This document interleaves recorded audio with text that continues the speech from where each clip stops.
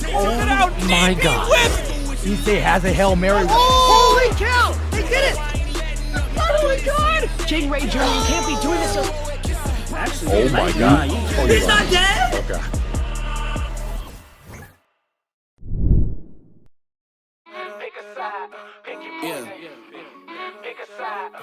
Whoa. Giant to a maggot, big boss status. Ain't gon' lie, I really wish they would like a cabin. I ain't do no front and get my money on the back end. Yesterday's price ain't today, now we taxing. Way out the fear, ain't no way out for me. They always told me I'm the wave, like I'm way out. And see, I know some real ones turn state, ain't no way I could be. Out here living like a villain, only way up for me.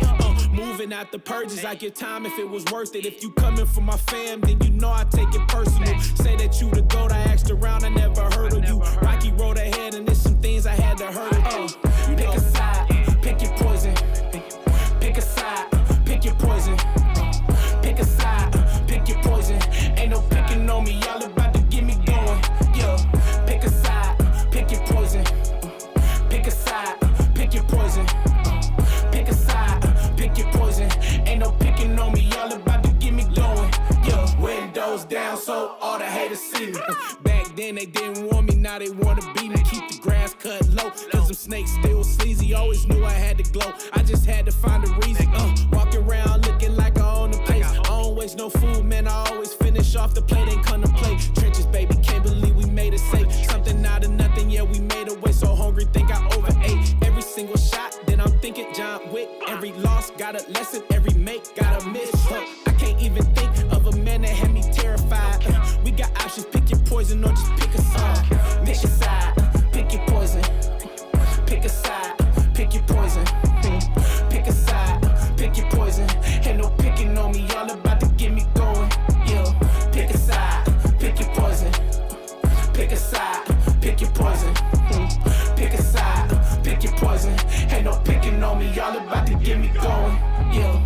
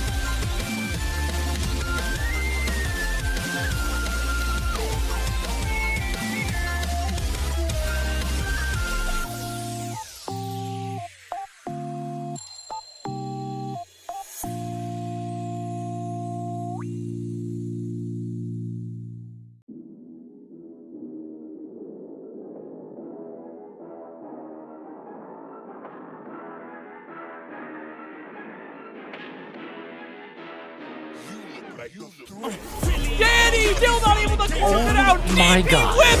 Issei has a Hail Mary. Holy cow! They did it! Oh my God! Jing Ray Jr., you can't be doing this so... Oh my God. He's not dead. Okay. All right, what's going on, guys? Hope you're having a lovely Monday, especially coming off of that CEO weekend. What better way to get the juices flowing and start off the new week right than with some Marvel Monday here at Breakout, accompanied by yours truly, Rama Hoodlum, and a newbie over here. We got Slow Nick over here coming in, joining first time on the gang. Say hello, say hello. Hello. New commentator for a new game. I am absolutely addicted to the game right now. Whenever I'm playing it, it's always like a Pandora box, like just playing all the new characters and just figuring out who I want to slot into the team, who I don't, the assists. So I can't wait to see what the other players have cooked up. CEO had some pretty crazy tech to see, so I'm definitely stealing that. And yeah, I'm excited to see some matches here at Breakout. Awesome. Same here. We're going to take y'all through the pools action here at Breakout today up until that top 8 position to see who gets that spot. A couple people actually are kind of crazy enough to get immediately into Breakout after participating in CEO themselves, which is absurd. These guys are absolute grinders. You love to see it. But obviously, off the top here from last week alone, we got the pick rates for all these different characters. I think these also include who picks what for the assist as well, not just their point character. So obviously you have Magneto at the top, followed by Blade, Spider-Man, Doom and Storm, top 5. Obviously these are, reoccurring characters. The more you see this game, the more the meta, kind of goes out. You're gonna see a lot more of the similarities start to pop up, right? And so far at least, this is our meta we got going on. At least the characters that we think are really, really good. But as usual with Breakout, we got a lot of niche picks that are actually very popular within the community. We got Hulk and Deadpool there, alongside Ghost Rider, and to close it out, Carnage and Magic. Surprisingly, not a lot of Magics. I don't know about you, man. I think this character is really good. So to see kind of actually a low pick rate for this character, at least here at Breakout, is actually kind of surprising. Yeah, she does have phenomenal normals, and yeah, I was kind of surprised to see that in CEO as well. Like a lot of the Twitter tech that was posted initially of this game was Magic, but it seemed like the star of the show was Spider-Man, and it seems to be the same here in Breakout. Like he's tied for second here with Blade, who Blade also is a phenomenal character, especially with his back assist, being able to have that boomerang effect, almost similar to like my Street Fighter 6. You kind of get like two mix-ups, a chance for two mix-ups, so it's pretty both scary characters. But yeah, I'm surprised about the Magic with how strong her neutral is. Yeah, absolutely. And you mentioned before, like, we're starting to see a lot more Spider-Man, especially not only, at Breakout, but in a lot of the major tournaments, obviously with CEO, I think every single top 8 virtually had a Spider-Man in their team. This character is just too good, has a lot of resources that they can be self-sufficient with. But as you can see, the winners, though, the people who come out at the top, are a little bit different of a different story here. Obviously, we got Yami and BGF Shiesty coming in here with winning the beta and the first week, respectively. Obviously, really good players all around. They're not here, I don't think, this week around, but pretty good character spreads overall, and the character usage in the mains have been quite diverse. So it's gonna be pretty interesting to see just how the meta evolves and what we're gonna see this time around as well. Yeah, and if I'm not mistaken, I believe Yami made top 8 over at CEO this weekend as well. Yes, I think they came out on the loser side. Unfortunately, got out pretty early, but the fact that they were able to make to the cream of the crop and make it the top 8 is still huge with how many star players in the tournament and how many people have come out, like previous Marvel legends competing in the tournament, such as like people like Justin Wong. So it was cool to see the clash of generations, especially like the Sonic Fox match and Jay Wong match. I know that was a pretty big highlight. No, that was too hype. I mean, Marvel brings out the best in everybody. What can I say, man? This community loves best Marvel, and the worst. The best and the worst out of people. The worst? No, the worst is actually the best. Come on, tech. Now. Come on. Now. No, I absolutely love to see it. And it looks like we're preparing for the next match. We have Animated Aspiration and we have Marcy TVQ. I don't know. We have been talking a lot about Spider-Man, but I feel like Black Panther is also another character. If you want to highlight it all, Ramen, like this character is insane. Yeah, I mean, you'll notice a lot of the really good characters are kind of like they kind of just do a little bit of everything on their own. Obviously, the usage of assist is really, really strong and an important part of this game mechanic, of course. But I mean, standing overheads. Yeah, that's kind of very scary in this game. Black Panther always has one. Spider-Man has one. These guys can obviously just kind of auto convert on their own without the need of any sort of important gauge with their assemble gauge as well. So that's kind of the point of a lot of like the really high tiers, that they just kind of just have everything, and you can kind of get away with robbery. Yeah, I think conversion is the name of the game. Really, like the fact that Black Panther could teleport when she has the stocks up and utilizing the long spirit for the range, and then Spider-Man just having the webs and the mobility to get across screen, like if a stray projectile hits. And I think that's going to be like such a huge thing in this game, with like how strong the assemble counter can be during defense, or not if it's a true block string. But definitely the important aspects is in the chaos, if you're able to control it, contain it, and when you get the hit, you can make it count. And I definitely agree. Those top tiers and these two characters alone are great examples of that. Yeah, absolutely. So be prepared to see a lot of Spider-Man and Black Panther more than likely in this tournament and in the future for a lot of other tournaments outside of Breakout as well. These characters are super, super good. But I'm also very interested in a lot of like the nicher characters that get picked a lot here at Breakout with that Hulk and Deadpool, as well as other. I remember Penny Parker has a lot of good results, even with CEO getting top 3. I'm pretty sure with Kaios. So it's really interesting. There's no such thing as a bad character in this game. Correct. In the tag game, as long as like everybody contributes to the team, it's all a good thing. But we're getting into Black Panther and Spider-Man first match of the day for Breakout. It looks like we're getting a little bit decent, but we got into it right on time for Spider-Man to get a wall break, getting a third character on the roster. Huge for him for the meter and the assemble gauge. And we're already tagging into the team. Optimal damage, not spending the super. I assume we're gonna go for another wall break, and there it is for the 4th character online. Yeah, it's absolutely imperative you try to get your whole team online as soon as possible. Animated Aspiration already doing so wonderfully, getting that full team assembled, and also taking the round. So this is already a really good position for him. Yeah, and also blocking Marcy from getting a character into that loss. Now they're 3 to 4, which is not only resource-wise and especially on assemble gauge, but also the health deficit. You take more damage if you have less characters. Yeah, that's the one thing that like a lot of people kind of like forget about this game, is that your health pool also changes and gets increased with the amount of interest people you have. And so you just kind of question yourself, be like, wow, I actually died for this, and you look at your assemble team and you're like, oh, I don't have anybody unlocked, no wonder. And you see how high and how potent the damage is in this game. That's actually really, really important as the game goes on. Yeah, people are already talking about how this is a 2-touch, 3-touch game, and we're always seeing it 2 rounds up is aspiration in this. And this Spider-Man, we haven't seen them switch to other characters, but if it's not broken, why fix it? Already looking into this pressure, going to the super right here, and we're going to get not only huge damage, but a great combo ender. We get the hard knockdown so they cannot roll forward. So the OP is really great. Yes, sir. We're going to see what they do. Nice 2H anti-air. Just wait and see what they do. Good patience overall, and we're going to loop the damage once again. Half 50 meter on deck as well, so we're going to pump out some big damage. No, we're going to go for the area shift and recover one more bar of assemble gauge. Try to seal the deal here, but a nice little answer so far. The counter hit is gonna seal the deal for first blood, going over to animated aspirations here with the Spider-Man.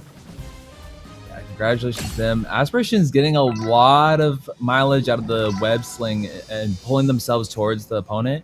It is a big knowledge check, and it's also very scary because that is a low-high mix-up if you just eat that. There is the counterplay. If they don't have assist behind it, you get 2H. And we haven't seen that from Marcy just yet, but honestly, when the first match, kind of get a download, kind of get a feel of how the person's playing. So maybe since we're going back to the lobby room, we might be switching to another character. We might be taking some time to think. Yeah, quick breather, yeah. Sure. Breathing's very important. For sure. Got to get the O2 diff. But I mean, like you mentioned beforehand, like that first game is obviously important, especially in the first to 2, of course. But with how long these games can go naturally with Tōkon, just treating the first game as just kind of an info game, even though you lost, is not necessarily the worst strategy to have in mind. Like it's obviously you're down 1-0 in match point, whatever. But you can always adapt with how long these games can go. You get a lot of time to learn yourself for it. Gotcha. No, I 100%. And as you were speaking, like Marcy's getting these hits, but unfortunately couldn't convert it into like either a knockdown or a transition change to get the meter back. But we are starting the pressure over, and the overhead is going to connect, hitting the noggin, and we're going for a wall spot. Yes, we are getting some more meter on our side and adding another team member. This is huge momentum shift for Marcy. You're already seeing a big little shift here going on. Maybe the breather work. That O2 diff is going in effect. Ooh, scary block on the 2H. No punish though. And so in the scramble, we went out once again, getting some big damage and potentially another area shift. Yeah, we're not. We already have all the. We have the whole gang with us. It's just getting 10 more meter on our side. But nice 2H. But unfortunately, that just hit Carnage. Spider-Man is safe. He's able to block in time. And oh no, there's gonna be huge conversion. We're spending on some OD moves, and we're getting another wall break just to get that green bar back that we spent in that combo. Yeah, you need that green bar for the mix to seal the deal. Tie it up 1-1 here so far for Anime Aspiration. You're still in, and of course, that one round did not phase him whatsoever. Yeah, but like you were saying, Ramen, there's a lot of time in this game, and it's one round each, so it could swing to Marcy's side. There's a huge crossover to get them off, but now that it's been showed, it might be ready for Aspirations next time he does offense, that he'll be ready for that perfect reflex. Yeah, definitely a bit of a reaction check there with the crossover to see if you can react in time with it. Of course, that's where the mix-up comes in. Whether or not they call it, you don't know, right? So, but we're continuing our offense pretty well so far here with the Spider-Man. Gonna have to get that area shift once again to get another bar for that assemble gauge. Keep it nice and healthy, but a nice clip on the 2M there. Yeah, you definitely gotta watch your feet, and Spider-Man is not wearing shoes in this game. And we have 150 meter. This could be a lot of damage, but we decided to go for the combo break for the Oki, but unfortunately Spider-Man was able to scramble out. But oh, getting the hit, but couldn't quite convert off of it. An Aspiration getting a hit of his own, and he's gonna turn this into big damage. He has all the meter in the world. If he just spends assembly gauge and doesn't spend any EX right here, great optimization. He has 150 going to the next round, and he'll get all those bars back for this set point. Gotta love it when people are optimal, especially so early into the game's lifespan, of course. Yeah, get a nice little wall splat. How do people have time for this? The game's been out for less than a week. I'm telling you, bro, these guys are grinders. They don't even spend a lot of time. They might just be looking for the right answers constantly, right? I mean, that's the skill of labbing in any fighting game, really. Oh no, and the huge shimmy. The combo isn't finished. There is a chance of life for Marcy, and they are now out of disassembled, and they have 3 gauges to their side, but unfortunately not going to be able to use it. Slam back to the ground, getting strung up in these webs, and now Aspiration walking away from this set for a 2-0. Yeah, very convincing overall. Marcy tried his best and made sure had a little bit of momentum in that first round there too in game 2. But unfortunately, the offense is just too much sometimes in this game, especially with the Spider-Man on point. You know, you're basically just guessing for your life at that point, fearing that if you do crossover, they're gonna react to it and give you a perfect counter instead. You know, blocking out your assist and your overall resources. Like, it's a scary thing to, you know, commit to defensive options in this game, and so that makes the offensive pressure even more oppressive. And we just saw that throughout this entire set with Aspiration there. So real good stuff to him to take advantage and use that fear a little bit. And a good try overall for Marcy. I know these guys are not bad players whatsoever. You know what I mean? Like, they're good. They know what they're doing. And it's still sometimes not enough to call their way through. So they're going to have one more chance in that loser's side bracket. And Aspiration gets to move ahead in the winner's side. Yeah, and there's still hope. Marcy's now moved on to the loser side, and they might have a killer run going through there.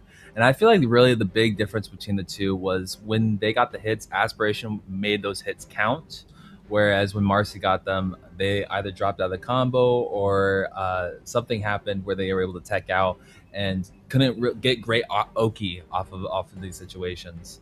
So Aspiration really was able to run with it. Yeah, and that's the thing about tech fighters in general, right? Like, we mentioned before, the damage is super high and super potent. Conversion is the name of the game. Whoever kind of just gets the hit and manages to convert that into a full combo and, you know, abuse that as much as possible, like, that's the person who's gonna win it. Doesn't matter the character, doesn't matter how they play. As so long as that works, like, it's gonna work wonders for you. Preach, Ramen, preach. That's the name of the game. But speaking of name the game, we're moving on to the next names of our game, and we have C-Sticks, and I didn't quite catch the other name. Oh, I'm sorry, it's Ibris, and oh my god, it's JP. Well, You can't escape him. He's in every single game, bro. this Come on man. now. Oh, thank God. Okay, yeah, because JP, I've played with him quite a few times. He plays Hulk Point, and I can't stand that character. Everything that character stands for, the armor, the fact that he has an unblockable super punch. He's not a great character. Like, you can get around him pretty easily, and like his mix is not phenomenal. But oh my God, when he gets a hit, it just, you feel it. Like, and he can pretty spend it like meterless. But enough of a tangent. We're going on to C-Sticks and Eastside Goon. We have Magneto versus Deadpool. You want to talk a little bit about that, Ramen? Deadpool is such an interesting character. Like, this guy, I feel like has so much potential, but it's also kind of a struggle to like really pilot. He's definitely one of the highest skill ceiling characters in this game for sure. A little bit of RNG here and there, so it's hard to really take full advantage of the moveset because it's locked behind certain things that he's able to pick up, whether he's in fire or thunder, like that. That changes up how you have to play this character, right? And that's really hard to do with how fast-paced some things can get and how cluttered it can get later on in the game when both teams have their full team assembly and whatnot. So it's really overwhelming. Magneto, though, much more consistent of a character, super high damage, right? Grid conversions all around, and fills the screen really, really well with his debris. So it's gonna be really tough in my eyes for the Deadpool to maneuver around the screen, just kind of get in and get a hit. Yeah, and Deadpool has projectiles of his own. Like the machine guns are really great, but I think a big tool, especially you were talking about how Magneto fills up the screen, the air assemble smash is going to be a huge component if we get the right spacing for it, because that is a universal mechanic that goes through projectiles and assists, and if the Deadpool is able to utilize that correctly, that could be a huge momentum shift in game changer. Already off to a little bit of a rough start there. Try to get that first hit, but couldn't convert off of the 2H. A little bit too much spacing, so we're gonna get a lot of big damage here off this counter hit. Into the area shift to unlock that first point already with the Doom coming in. Ooh. And C6 got a hit, but again, this is the second time in this first match that they were able to get a hit, but now with that 2H that is going to connect and send him flying, and we're going to send him full screen, which is Magneto's win condition. Like, if anybody's going to send him full screen, that's his best OP. And coming down with his knees, punching Deadpool into the sky and bringing him back down to the ground, and doesn't quite finish him off just yet, but a little light tap on the shoes and kills him for it, taking that first round. Already off to a very scramble here. Eastside Goon obviously has his full team assembled since he lost, actually, so that final team is actually unlocked by default. C6 still has one, but as I say, I guess the area shifts. We unlock Storm now. A little bit more room to play around with on the offensive pressure, but still, you're gonna notice that difference of the 2v3, right? No, 100%. And I'm loving Eastside Goon, not only switching characters, but covering the character he's switching into with an animation of his own, having those active frames, so it's a little bit safer going to the character and being able to start the pressure a lot easier. And now we got the air laser. What's the mix? Just the teleport across Magneto, even up the match 1-1. Yeah, that's the thing about Doom, right? His mix-up on the left side is kind of a little disgusting, especially just by default, the way his forward dash works, of course. So, really hard to block all around, especially when you have the laser beam right on you, ready to block it. Now, the momentum, Eastside Goon is kind of running with it. Huge damage, oh my goodness. Half HP gone just like that off the area shift. And pretty good, like, resource-wise, too, because he only spent 2 green bars and was able to get 1 back. But Penny Parker getting the throw, going for a wall transition, not really getting any kind of resource from this. They're full from everything, and wasn't able to get a mid-screen Oki as well. But Eastside Goon doing a great job of staying in the air. And I love the machine gun coverage. Made C6 stutter a little bit, couldn't figure out what was going on, but Eastside Goon knew exactly what was happening and was able to pick up the pieces in the match. Yeah, you can see Eastside Goon is a lot more comfortable switching in and out his characters in his team to make sure he covers a lot of the different obstacles you normally can't do if you're playing on point by one character, right? So you can see a lot of the mechanics coming in here that obviously the developers wanted you to kind of play this game.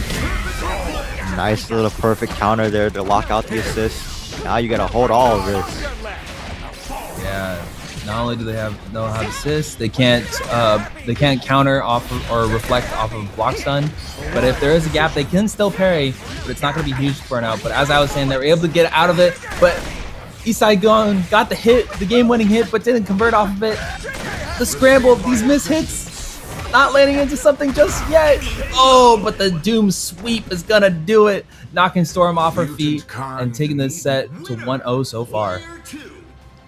Yeah, overall, Isagun taking a lot of control of that game mechanics to be able to, push his advantage as much as possible versus C6, who's relying a lot more on the fundamental side of things to kind of, make some space and make things happen for him. But in these scrambles, unfortunately, the spacing is just not doing it for C6. He's whiffing on those 2Hs after the mash afterwards. So he's not really able to get anything because he's whiffing the 2H. That's really punishable in this game. So unfortunately, these scrambles are just not working in his favor. Isagun is just running with it at the moment. Yeah, and you were saying, Ramen, that like earlier in the set that they're able to seamlessly switch between these characters, and they're getting these conversions pretty seamlessly. Like where we were talking about how the top tiers, they could pretty much convert off of everything. Well, it doesn't matter what tier you are. If you're able to change it to a character and they get the hit with the assist, they can convert on their own, and then you can pick it up, and it just looks cooler switching between the characters. Like, oh, of course. Who cares about meta or damage when you beat your opponent? You know what I mean? Yeah, you just strip a little bit of sauce. Who cares about the damage as long as it looks cool, right? Oh, absolutely, bro. You may not win the game, but you're a winner in our hearts, bro. 100%. We got the hit with the Black Panther. Oh my god! And again, we were talking about it is. The machine gun covering for the Black Panther, and she was able to convert off the hit now that she's point. Huge. So it's continuing for Isagun here. C6 not really able to get much going. As I say, that gets the hit.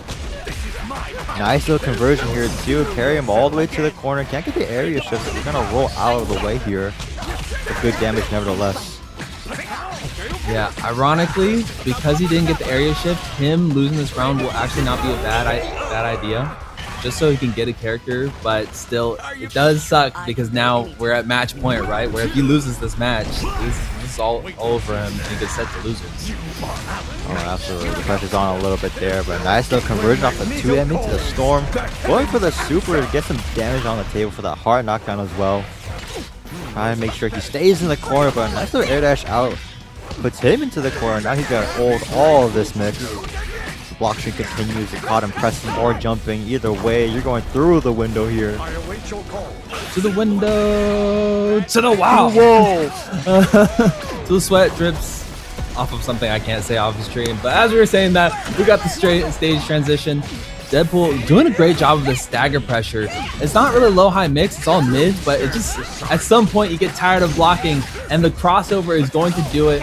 Black Panther, as we were saying before, able to convert pretty much off of anything with his teleports, and ending with a super, and now we're moving on to set point for Isagun.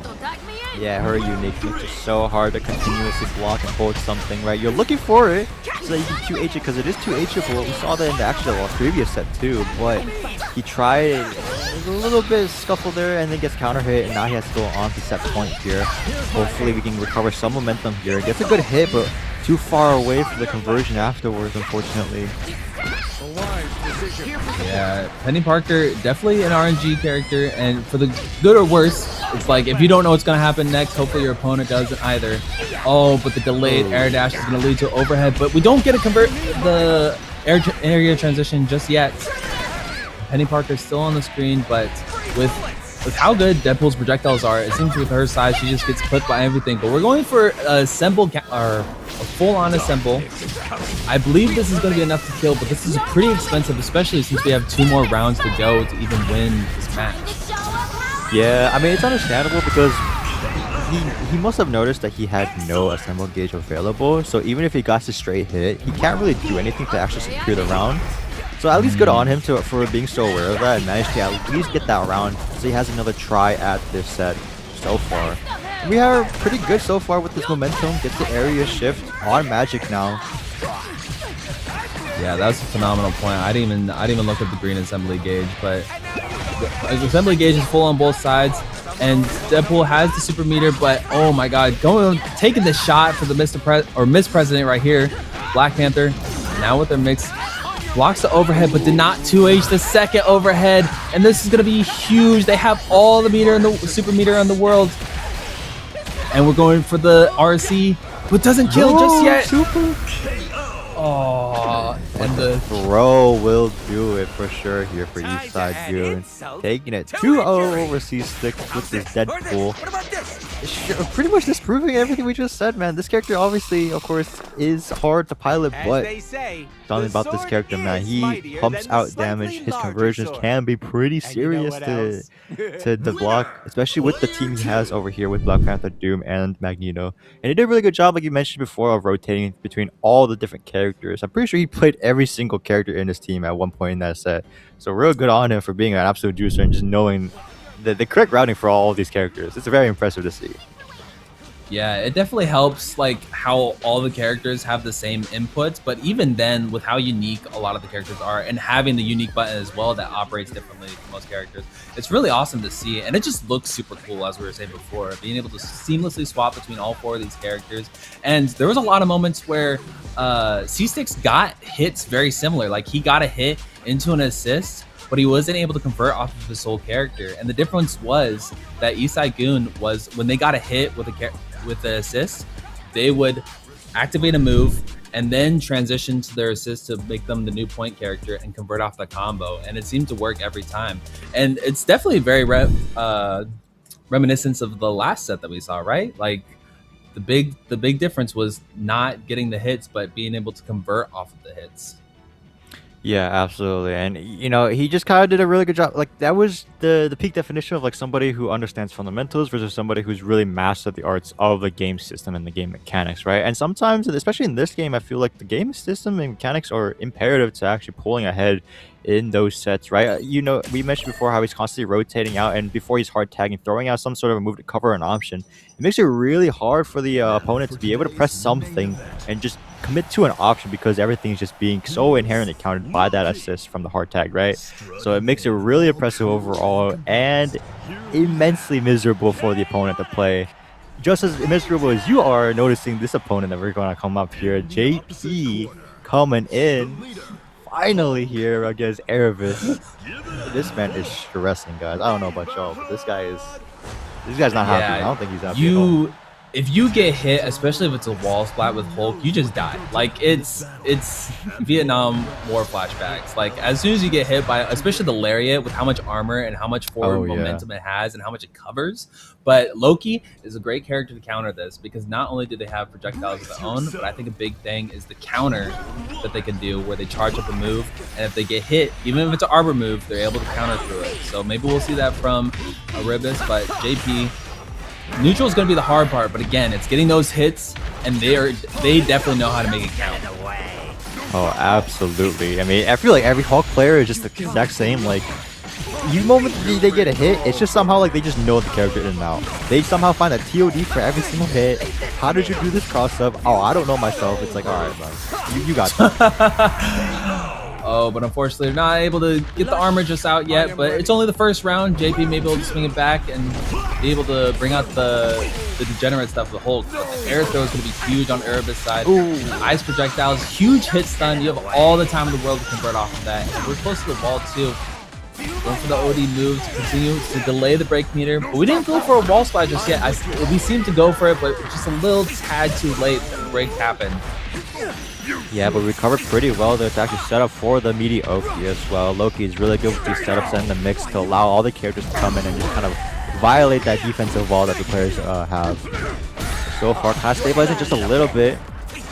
Nice little counter, and we switch over to the Goblin, the actual villain of his entire game. You might see some messed up stuff, but there's the big buttons coming in from the Hulk, like you mentioned. Yeah, and the thing with Glider is they have the mobility with the Glider on Goblin, but you can't block, and especially with how big Hulk moves in. But the air throw is going to do it. Now they're at set point against JP. Are we able to get this Hulk online? But unfortunately, that 2H might stuff it. Now we'll forward the mix up there too. It's a little bit of counter hit on the low. Just the wall spot here too. Reduce the scaling just a little bit. Continuing the combo, throw in an assist here or two, might as well pump out the damage into the super. This is going to be huge, right? Not only for a lot of damage, but also this is somewhat of an install for Loki. It makes all of his medium buttons now do more damage, but we're seeing a wake up not level 3, I was almost saying Street Fighter terminology, half circle super, but unfortunately it was parried, and the left right mix tagging into Blade with the projectile is going to take it for this first match in the set. Man, what an oppressive game one there. Like you mentioned before, Hulk struggles in that neutral to kind of get in, and you know, the lack of defensive options from him as well kind of makes it really hard to kind of do anything once you are in that block string and that block string pressure. And he kind of just Erebus kind of got away with it a lot of the times with that Loki. Obviously, he's known for having a lot of lasting hitboxes, a lot of different ways to mix you up with the usage of other tagged characters as well. So he did a really good job in that first game. So now we just have to see how JP is going to manage to adapt to that pressure and see what he's going to do in that neutral state. Yeah, unfortunately, I've played many of sets with this man, and definitely the first match, he's definitely a downloader. Like, he takes the first match, he'll take the hits just to get the information, and then hopefully he's able to turn it around, which he's done too many times against me. But nonetheless, JP and Erebus are going back into it. Loki versus Hulk.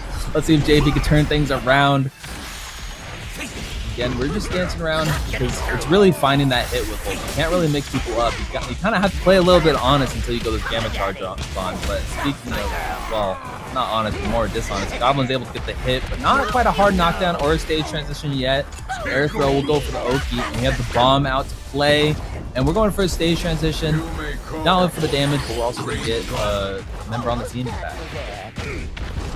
Yeah, absolutely. And you're starting to see Erebus actually adapt to a lot of the things that JP is trying to do and make sure he closes that gap, especially with all the jumping he's doing. He's constantly air throwing him out and airing just like that too. It's a shot of him completely off, noticing that he's also not being able to react to the crossover counter as well. It just makes his life kind of miserable. Let's be real here. Like, this is such a struggle, especially if you're not able to adapt properly to those types of options. Super hard to get in. Ooh, and that throw might be huge. He got the hit with the medium, but unfortunately, again, not into a huge combo just yet. But there's still a lot of time in this game. But the lariat is blocked, and that is punishable. Great recognition on Erebus' side. And we're going for stage transition for the final member of our team. Managed to get some sort of a hit in, and now puts him into that block string pressure into the corner. Big up reversal is going to get him off of you. Odie lariat, and this is huge. This is a big hit, and for Hulk, this is the world for him. And clap, clap, slap, slap. We got a round under our belt. JP might be online right now. Found some sort of solid footing for him so far, but immediately gets flipped into the hard tag to continue the combo full screen into the corner. Guess that area should recover the last little gauge up assemble. Okay, we're going for these OD lariats. Not only does it take a lot of momentum, but those hits are huge. And we were also talking before this set that Hulk definitely gets a lot of his damage from wall splash, but unfortunately we are in nowhere, which has no walls. So if he gets a hit, there is no wall to be found. So a lot of damage might be hidden behind if you don't have the wall splash for it. Yeah, absolutely. Good point there to mention the stage here too. A lot of characters I noticed, you know, obviously benefit the most with the hard wall splash. A lot of the biggest damages in the game come from that. So to have this stage come in, it's gonna have to show you know, these players have to understand they're riding a little bit more there. Maybe a little bit less damage on the table. Got the assist from plus friends, but unfortunately we got a hit but didn't believe, and Erebus was able to pick up the pieces and is now looking at set point in the set. Instantly immediately again with the air-to-airs there to shut him out with the jump-ins. Charges the damage just a little bit more with the lariat as well. Finds the hit this time. Some big damage coming up on board here. Couldn't complete the combo with the tumble, a little too far away from the corner there, but we still find the hit again in the scramble. Looking good so far for JP now. Oh, this is it. He's dead. It's guaranteed. Oh no! Didn't have quite enough, but that was unblockable. That was a great decision for Erebus. That was one of the few solutions to get out of that. And we're going for a super play. Unfortunately, it doesn't reach. Goblin's just out of range with the projectiles. And the back assist from Blade is going to be huge. Hit stun. Able to convert off of this. And I wonder if we're gonna go for a wall transition or nothing, just dog, just let him drop out. Oh no, tried to EX through with the armor, but gets clipped, gets the counter hit. Sealing the deal there for Erebus and closing it out 2-0 with a nice little comeback on the final round there. JP obviously fought real hard to try and make sure he gets in, but Erebus saw right through it. His game plan was really a little too obvious there, and so completely shut him out, and he wasn't able to really pull off a lot of things he wanted to do on that Hulk. With also, unfortunately, a stage that doesn't really benefit him as much as other characters, you know? So it was well fought, but you can see a lot of the flaws in this character, right? Yeah, it definitely, no matter what, it does look like a struggle for neutral. It does seem really hard, especially when you're not tagging between other characters. Like, assists can only help for so much, and Hulk doesn't really have a mix of his own. He has an overhead, but it is pretty slow. Either way, all that being said, I still hate this character. Oh, valid. You're very valid in doing that way. Don't worry. We're not discounting that as the incorrect statement here, by any means. But hopefully we see JP again later on in this bracket coming up from the loser side. I know he'll make a tear of his own, but Erebus will be moving on. And that low-key, like, being able to switch between characters is definitely a common theme that we're seeing, that the players that are winning over these sets is definitely the people that are able to switch between characters and able to get these conversions. So not a whole lot of crazy mix that we're seeing just yet.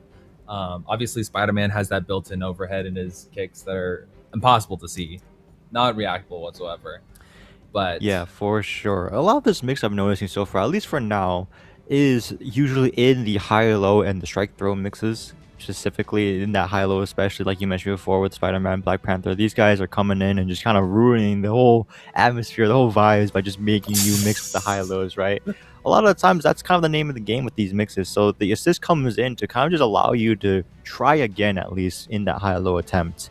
So they'll call in the assist, they'll hard tag with something, and then now you gotta guess again high-low, and then rinse and repeat until however many times, right? So for now, that's kind of the meta you're seeing a lot with these offensive pressure.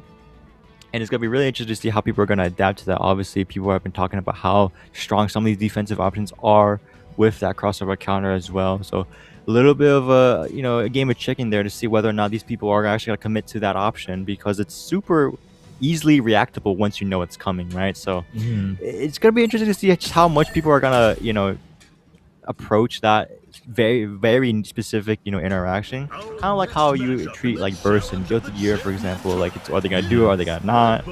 That's going to be really interesting to see so far. But we have our next match coming up very soon here.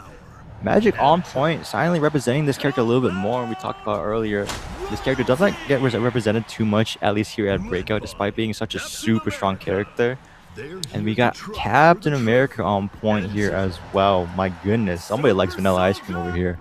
That's gonna be really fun to see. Captain America is like sick in this game. Like, this is like the first time in a while. The shield bounces, bro. That is so disgusting. Did we not see Marvello over CEO weekend? The mixes and the setups that he had, absolutely phenomenal with this character. I think he's really sick, being able to like boomerang the shield off the normals. So I think it's like what's the vanilla chocolate mix ice cream? Neapolitan. Oh my goodness. All right, maybe I'll give you that. The next step up.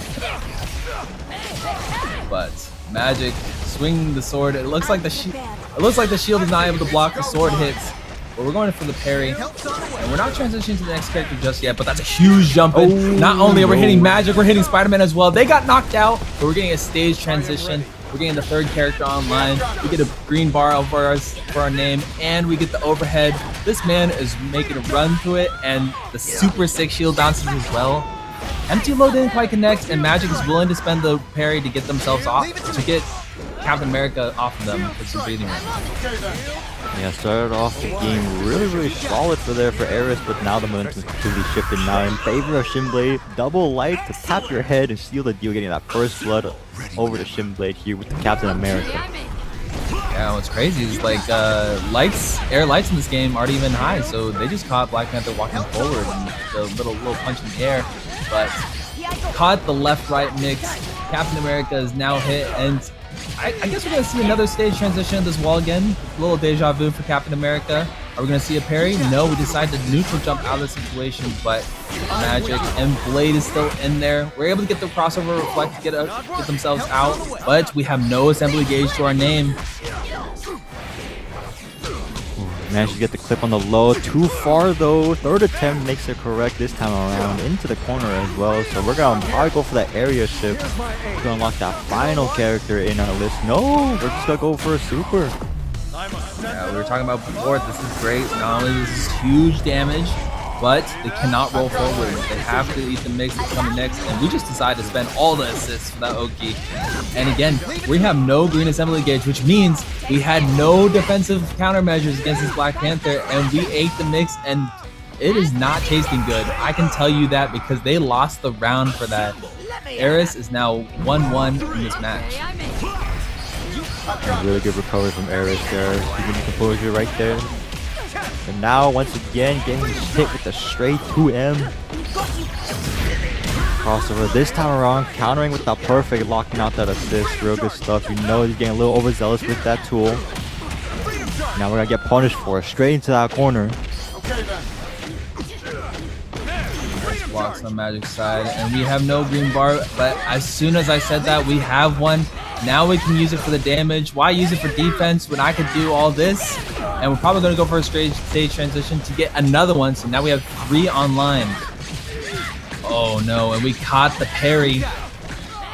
Now we're probably going to cash out with how much money that we have in the bank. Transition to Black Panther. Going for a super. Level 3 or Street Fighter terminology. Level 2? Yes. Level 2. The half circle super is going to hit. Not quite dead, but this is guess for game situation. Ooh, good conversion off of the Magneto shooter assist there. Not gonna do too much damage. Unfortunately, drops it. We're gonna spam all of our assists to make sure we get pressed into that corner, but manage to find a way out. He gets hit with a stray assist there from Blade. Eris not gonna be the one on point here to take home potentially that first game in the set. Super unfortunate. Trying to bounce back the shield and get caught from that stake. And we have not a lot of meter to our name, so I assume there it is, the stage transition.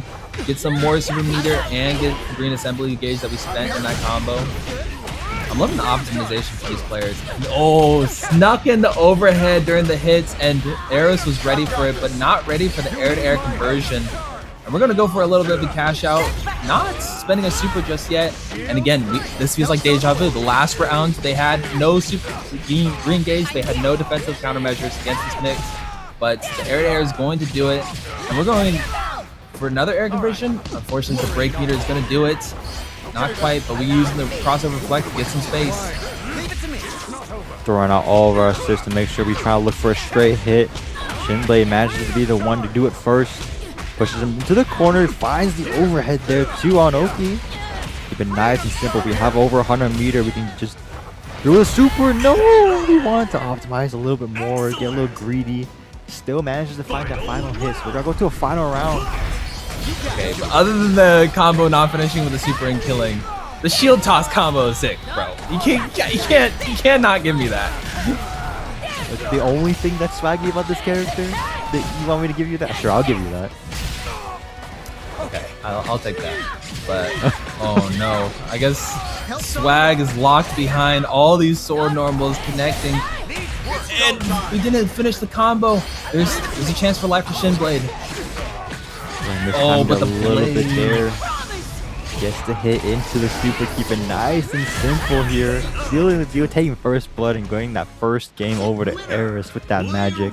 Real close game though. Very back and forth between the two, obviously. But Shinblade, I don't know, is he getting a little too greedy there? He hasn't been finishing a lot of his combos with super. He's just looking for a lockdown instead for that hard Oki. I wonder if it's less of them being greedy and less of like resource recognition, because I can't imagine why they wouldn't spend the super there.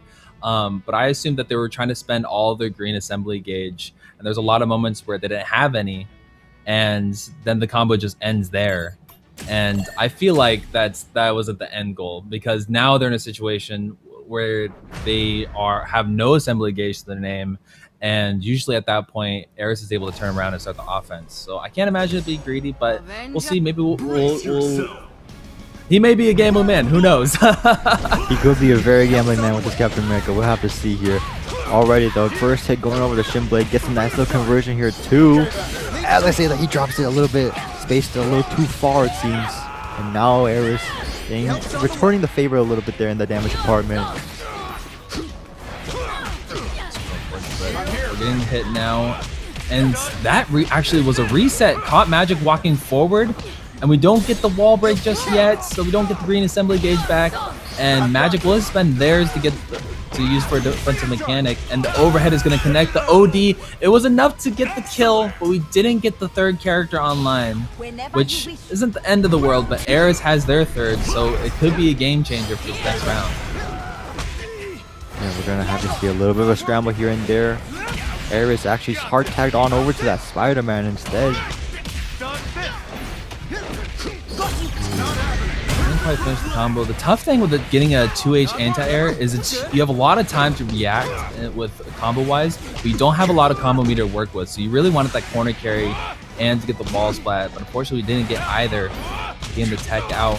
But Spider-Man, as we were saying before, this mobility is insane. Getting the left-right mix from the overhead. And with all the cash that we have and the wall splat, it might be dead. Oh, not quite, just a sliver. Oh, man. Just Overhead barely. Seals the deal with the overhead there on Oki, yeah. I mean, it was unfortunate the whole thing once again started because we were just too spaced out and the 2H didn't connect. And so we were just in a completely vulnerable, punishable state there. And that's exactly, you know, the dangers of kind of throwing out that 2H is actually a really committal button if you're not aware and confident of that spacing, right? So, gotta have to be a bit more mindful of your button presses. And we just saw a 2H there, but they did a great job of calling an assist to make it safe. And now they get the disassembled as well. Nice block on Ares' side on the overhead and catching the parry as well. Honestly, them being disassembled doesn't look too bad right now, especially being able to spend on the super, and they have their green gauge back. Ooh, this is looking pretty bad for Shinblade. Throw the whole car on him to seal the deal. And now Ares up on set point here against Shinblade. He needs to do something. Manages to unlock Goblin as his final assist. So we have the full team against each other now. So maybe this evens the playing field just a little bit more. I agree, and I love using. Got the OD shield on the hit, but didn't convert onto anything yet. But Magic able to get in, calling an assist to see the block pressure, but Shinblade not wanting anything to do with that. Tossing the shield out, hoping for it to connect on a hit. The blade assist is going to hit on a knockdown, and the Spider-Man is going to do another. And we set up the portal. This is going to be huge damage. And, oh, but we don't get a wall splat for the green gauge back that we spent in that combo. Oh, but we might not even need one because you are locked out of a combo, and also the entire set. Ares taking it home there, 2-0 with that Magic. Real good stuff overall. We saw a lot of real good potential with Shinblade actually too. Getting a lot of the good hits and good combos as well, but just the spacing. It was killing him every single game, every single interaction. He managed to get a hit, and he was like, it was either we got the combo, but we didn't finish it because maybe we weren't mindful of the assemble gauge. Maybe we were a little greedy, salvaging for meter. Who knows? It was either that, or we got the hit and we were just too far away and we threw out a 2H and then just gets punished, right? Like it's super unfortunate, but this is kind of one of those things, especially with how this game works as a whole. Like that's not a uncommon mistake to commit to in this game, right? Like the spacing is super specific in this game. Yeah, spacing, resource management, and also keeping in mind like when you get a hit, if there's any assist on screen, because I know some players have a problem with this, but whether or not it's in the game now, that if the assist on screen, and even if you get the hit, like the assist is still able to do damage as long as they're not hit during the combo. So there's a lot to be aware of, and so even though they didn't quite get there's some meter drops and some combo drops, there's a lot to think about in the game. So the mental stack could be pretty high, whether you're doing a combo or on defense. But regardless, Ares doing a great job of sealing the deal and really showing how strong the neutral can be with Magic and using the assist behind it as well. Yeah, for sure. And obviously we're starting a little bit more of that Magic grip coming in here too. I know you see too much Magic in, major tournaments, but over here, not so much. It's a completely different story. That's the Breakout special over here. So it's nice to see a little bit of that diversity coming in here. I mean, this game as a whole has done a really good job of keeping the power spread pretty even amongst a lot of the characters. Obviously, more characters have, better power tools and more assets to them, but overall still very doable and still very manageable overall. So good to see overall. Real good shot there from Shinblade. Still has another chance in losers, of course, so he's not out of it just yet. But nevertheless, we're gonna continue onwards. We're gonna have our next match coming up soon. More than likely will be BGF Shiesty against Rev Johns here for that top 16 match qualification. So slowly but surely we're advancing throughout this bracket. A little bit more nerves maybe coming up here as the stakes get higher as you progress higher into this tournament. So it's gonna be really interesting to see just who. Oh, we have another Hulk coming in actually from the Shiesty. Oh my goodness. Yeah, All right, and it's I gonna be can interesting say to see. the problem that Hulk has are characters like a zone with normals. Characters that have projectiles, he has no problem getting through. The armors, because to break the armor, as long as he doesn't have like the third stage of his gamma, his armor cannot go through lows. So Ghost Rider's 2M is advantage of the system. The projectiles are all mids. Like he'll eat that all day. He's gonna be lariat a bunch during this match. Yes, sir, and already found that first hit coming in from the Hulk. Get some good light damage in. But understanding maybe he can't convert directly in mid-screen with that assist. Doom able to get this hit. And we're getting the hit grab. And we're definitely going to go for a wall break here, right there. Not only getting the green bar, but we're also getting some super meter behind our back.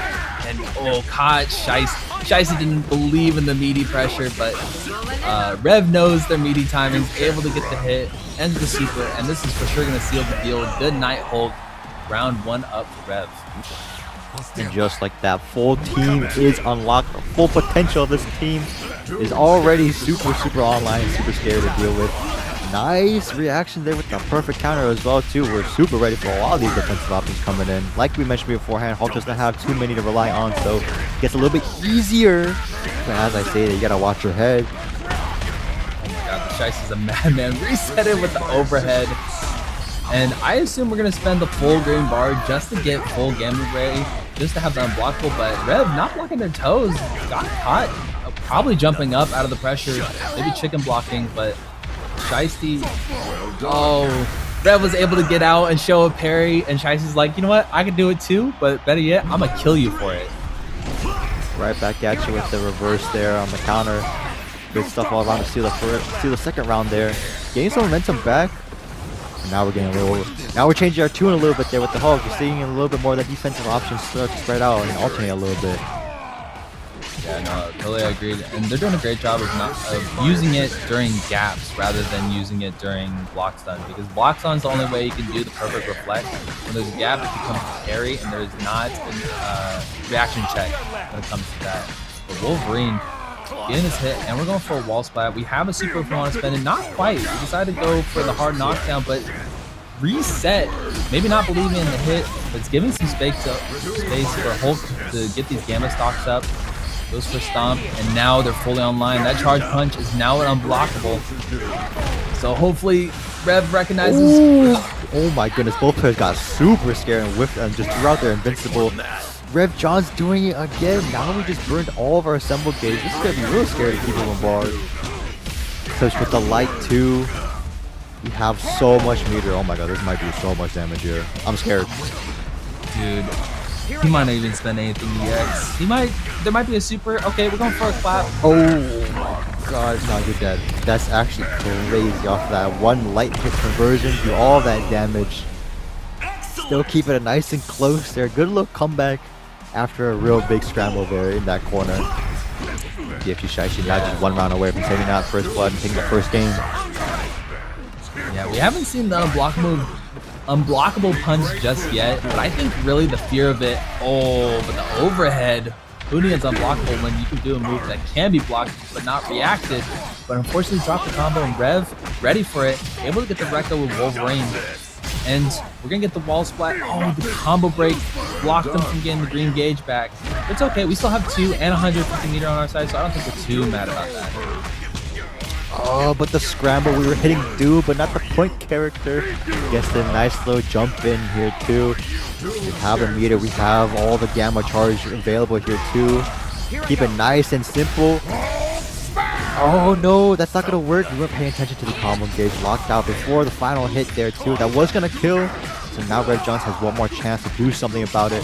Overhead to seal the deal, start the deal. Get something going here.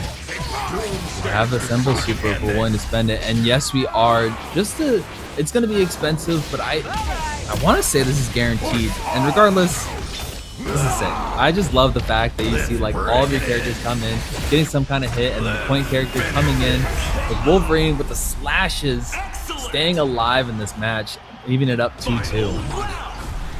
But like you mentioned before, it is an expensive little, super to do. So now we're gonna have absolutely nothing while the other party has almost 100 to play with here. Gets the first hit on Blade. Wall splat to continue the combo, get some big damage up on board here. Yeah, you're talking about damage. This character, oh my god. All of that pretty much meterless and just gets a super at the end of this. This is definitely going to be 50%. And with how Shicey's showing that he's able to convert with his combos, this one more hit could do it. Air throw is not going to be the answer just yet. Nice usage of the crossover counter, understanding that we didn't have any gauge to actually counter it too, so we were just free to throw it out there at least once as we get an LGO free card, but we still have very little life to play with. We have to make this work. Yes, the low. What's this gonna look like? How are we gonna continue this combo and just juice it as much as possible here on Oki? Parry's gonna hit. Are we gonna tag into the next character? No, we get Boomerang. Oh my god, negates the Deadpool projectile regardless. That is such a strong neutral tool, but even stronger is the big strong man himself with the clap of the sound waves. Moving on to 1-up in this set. Really, really close game overall with that first game. Super tight. I mean, both players. We're slowly starting to get to that point in this bracket, right, where both players are understanding fully, pretty much, how this game is working, how they are expected to, run their offense, and even more so the matchup specifically as well. So you're starting to see the gears turn in both players' heads as they try to approach this neutral. How is Shicey gonna, approach with the Hulk? How is Rev Johns gonna defend against that? And we're seeing a little bit of that scramble start to show up because of that. Both players taking advantage of for example, the invincible counter to try and armor through and take the turns back. Getting a little bit overzealous at times, but it's paying dividends with both players. So it's gonna be interesting to see how they're gonna use these system mechanics actually specifically to pull ahead from their opponent here. That's a great point on the system mechanics because we haven't really seen a lot of the universal overhead. I want to say it's called Dissemble Smash. Which is a strong tool because if you have the 3 bars, it converts to pretty much like a 2H combo. We have the Doom again on screen against the Hulk, which Hulk didn't really seem to have a hard time against this character alone, especially breaking through that shield. Oh my god, bro. The lyric coming in to instantly go for the area shift, unlocking that third character. And that was the thing we were talking about. You mentioned beforehand with these projectiles, right? Sometimes you gotta be careful when throwing it out because he might just disrespect that completely and just send your ass to the other side of the screen. Oh, it's the only way to play Hulk. You can't play this character respectively. You can't. You really can't. But we have the green shield out, but that green shield won't stop this green man to run you down. And he has full gamma charge as well. So if he gets a hit, it's gonna hurt a lot. But Doom trying to stay away. Doom to keep away. Oh, but the cross-up hit grab and JP wasn't, or I'm sorry, talking about a previous Hulk player. Shicey wasn't ready for it, and Rev is now 1-up in this match. Yeah, the PTSD of JP is living on in your head, I can see. Horror is known to mankind. Oh, don't out me like this, Ramen, please. He's gonna watch this VOD and be like, oh yeah, I live rent-free in this man's head. This man is in chat, I'm pretty sure. He's watching every single second of this sphere, bro. He's enjoying it too, I'll tell you that. Okay, we get the low, and we have the stake as well. And I love the wall splat, getting that 10 meter on the line. And we were talking about earlier for damage. This vampire does so much, and this cool super, the Blood Moon. Oh my god, killed! Holy crap! It definitely killed because, like we mentioned beforehand, the HP department, when you only have your first assist, right, is the lowest in the entire game, right? That's probably the only reason why he was able to kill there. And he was actually quite good on him for recognizing that more than anything. To just rip the level 2 super immediately because of that. So now because of that, we're going to tie it out 1-1. And this is looking like a real close set so far. Ooh, we just saw the assemble smash, but Rev was able to navigate around it. Got the air to air, but doesn't convert it to anything just yet. We're sending the assist to get the hit. I thought Doom was in this, but no matter. Even without him in this combo, not dead yet. Oh, but he knew the parry was coming and kicked him in the ankles for it. Now Rev is at set or match point. Yeah, Rev Johns is ready to kind of tie this set up and give us the first game 3 of the stream. Already looking pretty good with a half HP almost gone, just like that. Gets the meaty setup once again, and afterwards putting him in a blender with this Wolverine. Finally getting the fourth and final member of the team ready to go here. No, that's a great point. Yeah, he just got this 4th character online and was able to do that much damage. Pretty much, like, he spent 3 engage, but it was somewhat essentially meterless. But nice recognition on Rev's part, noticing the stakes were hit but blocked, so it was punchable, and now able to clean up that match, even up the set 1-1. I believe it's the first 1-1 we've had all night so far. Yeah, for sure. The first game 3 we're gonna see on stream. I mean, what do you expect? This is a qualification match for top 16, right? These players are getting massively good every single round, right? So really fun stuff to see overall, and I'm very curious to see how the adaptations come in. And we already saw a little bit of it with the weight on that parry. Both players are getting a little conscious of each other's, usage of just kind of spamming it, understanding that a lot of block screens in this game are not, true block screens, right? There is a gap in between for you to just let it rip. And there is no counter to it if you're not aware, if you're not ready, and you don't bait it out, right? So these players we might see some weird level 4, level 5 mind games coming into this final game here on this set. So I'm very excited to see what's gonna happen here. No, I totally agree, and that's the beautiful part about fighting games. Like at the end of the day, it's a mental game, but also it's a punchy game as well. The 2H is gonna work out. We're gonna get it for the hit grab. Now we're gonna get the wall break. Not quite. The combo meter did not allow it. Maybe it was a reset, but I don't. If it didn't work the first time, it doesn't work the second time for sure. And there it is. Doom getting the electric spark. Now Shiesty kind of on the back foot here. Only have 1 assembled gauge. Oh god, got lasered to death. Shot down like a dog this first round. Ready to go. Yeah, and that's taking advantage of Hulk's inability to kind of traverse around the map correctly, right? Slowly starting to lock him out a little bit here. Finally coming back with the crossover, catching him by surprise. But the mash on the punish. We stood still. We're keeping this game actually really, really patient. We're not really throwing out a lot of moves, and we're just waiting for him to come to us instead.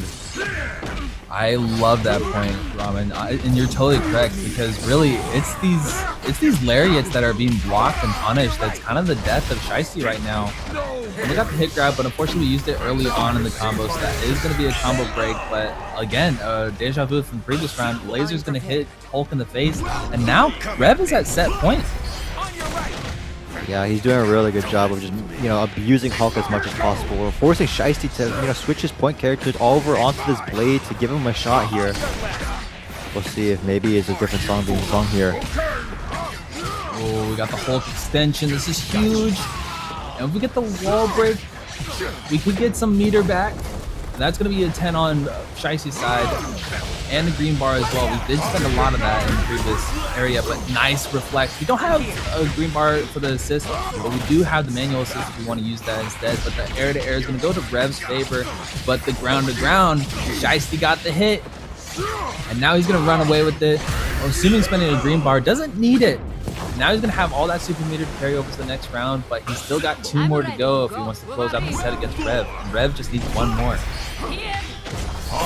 Alright, so switching on over to Blade was the better idea. Unfortunately, this Hawk was not doing it. Found that adaptation from Red Johns, and now Shiesty has to deal with this Blade. Doing a good job so far here. Going to that super here, 2 hard knockdown, and immediately starting off this game with a 50% deficit. Whew. So cool.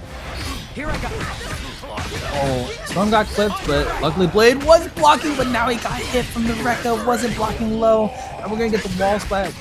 Didn't need the resource really, but kind of just for a combo extension. Are we gonna spend a super here? Not quite, just goes with the combo break for the Oki. Wants to spend it just in case for neutral or a hit like this. This is huge, and we have the assist to convert off of it. We have another assist, bring on the whole gang. Goes for the Savage Instinct. But is this gonna be enough, Ramen? It's looking quite close. It'll be a pixel HP if he lives, but no, sir. That's gonna seal the deal. Level 2 closing it out for a 2-1 victory for Rev Johns over Shiesty here. A real close set overall. Better luck next Good time, try to bub. Shiesty there. Definitely showing that, you know, a bit of an adaptation. Unfortunately, the adaptation was just to switch the point character out. But that blade was doing works. Very scary overall for him to deal with. I'm sure he was shivering his boots a little bit there. We got the job done. We're onwards to top 16, so we have to enjoy that. And Shiesty got to go on to the losers to have one more shot to advance on over to that bracket. No, phenomenal point. I mean, like the adaptations, you didn't even have to watch the match. If you just saw the rounds of what came out of that, the first match was pretty even. I think it was like a 3-2 in rounds. Yeah. The second, I think it was still 3-2, maybe a 3-1. I can't quite remember. But that last match, like Rev had it locked down. Those last two matches was just all download because he won with a pretty convincing 3-0. Definitely learning and picking up on Shiesty's activities. Shiesty activity. And just letting Hulk just run himself to the ground, really. Like those lariats that he was blocking and being able to catch those strays. And there was some knowledge checks there too, with like Doom getting away with the OD command grab and coming on the other side. But either way, other than that, it really was like a fundamental game. Like definitely the downloads were there, the adaptation. So yeah, I definitely agree with you there, Ramen. Like Rev did a phenomenal job. Yeah, for sure. Especially in that final game, the first 2 rounds were just the exact same type of strategy that, you know, Johns did have over Shiesty. Just sit there, wait for the Hulk to get in because he doesn't have to, and it's probably going to be through a jump in because it's the only real way he can do it efficiently. Anti-air him, and then just run away with the momentum. And then both times, when he's super low, just throw out fireballs, throw out assist, and just basically lame him out. And then until he showed that blade, that was basically the name of the game. That was a strategy to counter the Hulk, specifically in this player matchup as well. So it was a complete download for the first 2 rounds, and then Shiesty pulled through, but just not enough. The lead was a little too big there for him to just show up and kind of take the round for himself. What's with all these Hulk players you got over here? Like what? We have Foot Slap Black. That looks like it's going to be another Hulk player versus F Champ. And it looks like F Champ is leaning towards the Black Panther, which they do love their mix-ups. They do love their whack-ass setups. So I can imagine Black Panther fits like a glove with like the mobility and just how strong the mix is. But yeah, it looks like we have another Hulk. Oh, I lied. It looks like it's going to be a Spider-Man instead for Foot Slap Black. Definitely a stronger character, as we've seen. Like they navigate the neutral a little bit better, as we were talking about in previous sets. Yeah, so it's gonna be pretty interesting to see how this is gonna go. Obviously, F-Champ ran kind of a legend in the tag fighting scene. He is a very consistent member of Breakout 2, actually with 2x KO before Marvel Tōkon came out. So big shout outs to him for participating in so many different online tournaments too. Still showing up and still having a good time while more than often winning all these tournaments. Must be lucky to be that good at a game. Can't relate.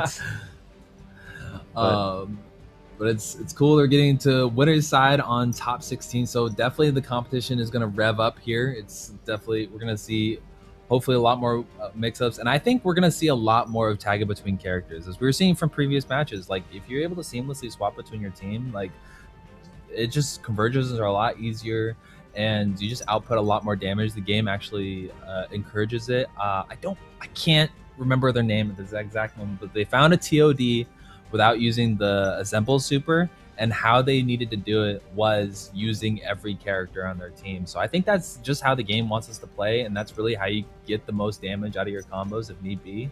So, and again, it looks sick, and so it's cool. And shout out to Breakout hosting this Marvel Monday. I think it's a really sick game, and the fact that we're going to be seeing it weekly at such a high level is going to be super cool. Absolutely. And shout out to everybody, you know, watching. We pull in a lot of views because of Marvel Tōkon on Mondays as well. So big shout outs to all y'all coming in and supporting every single week. We appreciate it. If you want to support these players here too, don't forget that Matcherino is up on that chat too. As you just do, you know, exclamation mark Matcherino. You get that link. You get to support these players. We have a lot of codes ready to claim, ready to go. So if you like what you're seeing here, why not? It's very long committal. Middle. Spider-Man didn't commit to the 2H. going to be huge damage for Black Panther. And again, with this, because it's 2 characters, it's going to be a lot of damage. Even though we're not spending a lot of meter, having the 2 characters means you're going to take more damage. And F-Champ, not only are we getting a lot of this damage, but we're probably going to get the 4th character online. No, we decide for a combo break instead. And the stagger lights is going to do it, catching Spider-Man pressing. And F-Champ looking pretty dominant in this first round already. Yeah, speaking of damage, bro, pay attention to the stage we are in. There is no such thing as the area shift here. We got hard wall splats all day, and so you know what that means, man. You're gonna see a lot of red on these HP bars very quickly. Yeah, no Hulks too. Oh, never mind, I like it. Oh god, he switched to the Hulk too, but doesn't have an assist to cover it. That is punish on block, nice recognition on F-Champ's side, but he did have an assist of his own to convert the combo. The hot Hulk pressing. And now we have Magneto online. The full team is here. The gang's all here. And we're going to spend a lot of this assembly gauge just to get a lot of this damage. And if we're going to end with a super, and yes, we are, this is going to kill. And F-Champ, I think this is going to be a second perfect in this first match. Oh my god, just barely not a double perfect there. Thank the Lord. You don't want to see it is hard on the mental if you get double perfect in this type of game, man. No, 100%. Especially with like how many straight hits like that happen randomly. And F-Champ not wanting to take the overhead, but foot slap black, recognizing that, getting the perfect reflect. Now we have Spider-Man on screen, the mix board themselves. And we're gonna get a lot of hits in. We have some super meter if we want to spend it just yet, but I think we're gonna go for the Oki, and I agree. Oh, but the wake up parry, F-Champ is gonna get some room for himself, and wow, just look at him just running forward, really with all the confidence in the world too. Yeah, absolutely. I mean, you might as well, when you're up 2 rounds up on them, right? Like, just try to do something and test the water to see what they're gonna react to. It gets a lot more information later on in the set, so definitely not a bad choice overall. Have a bit of a momentum shift now, going back to F-Champ Ryan with this combo. Even the odds a little bit of that HP department, and waiting out the parry with the arrow air dash on the other side. Keep it nice and simple here too. Don't even need the meter to close out that game. 1-0 for F-Champ Ryan. Wow, what a strong showing. And we got hit with some overheads, but it definitely felt like Foot Slap Black got caught pressing at the wrong moments. It didn't feel like they get mixed just yet. It seemed like the stagger pressure was really strong on F-Champ's side. So hopefully Foot Slap Black gets the adaptations on that. But if they show that they're willing to block, they're willing to sit down back and wait for their turn to come back, F-Champ might abuse that and start implementing more mix. So it might be layer 1, but we'll see getting into this next round. We saw Spider-Man on the screen, but he wasn't web slinging as much as I thought he would, like flying across the screen. So yeah, he kind of kept it pretty grounded so far, at least in that first game. So we might have to see if he's got to change up, make it a little bit harder, hit him out into the air. But we're gonna go right back into the second game, so we're gonna see immediately what this adaptation is gonna be from Foot Slap over here with that Spider-Man. Obviously, F-Champ is just being really consistent overall with the Black Panther more than anything. You're just keeping it nice and simple, stagger pressure all day, and see if he adapts and shows a answer to it. Yeah. Oh, as we were saying, the web sling is there and baiting out the 2H2. I love showing that. Even though you don't get a hit, just showing that you're willing to bait the 2H is just huge. And look, the tagging for the conversion into Hulk, but doesn't finish the lariat to get the wall break. But there's no green gauge on either side. But as I said, that F-Champ was able to get it. And Foot Slap Black, that must have been a parry, but we're lucked out with the overhead. But doesn't seem lucky anymore. F-Champ able to get this hit. He goes to low and resets the... Oh my god. Came back, able to get this hit. And if we were able to end with a wall break as well, and I think we did. No, not quite. We didn't get the 3rd character online, which is not a problem because we got the round instead. Yes, sir. A good trade-off indeed. We'll take those all day, but an EX overhead, slamming in the head. Starting off this combo real good here. Spending a lot of meter here too to make sure he, just juices as much damage as possible here before he probably goes into the area shift. Yes, sir. Look at all that damage. Oh my god. Oh, holy crap, bro. This character... Oh my god, I hate this character, bro. This is insane. And just armors through everything. And not only that, when Hulk has his pressure, you can't armor through his... You can't super on him either, because if he has armor activated, he can armor through all of it. But F-Champ able to get this hit. Armor's not going to help in this combo. But now we have an area shift. We have our third character online for F-Champ, which is a Storm, which has a great up vertical assist, great up catching anti-air. A little less committal than the 2H, but F-Champ getting a hit. These teleports with Black Guy with their spear. And ending with this super. This might be enough. And there it is. F-Champ now at set point after that animation. Yeah, good attempts overall from Foot Slap, but just barely, getting edged out on the offensive pressure here. Got something, but couldn't convert. We didn't believe. Super unfortunate, and that's kind of like the holes that we're seeing. That's kind of letting, F-Champ Ryan just run away with this, the lead here. Not being able to convert correctly off of the straight hit that we're managing to get here. Oh, that's a great point. And speaking of conversions, F-Champ is going to convert to the next area. And I believe we just got Magneto online, if I'm going to be correct. That was the final nail in the coffin to get our full team online, ready to go here with Magneto. Has super strong back assist here, so I'm sure he's going to use that to good use here in this corner pressure. Yeah, and you were saying 2H is the answer to Black Panther, but having the Star-Lord assist, able to cover that. Goes for the OD low, but F-Champ not only blocking God on the other side of the screen positioning, but Foot Slap Black, slapping back, getting the kick. And we have a lot of green assembly gauge if you want to go for an assemble super, but no, not quite. We go for the combo break, but F-Champ the hit, but it leads to nothing. But the overhead has struck a second time in this round alone. And the air throw is going to do it. F-Champ moving on in this top 16, and Foot Slap Black is going to be moving on to loser side. This bracket. Self-explanatory. Overall, real good try there from Foot Slap against F-Champ. Obviously had a lot of good ideas, a lot of good strategies, but time and time again, we're going to keep saying it, the conversion game is the key to winning a lot of these games. And unfortunately, he had a lot of the straight hits. He was actually kind of keeping even with F-Champ on allowing, to find those holes in the defensive wall, but wasn't able to convert into a full combo, or had the full combo but couldn't take full advantage of a super or area shift, wall splat, that kind of stuff. And that really adds up exponentially over time, and we just saw the difference stack up slowly over the course of the set. Yeah, and we were talking about how converting is super important.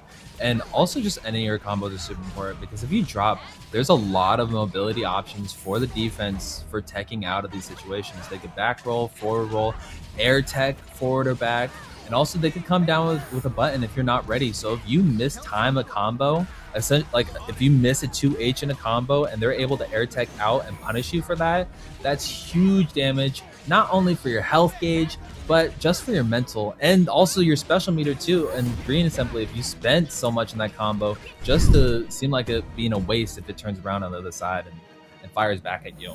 So F-Champ doing a great job of these conversions, gets Foot Slap back. Absolutely. So he's going to secure his spot on the winner side of top 8. So big ups to him. Foot Slap has one more shot to make it over to that top 8 on the loser side. So we'll see maybe in the future how he does in that next set. But next up, we got Aspiration coming right back in up against Octon Woomy. Did I pronounce that correctly? For that winner side top 8 position yet again here. So we're going to see Aspiration coming back with that Spider-Man and Octon with that magic to see how this matchup kind of goes. This is a very high tier matchup, if I must say.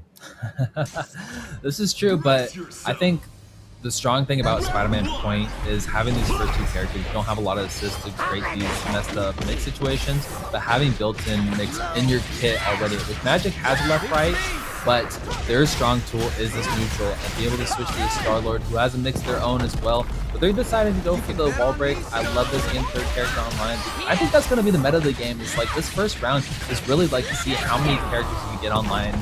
And Woomy agrees. Like, they got already all 4 of their characters online, ready to play, and caught Aspiration pressing, and now lost this round because of it with a perfect on Woomy's side.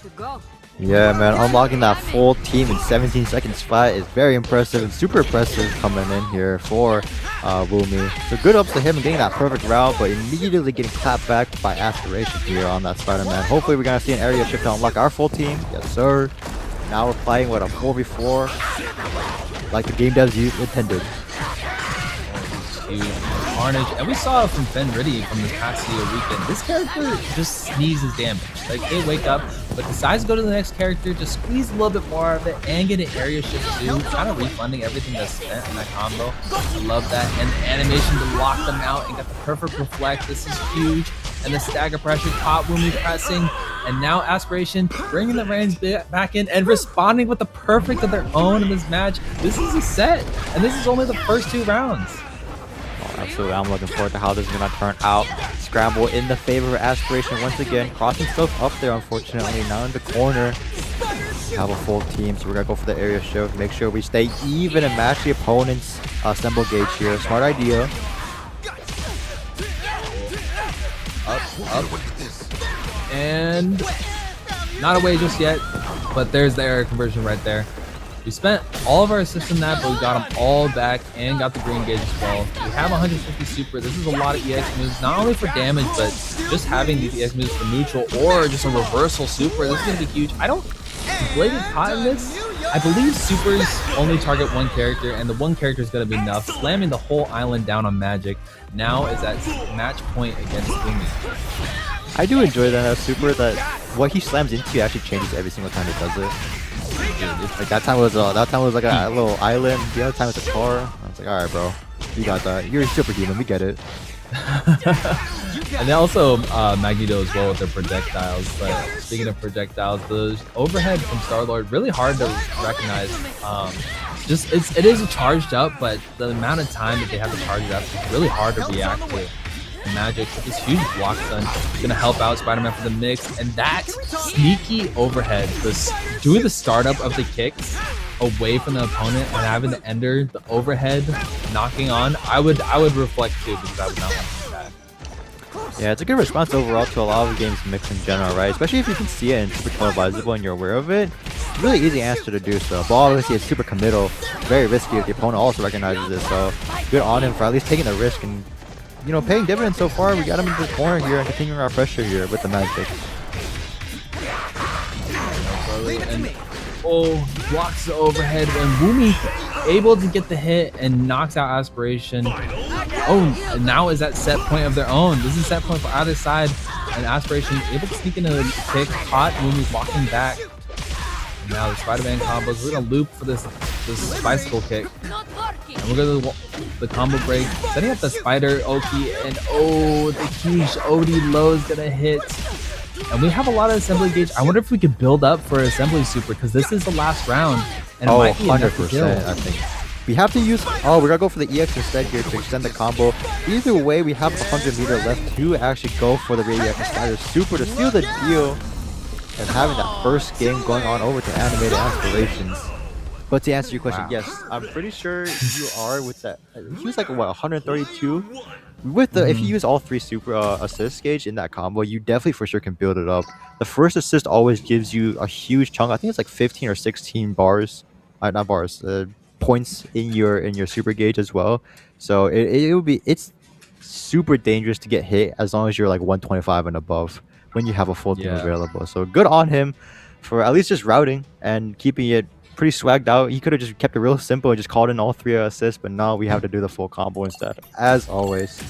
So we're gonna go immediately into that second game on this rematch here. No, I think routing 2, having those EX moves kind of brings them down, and so you can like continue the pressure, continue the combo. Because I know sometimes when the assembly, you don't know how much you have in the combo meter, and even adding those assists, it could lead to them breaking out, and then you're not able to spend the super. Or worse, you spend the super and they break out, and now you just get punished for spending all that. Oh yeah, for sure. You want to keep it as safe as possible, and rerouting to ensure it, even if you have to spend meter, is definitely a preferred way of doing it. Nice block on Wumi's side on that overhead. Definitely going to be the name of the game. Is the high-low on Spider-Man's side. But spending Electric Burst, and we have the throw to get the wall transition for Oki, and we have third character online on Wumi's side. Oh, nice and patient there too in the corner, knowing he's gonna get scared and start chicken blocking perhaps with that jump in. So it gets a correct anti over the 2H, blocks out the combo, and now we're here with one final hit. Sealing the deal, delayed fireball is gonna steal it. First round going over to Tōkon. Good, overall.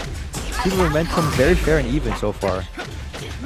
Yeah, and it was huge for me to do, again, get all 4 characters for that first round. Now you have all the health, you have all that meter to work with. So resources is really the name of the game, whether it is your super assist gauge or your health. So having all those characters is huge. And Aspiration doesn't have all the 4th one yet, but we might be getting it soon. And there it is with the bicycle pick is going to do it. And we're going to go to a combo break. We have the OD Spiderweb out. And that's such a great tool, almost similar to Goblin, where it's like something that's non-committal, so you can block in time if they reversal or something. And speaking of blocking this super.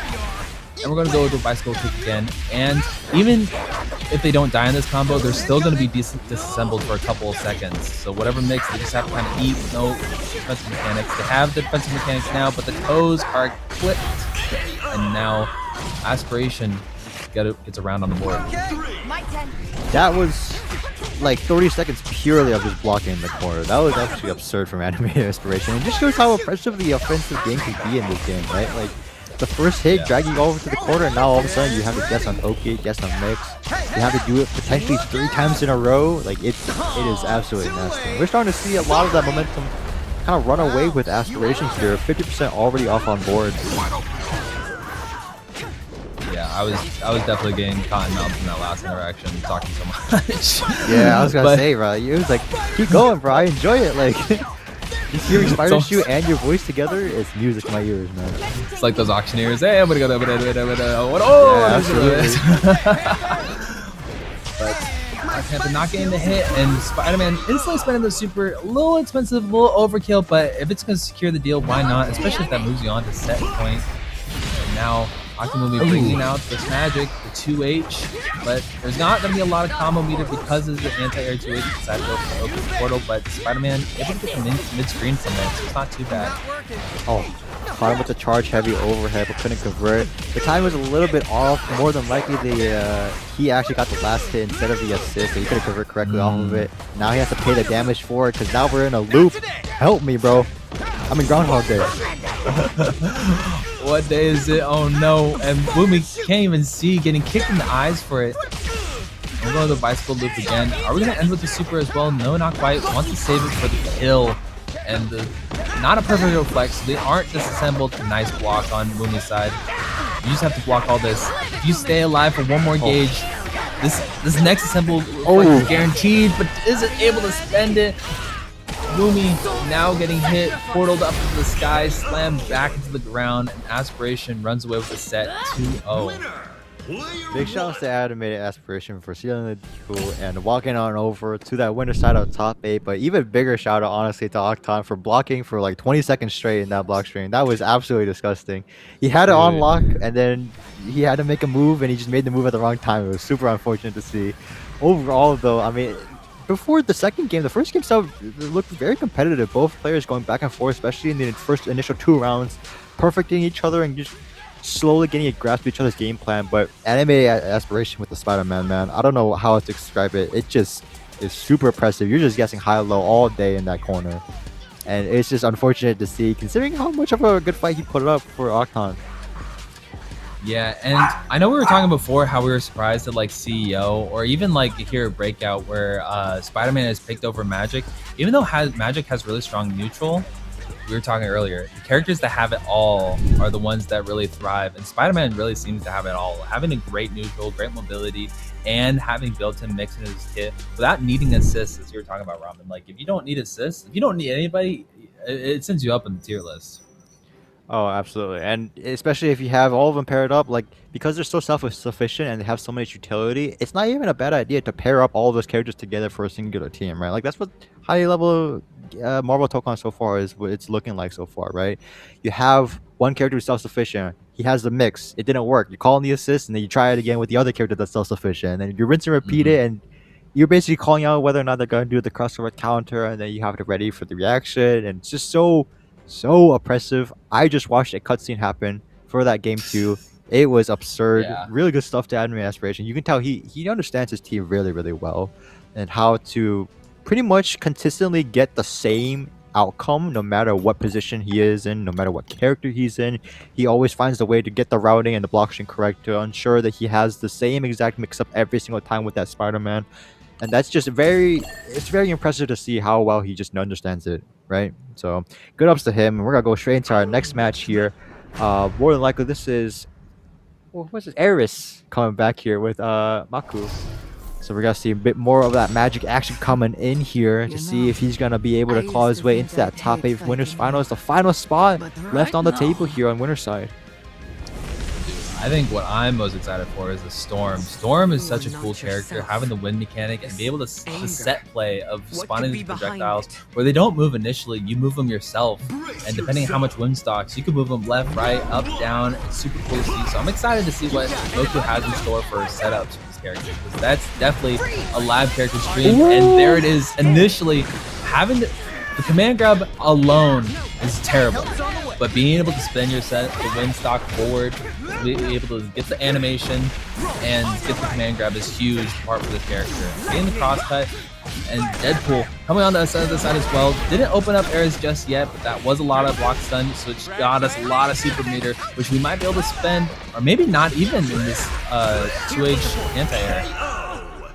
Yeah, absolutely meteorous. Kept it nice and simple. Tutorial combos up on deck off of that 2H. Gotta love to see it. Both taking that first blood there with the Deadpool. Good patience overall with that 2H. Now we're just running away with it, keeping our offense nice and tight here. Good reactions too, getting the perfect timing as well. Using the Tempest like you mentioned too to continue the block stream pressure and just keep this offensive pressure super impressive. Oh my god, Moku, what layer are we on? Looked like they were waiting for a parry. Just a slight delay, and as soon as Eris is like, I don't know what's going on, I'm gonna press a button. Moku stuffed it, able to get a wall splat, and now we have the 4th character online, which is gonna be huge. And I'm wondering how much Loki's gonna come into play as well in the set. Yeah, this is a team that's really good at just like kind of mixing specifically a lot too on the left right as well. Storm obviously being able to do that really well. Tempest making her also do high lows consistently as well. Loki coming in. This is just a very hard team to block. Oh, and they weren't blocking there. Moku getting the straight hit with Loki assist. Now we're at set point. Eris, are we able to clean this up a little bit, or are we gonna give this first match to Moku? The assist, trying to get some sort of a hit in. Keeps him by surprise there with the crossover counter, does so successfully, and now the mix coming in with Loki will get him off of us.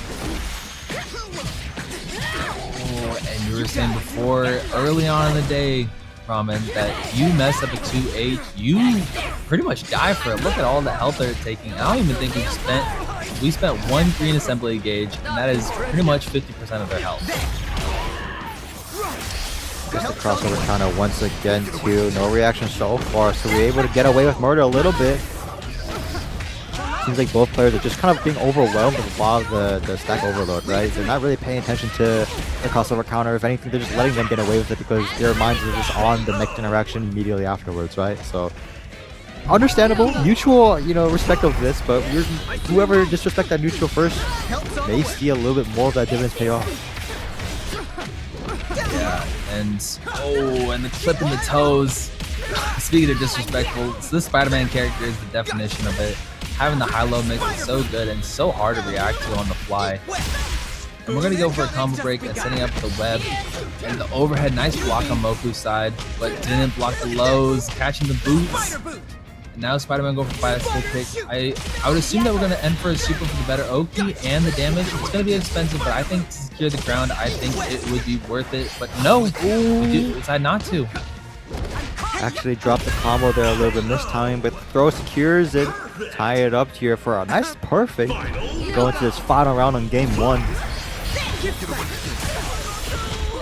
Oh, that's gonna be huge. That's 2 characters in there. That's a happy boo-boo right there. And then going for the thunder loops. And we have a lot of meter. This could be a simple super. No, decide for the combo break. They want to save it for the kill. But the parry is going to come out. Doesn't decide to tag in the blade just yet.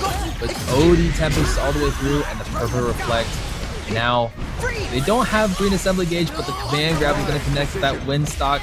And we get the hit with Magneto, and Storm is going to pick that up, catching the alley-oop, and now moving on for the first match of the set is going to go to Moku. Overall, really close set so far. Just the first game.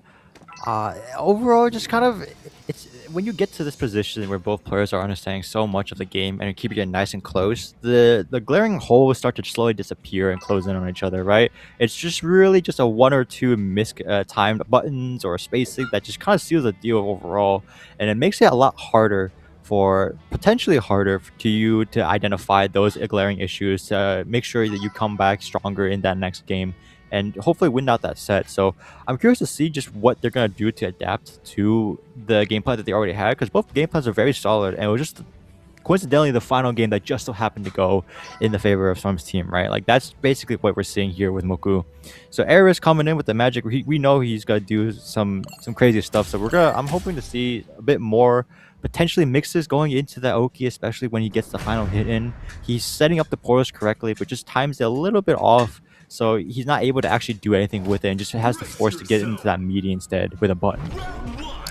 Yeah, no, totally. And Storm doing a great job with his neutral, having these projectiles and flipping them, but Ares able to flip the toes with the sword, but doesn't convert it to anything just yet. But the hit stun or the block stun on Magic is going to be huge for Spider-Man to get in. Uses the symbol smash and carry, but doesn't have the green bar to really convert it to anything. Moku spending a 2H, trying to get it hit, but made it safe with assist.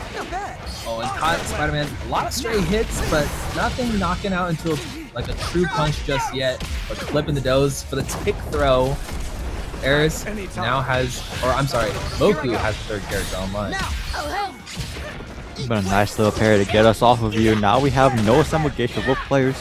Gonna be a true 1v1 temporarily until Moku gets that final, that first bar in. Now we're just playing a game to see who gets that first straight hit off of the assist. Yeah, it's kind of the way you have to play this game, because if you let a stray hit come out, and the command grab is going to do it, and we're going to get a stage transition as well, which now leads to the fourth character, and Magneto with the alley-oop again for Storm, but doesn't quite not kill just yet, but one more hit's going to do it. It could be even a parry or a tornado. Now Moku is now 1 up in this match.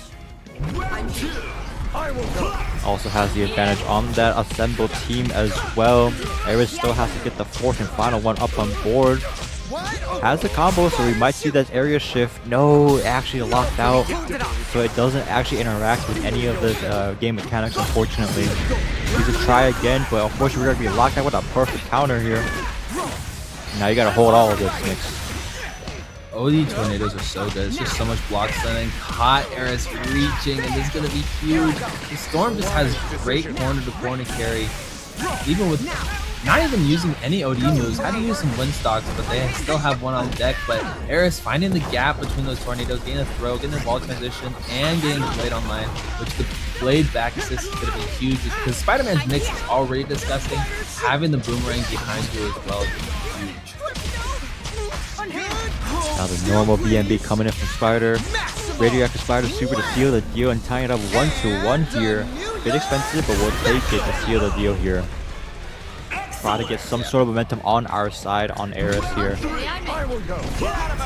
Yeah, and even though it's expensive for Spider-Man, Spider-Man is a character that really his mix, he doesn't need to spend those OD moves, but when he's mixed, when you get the hit initially with Magic, oh, Moku checked out, but thought Aris didn't believe, but Aris was smashing on that meaty, able to get the hit, and it drops again, but Moku living for last time, reading the comic book for the block. Now we have Loki to play, which is the left-right king of this game, having the feints and able to have a true left-right. And now we have Spider-Man Magic, both of these hits, but again, these combos seem to drop on both sides, not leading to any huge stage transition or Loki's. Bit of a scramble there during the hard tag, trying to confuse the screen a little bit there. Stabilizing just a little bit, gets the parry. Hard tags on over, side stops, corner steals actually too. Gets the hit, keep it nice and simple. Aris taking that around, going up one more to tie it 1-1 here. So hopefully he can pull away. But Moku, man, this Storm is looking scary, and the mix is deadly. Yeah, not only is Aris getting this match huge for him, but it's huge for us too, because we just want to see more Marvel Tōkon. Oh, absolutely. Come on now. Perfect reflect is going to be huge. Aris is disassembled, but the throw on Moku's side. Push him back into the corner. EX Typhoon to kind of keep him a block string. Nice patience there with the 2H. Nice little B&B combo. We're gonna go for an area shift. Absolutely, we will. Try to recover some of that assemble gauge off bottom deck.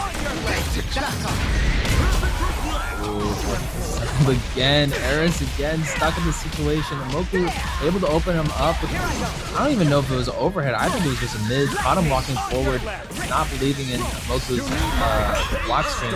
But Moku now getting around on the board and is now at set point. Eris just needs one more to stay alive, but Moku just needs one more to move on to top 8 on the winner side. Eris really trying hard to make sure that doesn't happen, trying to open it up, and we do so successfully with that overhead from Black Panther. What's this combo looking like? Area shift, okay. Keep it nice and even on the assemble gauge. Good damage up on board. Ooh. Eris chicken parrying through the situation, didn't want to get hit by something stray because knowing Moku, especially with the storm, being able to convert so well. And as I said, that Deadpool with alley-oop, Magneto coming in, posting up on the dashboard, and now Eris is taking a lot of damage from this. No stage transition, decides to go for the Oki and caught Eris pressing, but Moku did not convert into a combo, so Eris has just a little bit of a chance. Nice parry during all of that to make sure he maintains the pressure in the corner. Finds his way out, but immediately gets hit off of the Deadpool medium. No super, no conversion, no nothing. We probably assumed that we had maybe one more assemble gauge ready to go on deck with the assist, but nothing. We may have to pay the price here. Eris gets the hit. We have Tōkon assemble ready to go here too, so keep it nice and simple. Goes for level 1 instead, and that actually doesn't kill.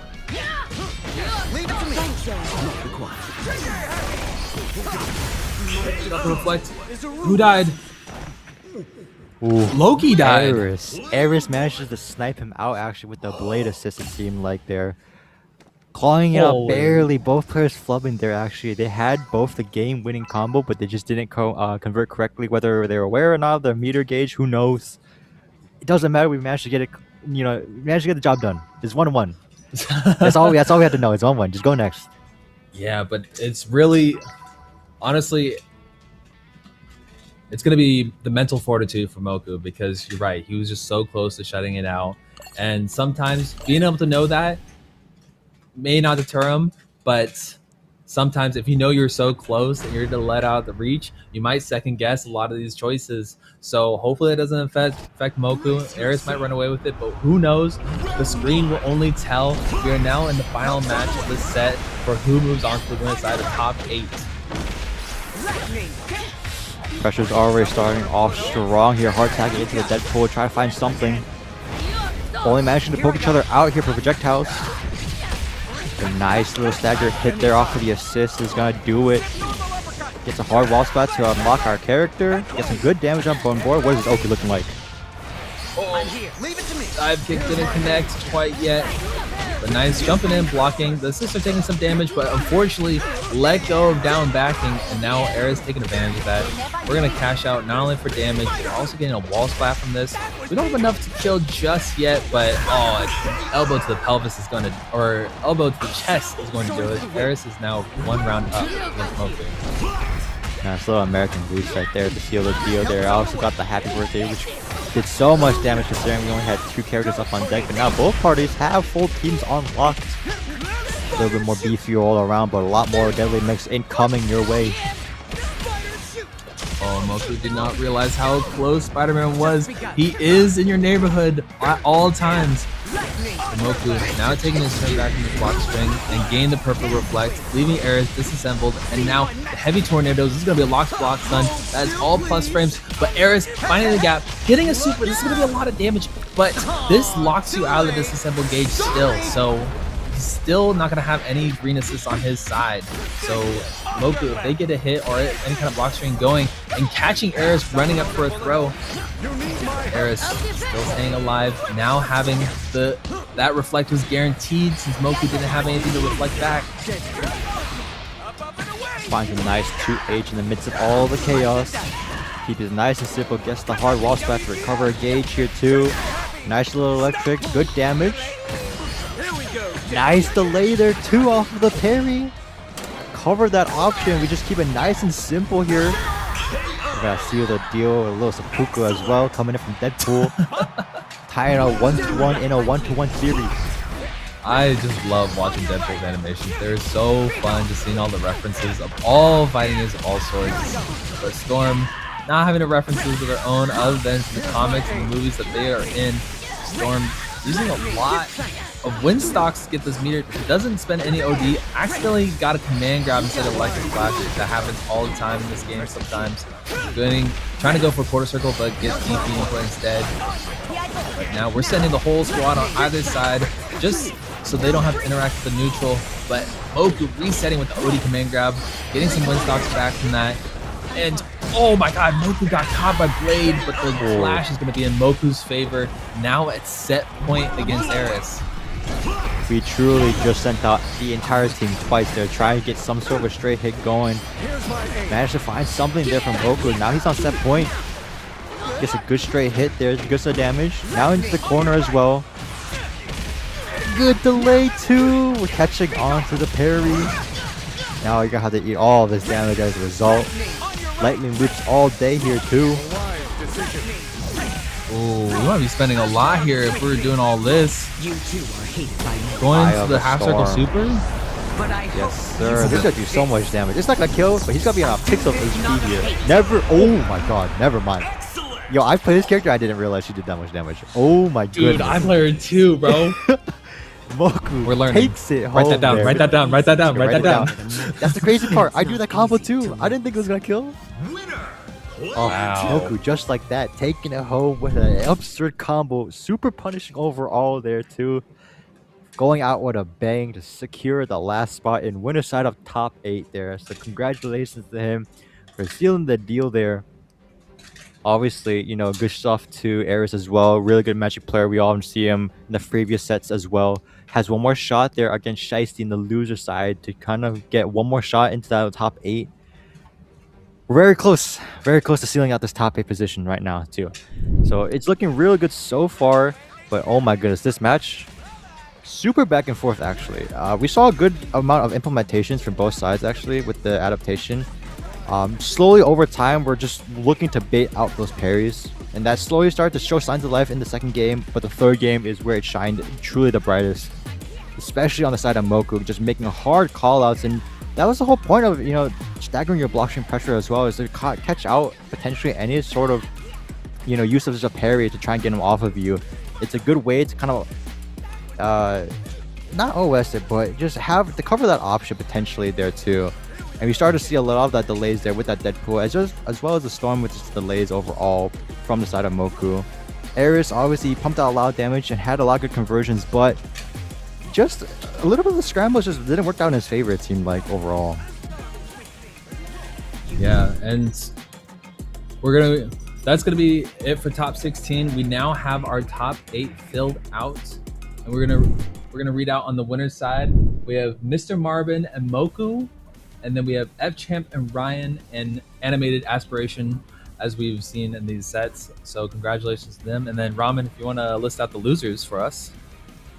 Yes, sir. So we got 2 more matches to go to secure that top 8 losers. But for now, we do have Rev Johns that advanced onwards, as well as Rhoda securing the deal. Unfortunately, Footstep Black had a DQ out, so that's why Rhoda got in automatically. And then Rev Johns won against Jay, Breakout's own Jay, to secure that top 8 position in the loser side as well. So we got 2 more matches that are on way, but we will have a quick little break before we go onwards into that top 8. So for now, it'll be good for us. That'll be it for us, but there is still much more Tōkon to go onwards here. So stay tuned and, you know, hang tight for that if you're interested. But congratulations to everybody that, you know, made it top 8 so far.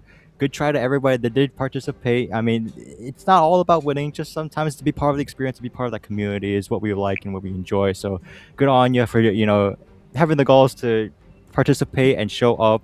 Thank you to everybody so far that's been watching so far. We have a lot of, I don't know, viewers and members that are watching currently, so we appreciate the support. 40 codes, I believe, still left on the table from Match Arena. So if you guys want to, you know, support and claim those codes, do so. It's free to do, non-committal. Might as well to help out these players that are just trying to, you know, show up, grind, and have fun, and also try to win and get the glory. But anything else you want to say, Slow Nick, before we close it out? I love watching this game, and as soon as we're done with this commentary block, I'm going to play the game myself. I've been loving it. I've been loving watching, playing it, and just as we're watching as well, I'm stealing a lot of the tech, especially the storm we just watched. Definitely the command grab setups. I am definitely going to be trying to implement those in my own game plan. So definitely absolutely, you gotta love to see it. But with that, we're gonna take a little quick break before we go on to that top 8. So stick around. Don't go anywhere. Maybe go to the bathroom. Maybe. We're gonna be keeping this short break nice and simple. So we're gonna see you all later, and have fun playing Tōkon. Play it, man. I don't know what else to say. All right, peace see out, you guys.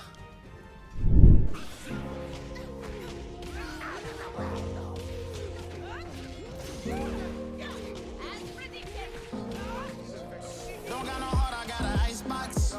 Brand new roller, swap out the G-Shock. Moving slowly, I know the street hot. No more double, go ahead and detox. Yeah. Came from the trenches, they ain't showing us no love. Diving in the city, all we wanted was a hug, yeah. We on the block like every night to catch a buzz. Get the cash and tell my family out the hood, that's a must. Was a hood baby with no soldiers. Bad past never left my mind, it's taking over. No, I should've died, that's why it's hard to stay sober. Glad to see the sun, but my heart getting colder. Life's so crazy, what we been through. When you die, the only time that they gon' miss you. Tell my mama no more tears, no more tissue. We just some hood baby with some issues. Hood baby from the struggle. Long time had a hustle. Glad we made it through. I'm just glad we made it through. Hood baby from the struggle. Long time had a hustle. I'm glad we made it through. I'm just glad we made it through. Pull up in the rain, see me ballin'. Yeah, 30 piece on my wrist like I'm Harden. Either they love me or I'm a target. Cause the ice on me is flawless. I've been busy and picking up when you callin'. And on purpose, I hate the fact when you talking. But anything.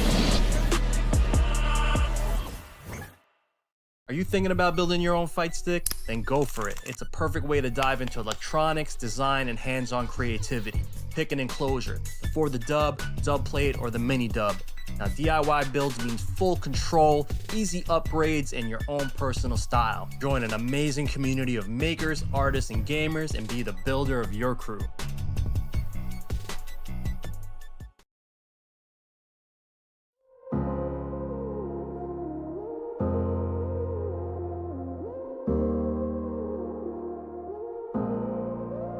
Don't got no heart, I got an ice box. Brand new roller, swap out the G-Shock. Moving slowly, I know the street hot. No more double, go ahead and detox. Yeah.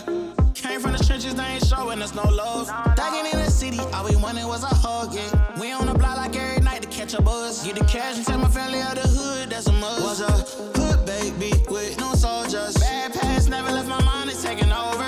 No, I should've died, that's why it's hard to stay sober. Glad to see the sun, but my heart getting colder. Life's so crazy, what we been through. When you die, the only time that they gon' miss you. Tell my mama no more tears, no more tissue. Ooh, just some hood baby with some issues. Hood baby from the struggle. Long time had a hustle. Glad we made it through. I'm just glad we made it through. Hood baby from the struggle. Long time had a hustle. I'm glad we made it through. I'm just glad we made it through. Pull up in the rain, see me ballin'. Yeah, 30 piece on my wrist like I'm Harden. Either they love me or I'm a target. Cause the ice on me is flawless. I've been busy and picking up when you callin'. And on purpose, I hate the fact when you talking. But anything that you need, dog, I got you, I mean that. All this pressure make it hard not to relapse. Build up aggression, make it hard for me to relax. To the hood, baby, ain't no way that I'ma lead that. My dogs need hope, step it up, I gotta be that. Cause life's so crazy, oh, it been through. I'ma love you way before I gotta miss you. Hold this mama by my side, gave her some tissue. We were just a hood, baby, with some issues. Hood, baby, from the struggle. Long time had a hustle. Glad we made it through. I'm just glad we made it through. Hood, baby, from the struggle.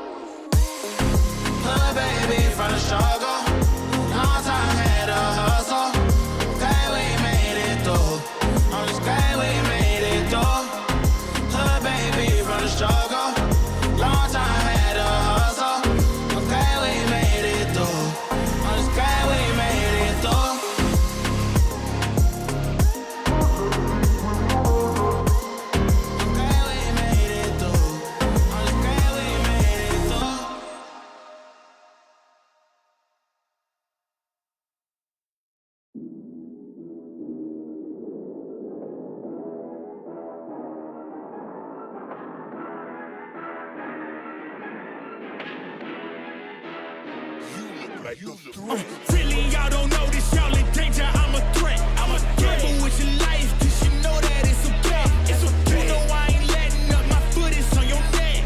Take my word for it, it's a promise and a threat. Really, y'all don't know this, y'all in danger. I'm a threat. I'm a gamble with your life, cause you know that it's a bet. It's a bet. You know I ain't letting up, my foot is on your neck. Take my word for it, it's a promise and a threat. I ain't never really wanna flex my gifts, but I think it's my time. Let me check my wrist. You can never dim my shine, I'ma keep on grinding till I reach the tip top. When it's just in my jeans and I ain't looking back, cause I'm feeling like Chris Cross. They can never slow me down, but they need to hate me, now I'm feeling like Chris. Rock with the team, cause you know that we winning, we with it, we going, we flowing again. I might just go by a Benz, I might just blow my advance, whoa. I did it all for the feeling, alive but I'm making a killing. I'm gonna break every ceiling, cause I need a million, but I don't need your money, you can pay me in respect. Cause once I do it big, what's to follow is a check. I need 100 bags, nothing more, nothing less. And the ops feel away, cause I'm next, I'm a threat. Oh yeah. Really, y'all don't know this, y'all in danger, I'm a threat. I'm a gamble with your life, cause you know that it's a bet. It's a bet. You know I ain't letting up, my foot is on your neck. Take my word for it, it's a promise and a threat. Really, y'all don't know this, y'all in danger, I'm a threat. It's a gamble with your life, cause you know that it's a bet. You know I ain't letting up, my foot is on your neck. Take my word for it, it's a promise and a threat. I ain't been feeling spectacular, flow so sick it's hazardous. Y'all still suck like Dracula. Zip this beat, let's back it up. And I don't care about critics, cause they talk too much. And I know that I gotta keep on grinding, finding myself. I ain't gonna stop until I know I had enough. Mama, I made it, I know that they see me. I'm popping these bottles just like I'm a genie. I'm glad that you made me. It's all in my DNA. I'm about my chips like I'm working for Frito-Lay. And bet the bag on myself. I don't do it for my health. Every threat is a champion. Got the title, need a belt. I don't need your money, you can pay me in respect. Once I do it big, what's to follow is a check. I need 100 bags, nothing more, nothing less. And the ops feel away, cause I'm next, I'm a threat. Oh yeah. Really, y'all don't know this, y'all in danger, I'm a threat. It's a gamble with your life, cause you know that it's a bet. It's a bet. You know I ain't letting up, my foot is on your neck. Take my word for it, it's a promise and a threat. Really, y'all don't know this, y'all in danger, I'm a threat. Gamble with your life, cause you know that it's a bet. It's a bet. You know I ain't letting up, my foot is on your neck. Take my word for it, it's a promise and a threat. Still young spits, but you come a young boss. Eating real good, so a man's gon' floss. Got my way up in my view real posh. You a frisbee man, so that mean you get tossed. Got a new clip, studio in the back. Numbers ran up, had to split it with the chaps. Realest in the city, in my record, a fact. But your man's only chat when he do it in the raps. Like, squad go lost and don't really care what it cost them. You don't wanna cost them. My lifestyle awesome, couldn't decide if my gal want it too, so I butt them. Don't run track, but I run up a check. Run, do it real big, gotta one up the next. Point to the sky with the one up, I'm blessed. I'm young, rich and black, so you know I'm a threat.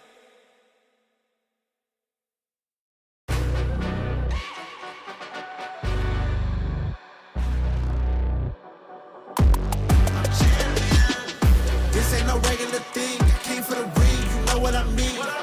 I shoot my shot and it's clean. This for my city, yeah, this for my team. If you talking, it's all to me nice. I play with all of my life. You see my name in the lights. Better get right, I'm champion.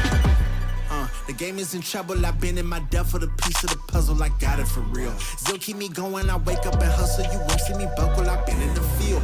Man of the town, you been in your fields, I'm adjusting this crown. Call me your majesty, either that or your tragedy, we shutting everything down. I've been hot like somebody put a candle on them. Off top, I don't really stand opponents, this mine, the moment is run out and start a bunch of pandemonium. More game, I got some, the skill is bar one, y'all done, the game in the coffin. Referee scream, rest in peace, and think twice if you next to me, it's West. This ain't no regular thing, I came for the ring, you know what I mean. I shoot my shot and it's clean, this for my city, yeah, this for my team. If you talking, it's all to me nice. I play with all of my life. You see my name in the lights, better get right, I'm champion. It's our repetition, I'm stacking these trophies, I'm good with addition. I spit like a pastor, I give you the vision. Up early morning, enough for the sleeping. My life is a dream, but you wishing you lived it. Haters get livid, my pocket's Pacific, that's deep if you get it. So Tempur-Pedic, I sleep on the critics. Don't feel like competing, I'm hearing these tickets. Whoa, let me switch the flow, a new bounce. Coming to the den with a lion, I'm gon' pounce. Know I've been a king for a while, got a ring and a crown. That's the bling with the blow, what the team is about. Champions, you can tell by the ambience of this sound. Referee scream, rest in peace, and think twice if you never see me, it's no doubt. This ain't no regular thing, I came for the ring, you know what I mean.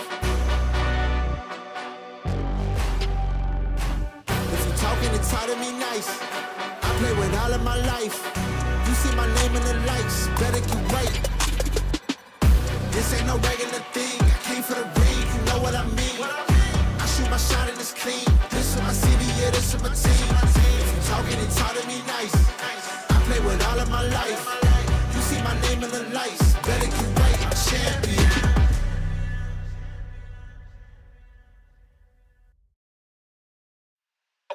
Okay.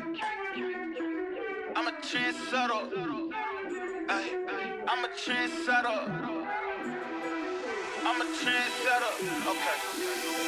Let go. Hey, okay, I know I'm here to stay. Counting on my wins, so I can't play it safe. Trying to go against us, get you out the way. Go hard, it's the only way to play. Let me say, I'm a trendsetter. I'm a go-getter. I'm a trendsetter. I'm a go-getter. I'm a trendsetter. Who can do it better? I'm a go-getter. I'm a trendsetter. Hey, look, they keep calling me, could you ride this beat? Look, probably. Okay, it ain't no problem. See, I can mold this thing like pottery. Better, I'ma bet on myself. And before the top, and I don't need your help. We set the tempo, we run this thing as simple. Let's go. Boy, I'm locked in. Know your place, I'm top 10. And all my haters watching, so you know I keep on clocking. Let's go. Time, my whole style of go. Mine, take my place, I hold mine. Run up, then it's go time. It's show.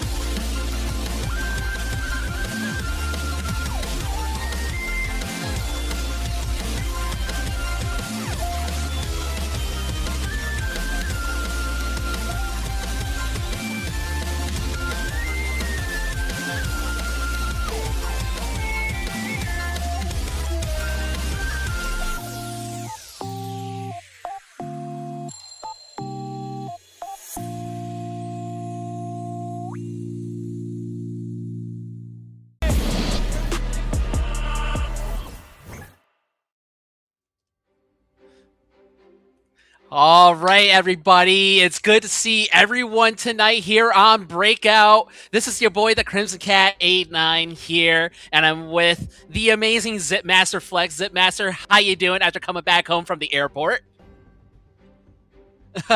Anyway,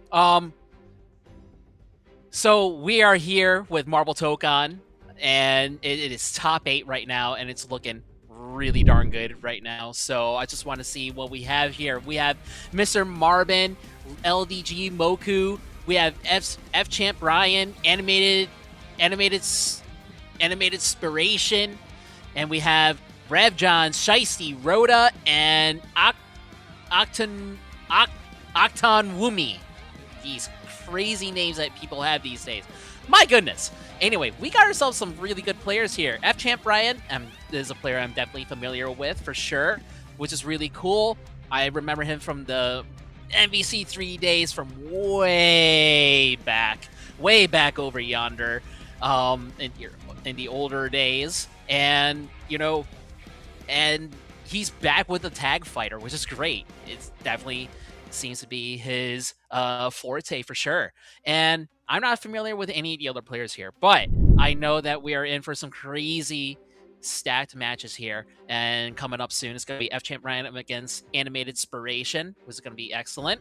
And we're just going to be in for a really good time here. I've been playing Tōkon myself, but primarily labbing and trying to get my team down with Spider-Man, Magic, Blade, as well as Wolverine. So, keeping it swaggy with the Rushdown and basically just my favorite characters. that's available on the roster, and there's a bunch more. Look, I'm looking at Carnage, and I'm looking at Black Panther, and I'm looking at Loki. Loki was a lot of fun when I labbed him as well. Deadpool, I mean, who doesn't love Deadpool? And of course, I love Ghost Rider. So we're going to be in for some really cool fun tonight, and it's definitely something to look forward to. And one thing for sure that's really great about Tōkon is just the flair and the intensity, and with just how dynamic you can get with all the moves that you can pull off, as well as your team synergies at your disposal, all right, which is great.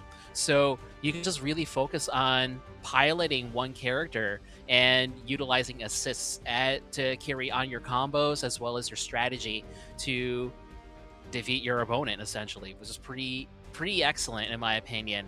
Also, I'm not sure if our system works as watching this, but you know, just team up with Bandai Namco and get yourselves cracking on a Iron Man Gunpla with how he looks, all right? Because I will be there on day one. I will pre-order that, all right? High grade or master grade? Master grade, ideally, for an Iron Man Gunpla with how he looks in this game, okay? 10 out of 10. Would love that. So, right now, all the players are just chilling out in the lobbies. The avatars, I have to say, are 10 out of 10. And the fact that we got a Howard the Duck avatar is excellent. I'm still hoping he makes it to roster, because why not? The weird side of Marvel is what I live for, okay? So maybe Cosmo will end up being in the roster too. Who knows, okay? Would love to, like, beat the living daylights out of a team with a cosmic space astronaut doggo, okay? Because who wouldn't want to beat everybody with a doggo, okay? So, everybody's getting ready. About to rumble. Oh yeah, hello, speaking to the devil, there's Cosmo right there. Excellent. Gotta love it. All right, everybody. Top 8 for Marvel Tōkon here on Breakout. Let's go. First match of the night.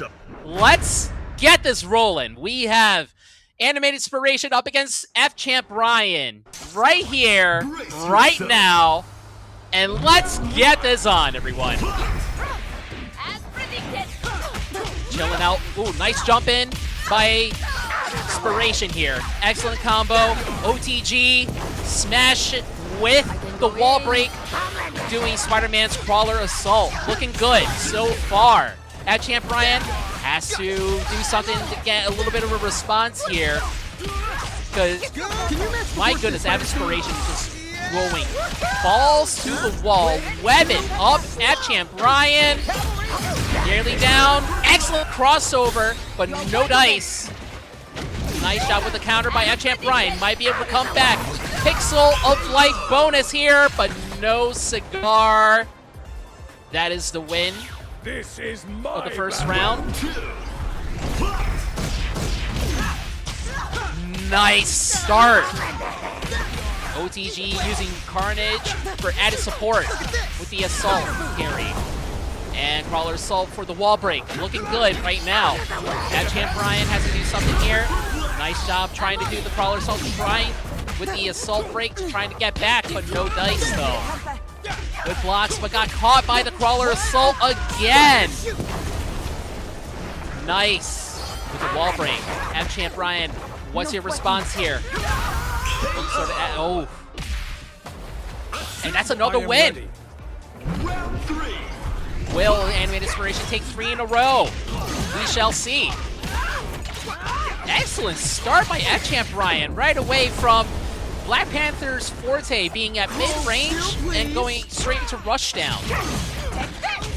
Nice job with the counter with a far medium, looking good. Ooh. Excellent combo in the corner by Inspiration. Ooh, nice air grab by F-Champ Ryan, trying to make sure Inspiration doesn't get any aerial superiority. However, we got the launcher, putting F-Champ Ryan into the corner, looking extremely solid right now. Nice job with the invul counter. Web slam. Inspiration. Nice. Get ready. 18 solid hits. Right into the super. And that's the first point for Inspiration. Grant me the power to stand. Definitely looked like F-Champ Brian was going to adapt here and do a little bit of combo superiority in their own.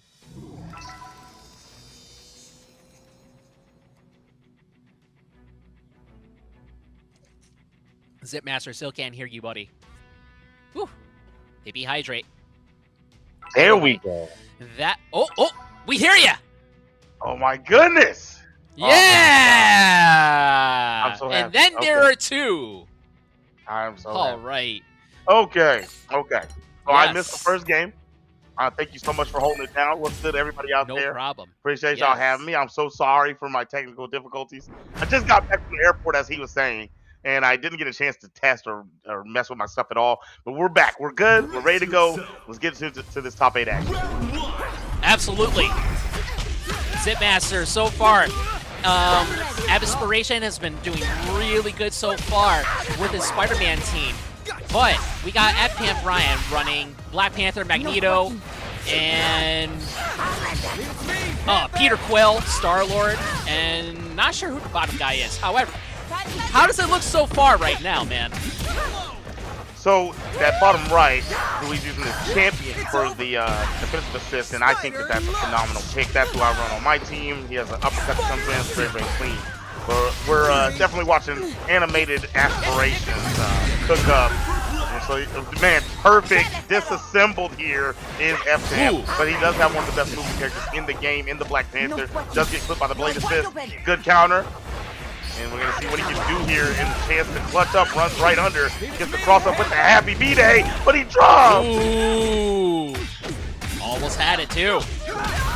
Trying to go for a low sweep, but no, that was blocked down by Animate Inspiration. Took that first round. All right. Definitely looking pretty intense so far, man, I have to say. With that Animate Inspiration, just locking it down with the Spider-Man on point. Doing the web balls, and with the air combo, keeping it F-Champ right into the corner, man. It's looking absolutely crazy right now. Definitely a lot of damage incoming here. Optimized as of current combo. We got 70K. You know, in the trial you got to do the 70K. He probably made that there. But we do have a turn of events as we have F-Champ. Corner combo here. Nice. So that's one thing you're not going to see. You're not going to see Champion get tagged in. That dude's terrible. But he's very useful for extending combos and defending. He can anti-air for you a lot of different things. We have a full combo here. This should be the game, barring a drop for Animated Aspiration. And we'll have 2 rounds up here in game number 2. Oh, yeah, definitely. Animated Inspiration was definitely holding it down right there on that earlier round. Already starting out really good. Spider-Man's web balls as well as his web zips are extremely good for getting up close and personal, especially from long to medium range. Ooh! F-Champ Brian looking solid. Definitely looking good. Nice. Yeah. You know, his route with Black Panther is so different than the one I've seen most do. They normally do the aerial one where they do the aerial special and then go to the medium aerial special and carry it through the air. But I mean, he got 50% off of his, so it's not like he's not doing the right damage. But either way, it's another big touch here, but a drop from Animated. And we got over the top. What are you pressing, my boy? Full combo. Oh yes, my god. Super. No! Just a drop combo for a chance to get on the board. And F-Champ closed out off of a small mistake. Oh my goodness. That was so close right there, man. Nearly had it right there, but no, you gotta watch your toes or you gotta you eat them lows, man. You just gotta be careful, dude. Oh my goodness. So unfortunate. Yes. Tried to go for that aerial super, and you know, it probably works the same way as Cap's heavy shield in the air, right? You have to be so far above them for it to connect. I don't play Black Right. Panther. Haven't seen that attempted too many times. I haven't really seen it drop. So I'm assuming that's what happened. They were just a little too low and it didn't catch. Here we are. And so we're looking at these replays here, man. It was all Spider-Man, dude. The friendly. You know what? This game makes him not the friendly neighborhood Spider-Man. This is the evil. Oh, no. This is the evil hood Spider-Man. Right. This is a Spider-Man that'll just angry back alley Spider-Man rather than friendly neighborhood. To quote the first Spider-Man PS1 game. All right. Absolutely disgusting. Might as well wear the black suit, okay, and just be black. Honestly. I feel like Right. everyone should be forced to play the black suit when they play him in this game because he's just an absolute terror, dude. This guy's a nightmare. Yeah. Oh, Yeah, my goodness. pretty much. Did you see, did any of you guys see the Blue Sky Guy tweet? He was like, fighting against Spider-Man in top 8, I think Jonah Jameson was on to something. Oh yeah, absolutely. I could also, speaking of JJJ, part of me wants him as a character in this. What? Part of me wants him as a character in this. What could he do? The antithesis of Phoenix Wright, okay? He is the anti-Phoenix Wright. His abilities all rely on propaganda, lies, and slander, and that would be his game plan. You know what? I'm not mad at it. You know. But, you know, as CEO, I ask so many people just random questions about this game, and I feel like it'd be hard to get a character like that in here. I asked so many people if they would even like, what's his name, dude? Nick Fury. I was like, hey, would you guys like Nick Fury? No one wanted him. No one wanted him. Are you? No one wanted. I asked like upwards of 30 people over at that event. No one wanted him, and I was like, why? After I asked a million times, I started to realize, okay, I can kind of see what you're saying here. Like, we don't. The game doesn't have these joke characters right now. You kind of, oh no, it kind of doesn't give the feel. It's the Arxis game. You don't really want a full joke character. You already have Deadpool. Like, he's like the type of joke the game needs. You know what I mean? I'm with that. By the same token, Arc System Works already released their joke character, and that's Robokai. Oh, he's definitely a joke character. That's 1,000% a joke character. But he's more. He's in his jokiness. He's more Deadpool-esque than like a Phoenix Wright. I mean, yeah.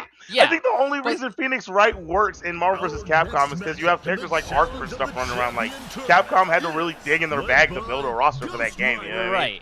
Right, yeah. They had to really dig deep to build that roster for sure. And that's what makes him fit so well. But I still have the hopium for JJJ someday, because why not? Not mad at it.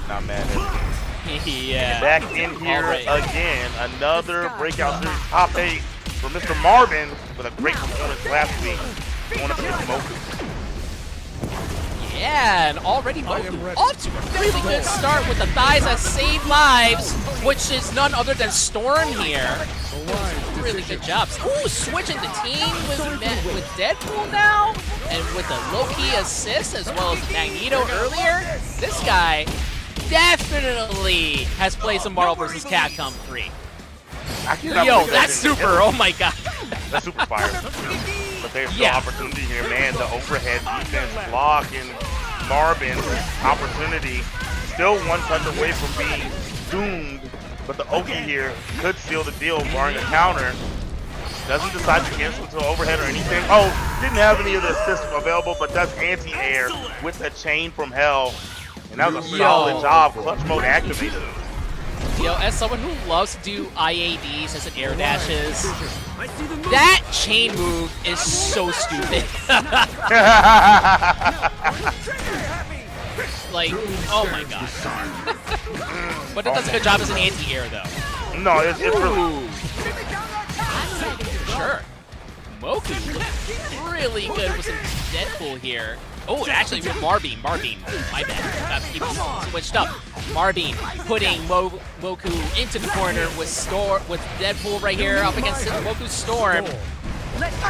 Oh, let me get the snatcher Rooney. I love the tech of her movement, man. Like, able to, from a good distance, do the command grab and pull yourself forward with the wind. Make that work. Let me get some nice Oki here. Nope, shut it down.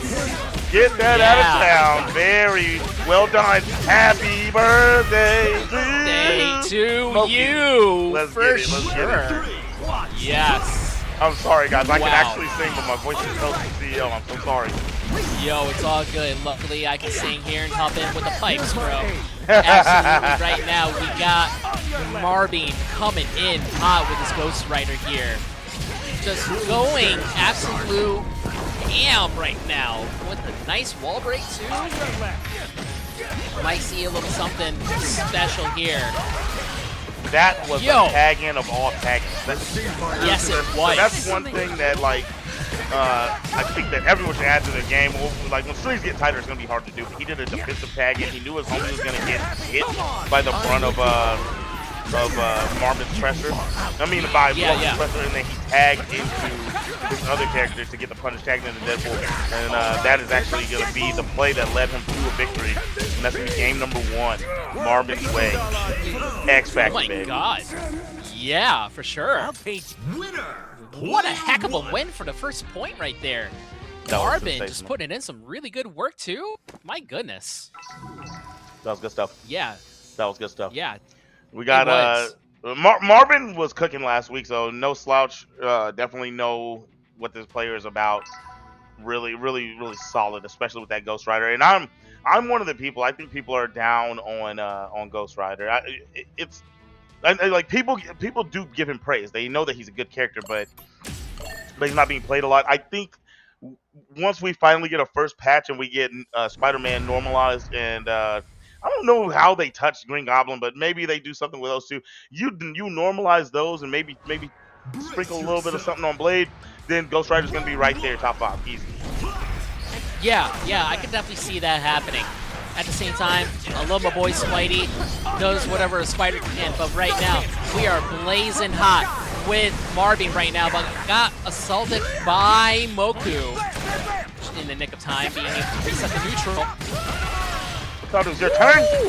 I whipped 5M. You thought it was your turn. 2M. Let me get your toes. Yeah. Marvin here. My goodness, putting in some crazy work. Might see Moku come back though.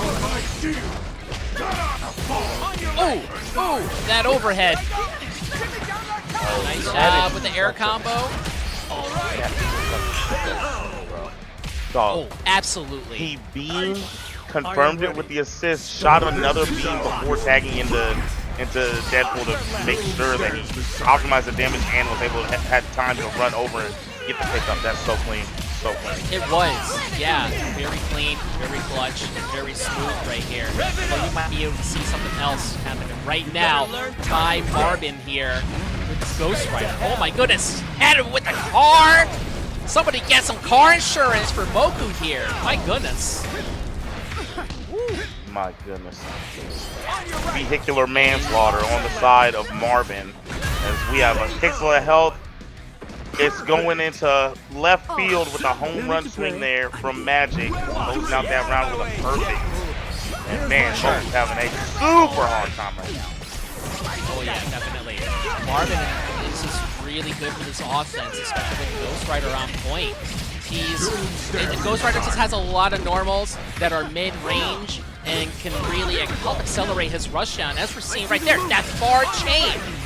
You can't jump out of that because it's an anti-air at the same time too. Yep. Nice strike throw. I really love him. I'm about to build a second team with him on it, and I'm going to be stealing all the tech from Marvin as we have good pressure here, but good overhead defense there from Moku as we have an opportunity here, finally getting out of that corner. Loki is out on the field, haven't seen much of him. Frozen, no confirm. And Doom on the other side with the, I'm not even going to say it, hand out, and then the low from Ghost Rider on the left side. And we got a nice closeout round.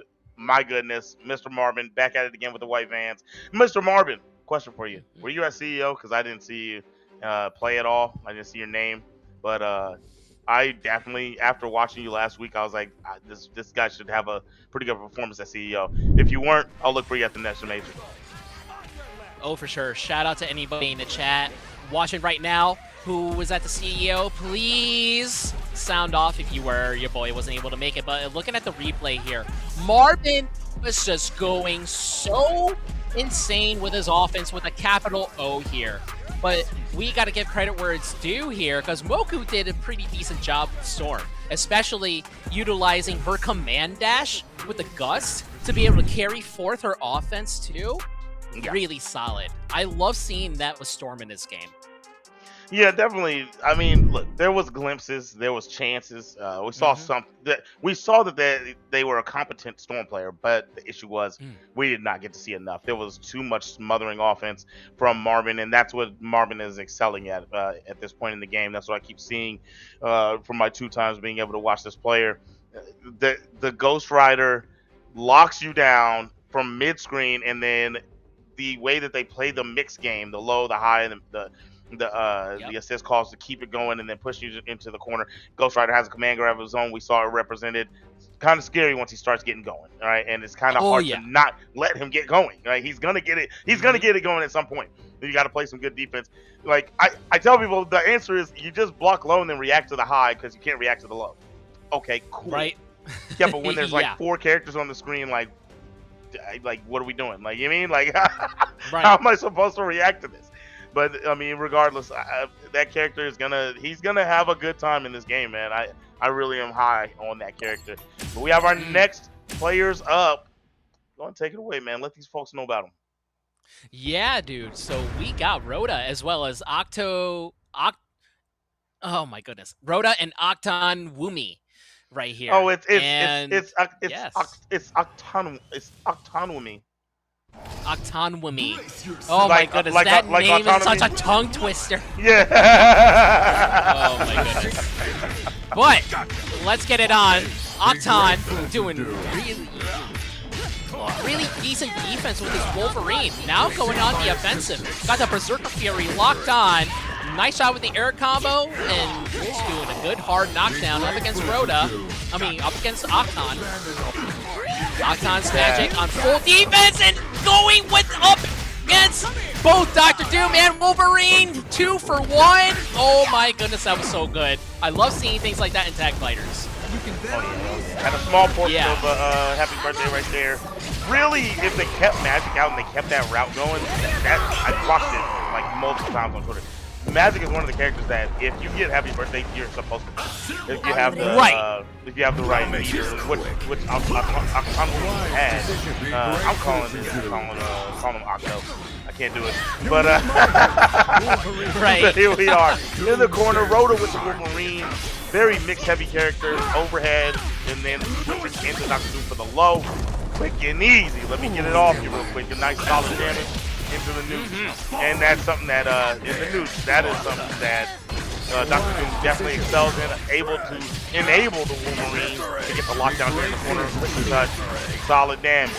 Let me see if this is a kill. No! Drop a Rooney for a double counter. Both baited. Oh man. For sure, dude. Try to like do a little moonwalk slide out of that, but no dice. Wolverine's claws will just make contact with you no matter what, as we are seeing right now by Rhoda going in with the aerial super. Plus unblock. Plus unblock. To the blade. Yep, I knew it. Yeah, tagging in blade for the emergency. So, in case of emergency break glass. Yes. What's so disgusting about that, as we're watching the final moments of the health bar of Octo with a back throw, one of the most dangerous things about Blade doing the dash to assist is, once he does it, if you do a move that pushes forward and the assist is in your character's body, when they tag, it makes it ambiguous. You don't know what side it's going to be. That's a drop of all time. Ooh. That's just ridiculous, man, the way you describe that. And that sounds like it's a hard time, and definitely don't want to be in that. Yeah, no, it's disgusting. We can talk about that another time. I got on like a little rant because I loved what I saw set up, but man, it's disgusting whenever people start setting up side switches like that or blended character tags where you can't tell what side they're on. It's so nasty. And we'll see if he sets this up again. He does have the blade assist available. Blade comes in, but he is on the front side. Jump over the top and Wolverine keeps it locked down. Oh my goodness. Went for the 2-8. You cannot do that without anything to back it up. So free is the punish. Ooh, yeah, dude. And Octon is just going ham with his magic right now. Ooh, and with the Portal Super looking really solid right now. And with an aerial throw on top of that to close out the round, we are tied 2-2. I'll make this beautiful air throw to close that one out. Solid stuff. We have 2 rounds apiece here. Very even game. I mean, we're early on, but this is as even as it's looked so far. Chop and blade up. Getting a lot of solid damage there and chipping away with chip damage at the health bar of Wolverine. Alright, yeah, and he's doing really good with Wolverine's pressure. It's that Berserker Fury that does a good job. However, got caught with a low by Octon with the Star-Lord. And now we have Magic and her install right now, looking really fine and disastrous right now. Ooh! But Rhoda's saying no. This is my game right now. This is my house. I'm giving you my block party, and I'm slicing and dicing like Fruit Ninja right now. My goodness. Oh, that's that SpongeBob, man. I call this one the slice and dice. The slice and dice. Over the top, yes. and the low on the other side from Blade. That's, bro, that yes. Brother. Yes, disgusting. absolutely appropriate to call it that. Oh man, the slice and dice between the two. Disgusting. In the best way possible. Oh my gosh. Dude, that last mix-up was disgusting. I mean, it's the same mix-up we saw earlier, but that one was even dirtier. The way the overhead's already coming down, Blade pops in. So now you just got, what do you go? That's an 8-way, right? There's an overhead coming on the front side that turned into the back side, but there's a low coming as the overhead's coming. Bro, stop. Yeah, you gotta just like block 18 ways just so that you can have your neutral for a split second, okay? Next matchup in the you gotta love it. You gotta love it. Yeah. Yes. Yes. Yeah, people do. And that's the thing too, right? Like in this game, there's like super insane mixes that you can make, right? But just the base layers of understanding how to control one character, get them to create an action, and then tagging into the other on some 2xKO type stuff, right? Like making sure that your other character on the handshake tag, that they come in and they're doing something that contradicts what the other character's doing, and get you a nice clean hit, man. I mean, nobody can consistently block stuff like that. It's just not possible. Right. Going through the wall, we have another character coming in for Rhoda. With a nice counter here coming in for Octo. Yeah, that was clutch. Nice job with some good block strings and great throw break by Octon. Solid. Ooh, nice low. Good handshake tag into Magic. Oh, caught on the other side by Rhoda with that for some reason during that. And Rhoda took that opportunity for the win. It's been unfortunate here. I've been seeing some very unopportune drop or decisions with the magic from Octon. Like when they popped install, like you don't want to go through the wall once you get that install. The install doesn't last very long, and so you kind of waste like a lot of bar getting like a small combo because all the damage lies in the corner combo with that install. Going through the wall right here, Rhoda. Going over the top of the double overhead. Good defense from Octon. No lows are being represented here in this pressure. Just a lot of, there it is, finally going low. Yep. Had a chance to press right there. Probably could have ripped the EV. I think that might have hit Doom and stopped the tracking beam. But either way, the defense prevails. And here is a combo with Rhoda's Wolverine. See where it goes. Do not go through the wall. Do not go through the wall. Right. There we go. Yeah, Octon is just in really good shape right now, especially with that super. My goodness! Let's go! Okay, what an insane super for such insane damage there. My girl Magic popping off. Love that. However, we got Rhoda popping up with some Weapon X action here with Wolverine, with the Berserker Fury going into the Adamantium Super. Nice. Nice defense. This is getting the close. Overhead could have been it. No, overhead right back at you with no turn. It's getting close right now. really good blocks. Oh! Rhoda! My goodness, that was insane. Narrowly took it with that win. Both of them were tied pixel for pixel of life just now. That one right there, you know, there was a mid attack coming on the side. The tag was a low from Blaze. So you kind of got to look for the soul swap and just keep blocking low. There was no overhead representation. The soul is the telling side you're about to get crossed up. But you know, in the moment, it's hard to deal with. And the moment right now is Wolverine optimizing with all kinds of heavy special, all of the meter from the teammate. Yo, actually, no, even all the meter from the teammate. Blade was still available, and he's coming in hot. Clang. Did Wolverine just freaking buzz around like Sonic the Hedgehog just now? Easy peasy Wolverine. Yo. No, that was Wolverine's got to go fast, right? Bro, got to go faster. Yes. Wolverine X. Absolutely. And he is the Weapon X, so like it is Wolverine X. You know what I'm saying? It absolutely is, man. Looking at the replay here, shout-outs to both Octon and Rhoda for such an insane match of spectacle and finesse between the two players, okay? Both of them on point with their respective point characters. Magic just going balls to the wall with the install super, as well as Rhoda going balls to the wall with Wolverine doing what he does best, all right? And that's what made Rhoda take the win, just narrowly. It was so close between the two, but Rhoda had it right at the edge. Yeah. Definitely, man. Rhoda with that Wolverine.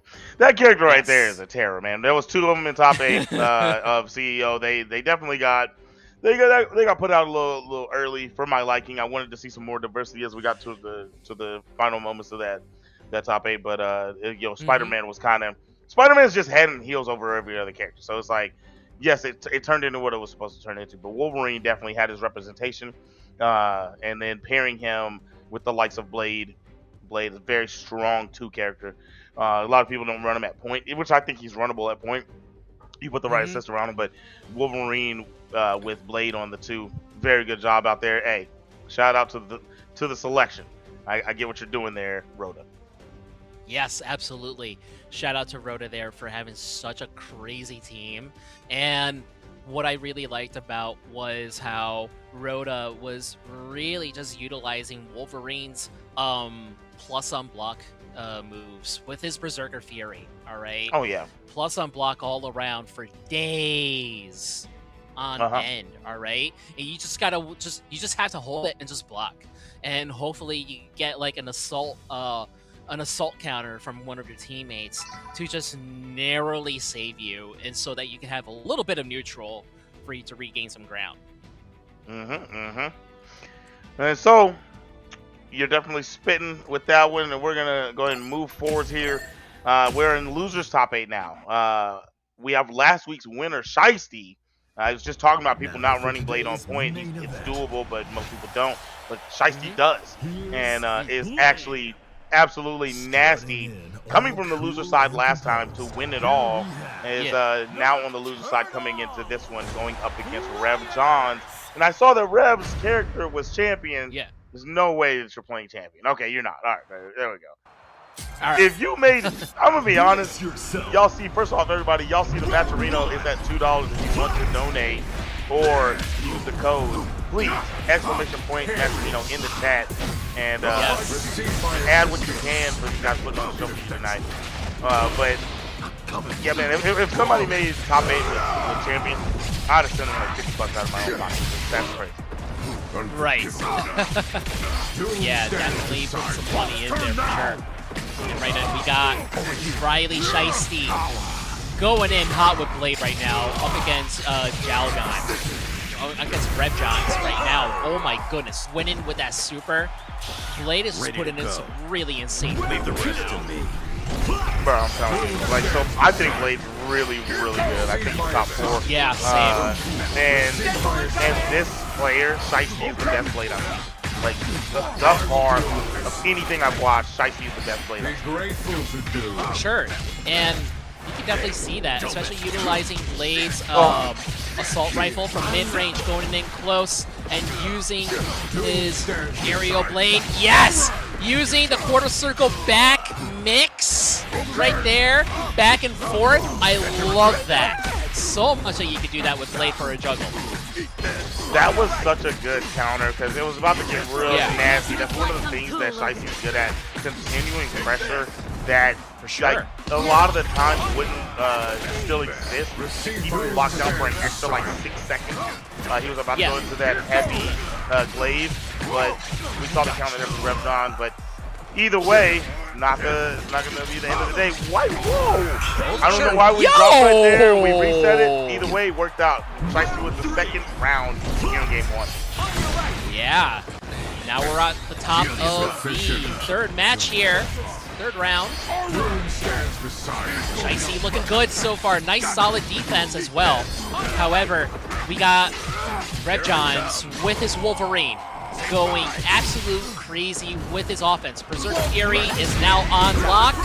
Wow! Look at that crush! Right into the super right away, Muramasa Moon! Let's go! I'm a samurai. Yo, you know what? Yeah. I respect it. They disrespectful you. You know that they're gonna be like high on life. Like I'm gonna pressure now. I'm gonna do my thing. Yep. And then you just rip the super. I like it. I like it. Now you got to come away with this round for it to have been working, but we'll see. We'll see. No assist on deck for Revdon after this combo. Actually, one pip is about to come back. We'll be able to call somebody in real quick. No, get off. Yep. Blaze is out in the middle of the game. For sure. Come here. What's going on, brother? Rep. Almost had a happy birthday, too, on top of that. Nice job with the wall splat. Ooh, he's keeping him down. No wall break, and went for a throw instead. Excellent way to win that. He did not go for the wall splat, instead wanted to do a strike throw to win that instead. Excellent job on the play. Shiesty's making some interesting decisions right here. I don't understand. For sure. I'm gonna be honest. Like, what? I don't get why you're up 2 rounds. If you just spin the bar, you cash out, you kill, right? Like, I don't know why we went for. I don't know. And we had they even had assist pips, so like that could have been extended and closed in one sequence. And that's the second time we watched dash through, allow them to get up off the ground. Maybe it's something that you do at times when you're low on resources, but right there, I don't know if that's the play. And I'm saying that even though you won the game, so I mean, whatever, right? But I'd like to see that kind of changed up because the competition is going to get more and more fierce as the bracket goes on. And definitely a fan of Shiesty. Definitely a fan of Shiesty. Oh yeah. Yeah, I definitely have my eye on him right now so far. Shiesty's blade is just absolutely phenomenal, especially with utilizing some defense and going right into offense when it is necessary for sure. Nice, starting out hot. Aerial combo. Right for the wall break. 50% health gone on Revjons. Nice job with the low. Going in for the air launcher again. Air combo right into the corner. Solid. Excellent win right there. Now we're at the second round. I have to say, Zip, this is looking really, really interesting. A little slower pace than before. No, I agree. I mean, it's definitely, the pace is high, but no one's getting the touches they want, right? Like, they're doing a lot better at defending themselves in the new team. Like, understanding and recognizing when it's not their turn. They're not really overextending with the plays. Brother, that's an overextension right there. Right. Blade was on the way back. You kept the string going a little too long. You have to stop that after the median so you can block and not get punished. Either way, close out there, punish on the counter, rounds up, Shiesty. Yes, definitely. So, Shiesty coming in hot with the air throw right away. Started the round, keeping Johns right in the corner. Howard Johns going Berserker Fury with the Dr. Doom assist to carry through. Nice job with the crossover counter. Excellent job with the assist as well. Looking really solid, but however, Shiesty, full defense and going full on with offense right now, going into the Bloodlust Super. 75% health gone. They were talking about the stake, the unique blade, empty jump, teabag grab. I'm pretty sure that teabag was not intentional, but if it was, I love it. Possibly wanted to try, possibly trying to refill Blade's hard stop needles. Because if you do downskill, you'll refill to 3. However, we are in it for the degeneracy here, okay? Yeah. It was an intentional teabag, all right? At the same time, still really good. However, we have seen some really good offense here, as we can see on the replay from Shiesty. And Zip, tell us what you think about Shiesty, man, because you definitely have your eye on him, for sure. No. Shiesty's, I'm high on Shiesty, man. I really believe in this player. Now, I'm gonna be honest. I would have to talk to Shiesty and just say, like, hey, yo, like, what was the reasoning for, like, some of those given opportunities? Right. And the only reason I'm so extra on it, the only reason I'm talking about it is because, like, I know Shiesty's mad nice, and Shiesty wasn't doing that last week. And this is the type of game where you dang near can't give opportunities at all. Did you just hit the smelling salts?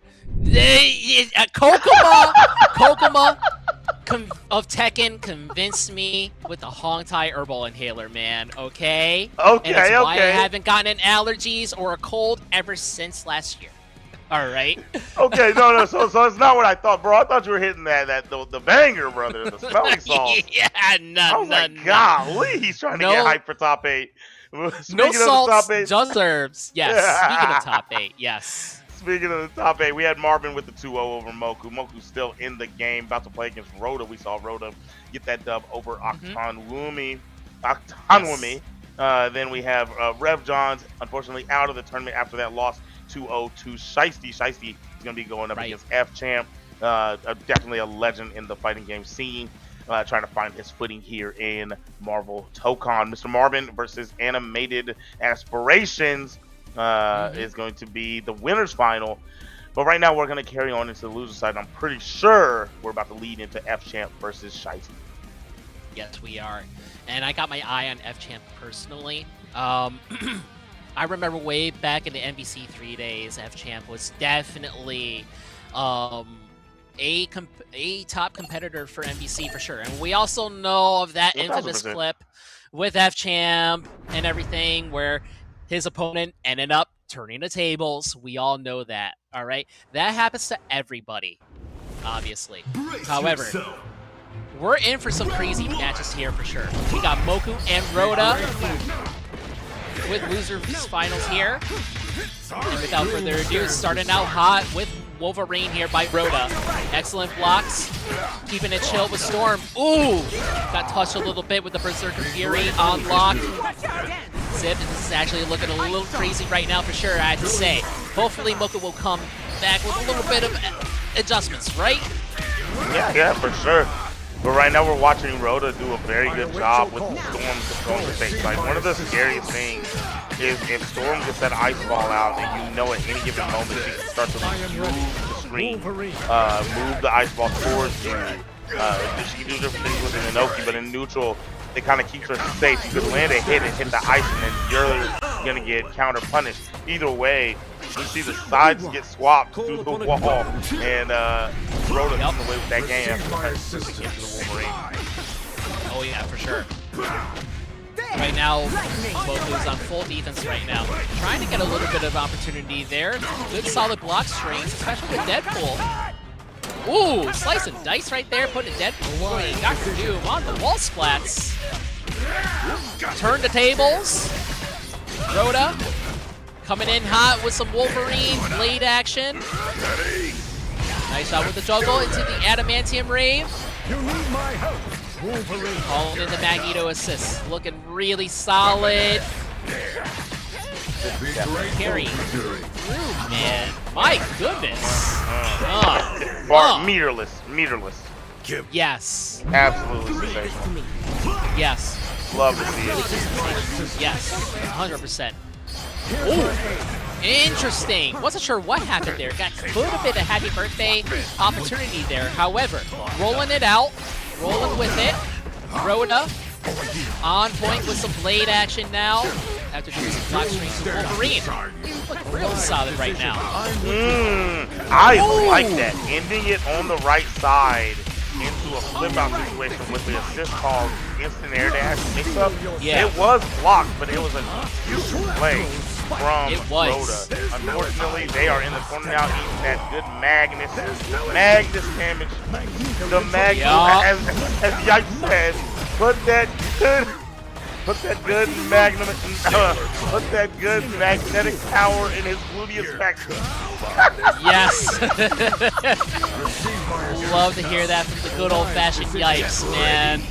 At the same time, Wolverine might be getting some receipts after Magneto pulls the adamantium out of him with the super.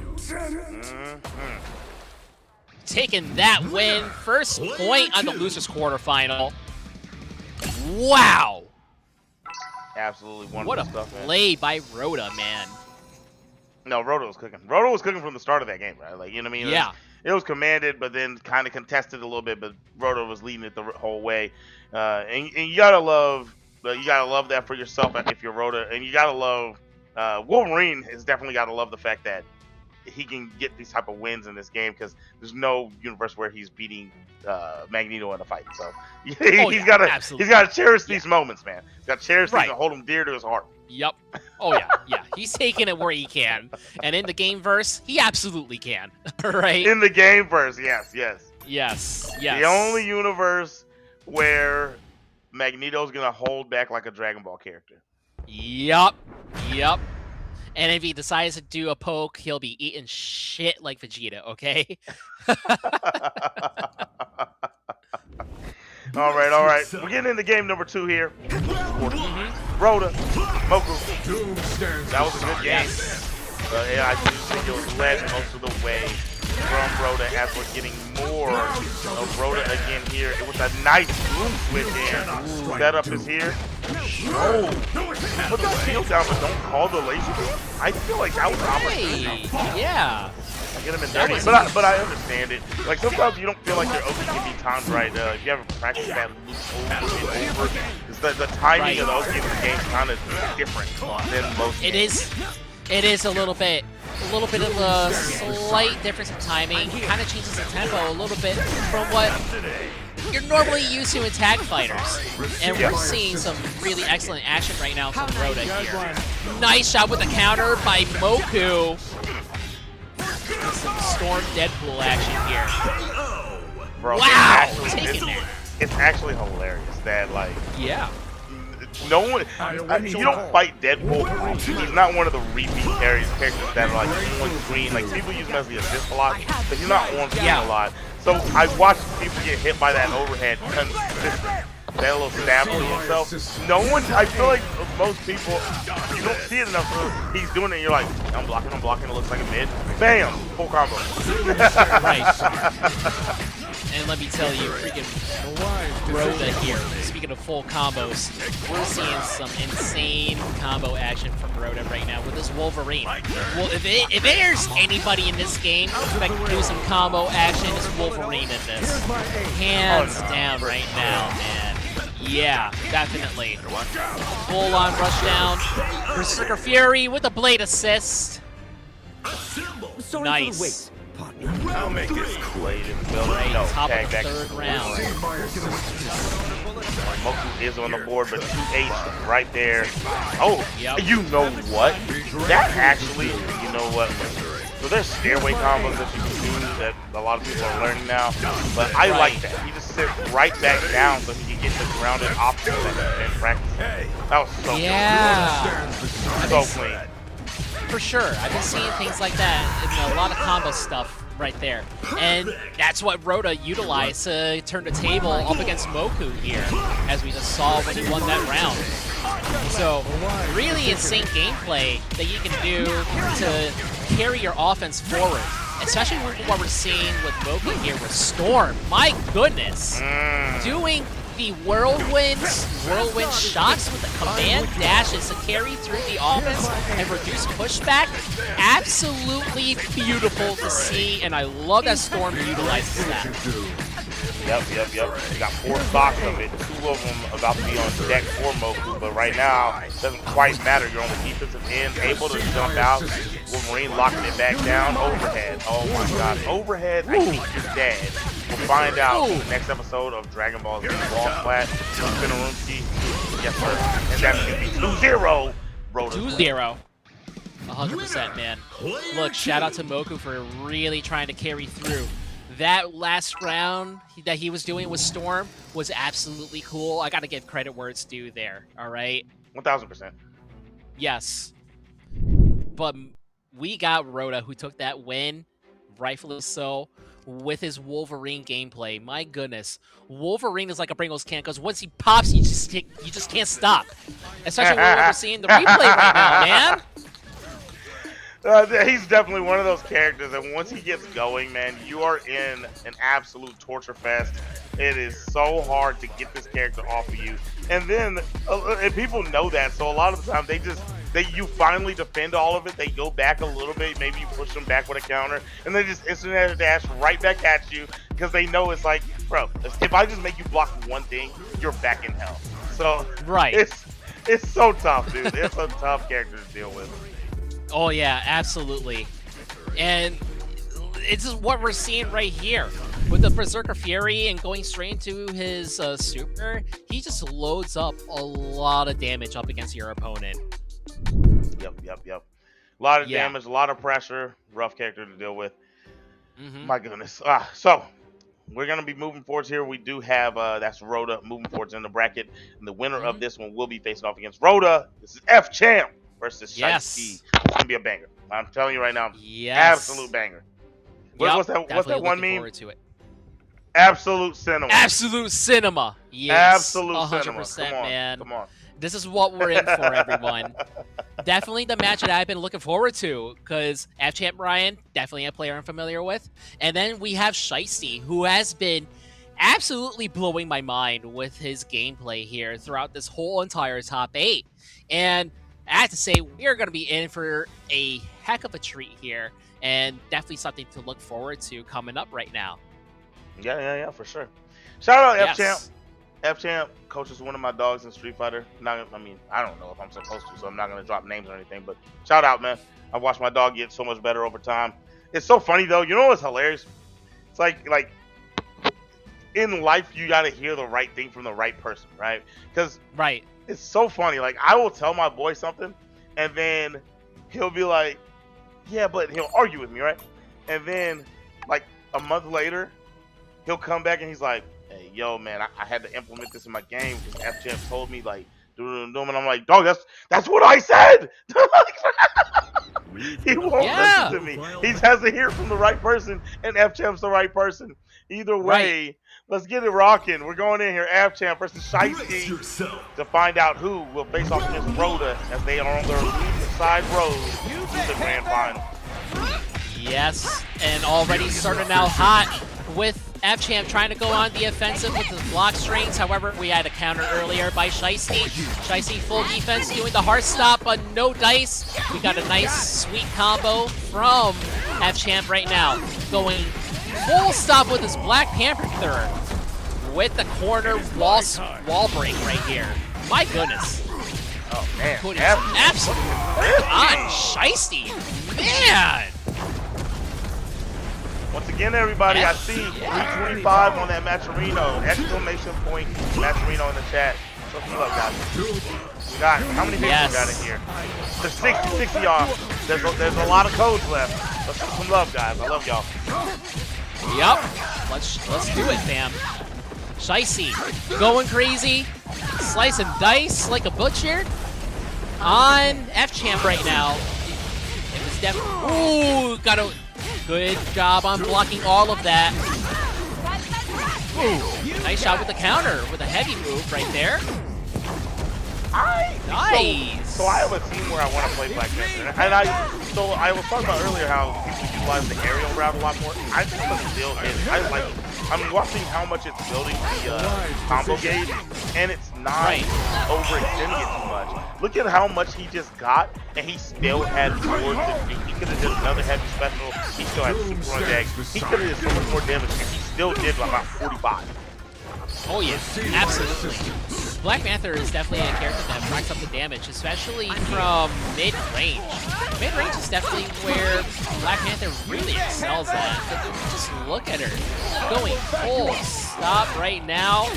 Catching up against Shicey's Hulk, too. Shicey definitely has a good Hulk. Shicey has a really good Hulk. Yeah. I saw some stuff from Shicey last week. I had to take. I have Hulk on second when my team also the same. They do. Led by Cap. Nice combo route here. Yes. All right. Pick it up. We got the Gamma Claps. Couldn't get the full heavy, but we're gonna stuff in the ground. That's a full one. Oh, doesn't want to spin. I'm gonna be honest. I don't know why we don't just gamma punch there. Well, no, it wouldn't have been enough. So yeah, you spend it, you don't spend it. You give yourself a chance here to grab the boot to the chest. Actually, the full body boot. Let's do that from the big foot. Big body boot. For sure, man. King it back a little bit, doing some jump ins. Nice job with the air combo from the 2H and doing the gamma clap. And 2H ground to air conversion, air to ground conversion again. Now mid screen. Ooh! Nice shot with the crossover assault. Oh wow! Cross up on the blade assist into a full combo. And this is a big hokey baby. I'm pretty sure you're toast. Oh yeah, Gamma Bomb. Get up, dog. Ow! Yes, sirree, Bob. That's big. Bringing down the house. 7 magic letters going to Riley Shicey for that win too. Nice job with the aerial assault too from F-Champ. Really good start in the round here. Looking really good. Really good shape right now for him. He's hanging back a little bit. He's trying to utilize Black Panther's mid-range, especially with Star-Lord's assists. Ooh, caught with the 2H. Hulk doesn't have the best movement, but he's just intimidating. He has really good buttons. So if you mess up in that pressure, you kind of have to slow it down. You don't want to get hit for the damage that he's going to do. Raw overhead, nothing doing. Give me them toes, though. Full conversion here. Has 1 assist, so can't do too much. Doesn't even go ahead and confirm the rest. Push him to the corner with a quick escape from F-Champ. F-Champ here. Starting. No, get off. Disassembled. Yeah, the get perfect off. Counter. Disassembled. Raw super here. Oh, it lived. Oh my goodness. Absolute hype. Looking really good from Shicey right now with that super. Into Gamma Bomb, bringing down the house. However, F-Champ is not getting stopped at all. Going balls to the walls, the Warrior Queen. Taking that win narrowly. That was absolutely insane of a comeback by F-Champ. That is so awesome. Wow. Those two, they brought it down to the wire in that game. They did. They gave that one everything they had. That was absolutely sensational. Everybody out there, if you're not wondering, if you're wondering why we do this every single time, where they leave and they come back, it's just to make sure and ensure solid, crisp, clean connections. And it's been working so far. So if it's not broke, don't fix it. You know what I mean? So we're gonna get back in here in a minute. These two really put on. Yo, hold on. Is that Magneto? Or is that Deadpool? I can't tell which character model he was using, but I saw he had the Thanos gauntlet. First off, everybody out there, Thanos is my favorite character of all time. Let's just do that. Okay. I have his gauntlet in my bedroom around the way, so. Hell yeah. And I've been a fan since I was a kid, not movie Thanos, like the real Thanos. The Thanos, yeah. Even though movie Thanos was, I still say to people, I've been a fan of him since I was a kid. I have almost every comic he was ever in, but the movie Thanos was actually a better depiction than the real Thanos. And you can't say that about many characters. I love movie Thanos. Movie Thanos was iconic for sure. And already we're seeing some iconic gameplay right now by Shicey. However, F-Champ Ryan holding down the defense here, trying to find a moment of opportunity with some IADs, but no dice. Shicey saw right through it. in a solid position right now. Oh no, got hit by the heavy move right there. Nice job with the wall break too. F-Champ trying to turn the tables right now. Nice job with the sweeps. 2H, air combo, conversion. Oh! Tried to do a shimmy, but no dice. That was a good counter. Very good counter. Oh, man. That forward special, it starts off all of her offense. It's so good. There's a low built in. Well, when you do the one, that's an overhead. But if you do the other one, it starts with a low. We've been seeing that presented a lot. It's definitely been giving Shiesty some trouble. But right now, Shiesty upper hand, good combo here, pass corner. What are we gonna do with it? Goes through the wall. Wanted to didn't want to build up. Oh no, needed a character. Yeah, F-Champ is the one that has all the characters. And we are disassembled on the side of F-Champ. No, on the side of Shiesty. Yeah, it's all good. Wait, no, I am right. I'm saying it right. It was F-Champ, bro. It was F-Champ. The names are mixed. It's all good, man. Wow. Big boot of an assist right there. F-Champ holding it down. Nice solid defense. Good sweep into the air conversion. Looking good. Nice. 11 hits. Right into the corner. Keeping Shiesty locked down. Warrior Queen. Super. Yeah, Shiesty's down. Got 10%. Got 20% health left. Let's do something here. Yep, good solid bloodstream. Yeah, he is. Got to do a little bit of adjustments, man. No, he had a chance for the pickup. I think he was going to do gun into a unique. Right. Keep that going. Actually, he doesn't have any spikes either, so he's trying to get the most doesn't. good. And then we have the Hulk assist. That good old headbutt coming in for the closeout. Yes, came in real quick too, right in the nick of time, right when we needed it. F-Champ going in hot. Up against Shiesty right now. Oh! Nice job with the launcher 2H. And going coast to coast right now with the wall break. Yeah, he's definitely in the good. Oh, that throw whip gave me a heart attack. My goodness, man. Yeah. Right, this is going to be huge here. Yes. Yes. Big opportunity. Yeah. I like it. Still disassembled. No assist to play the noose. Lock it down. Focus in the building. Yes. Now they have their assist back. So, F-Champ, Shiesty, very low on health. F-Champ, caught with the overhead. I'm going to be completely honest. If he is optimal here, this is death. Oh my god. This is looking absolutely disgusting right now. Oh! Okay, good throw, good throw, good throw. Did the grab? Oh my goodness. Yo, with the stiff arm! Man, that stiff arm came out like NFL Blitz, bro! Jeez. Shiesty. The old ancient piece. Yeah, man. Oh! Nice shot with the crossover assists. Ooh! Nice shot with the invul counter from F-Champ 2. We're seeing some really good, really solid decisions on both players here. However, Shiesty has F-Champ locked down with the Hulk. About to smash with the Gamma Bomb. And that takes it for the fourth round here, man. Or fifth round. Wow. That is going to be 1-1 so far. That was insane, man. But yeah, Shiesty absolutely tied it up on the board with that Gamma Bomb. And that was so insane. But dude, F-Champ going in really clutch with his IADs, mid-air dashes, and with his air combo setup going right to the ground with the air conversions too.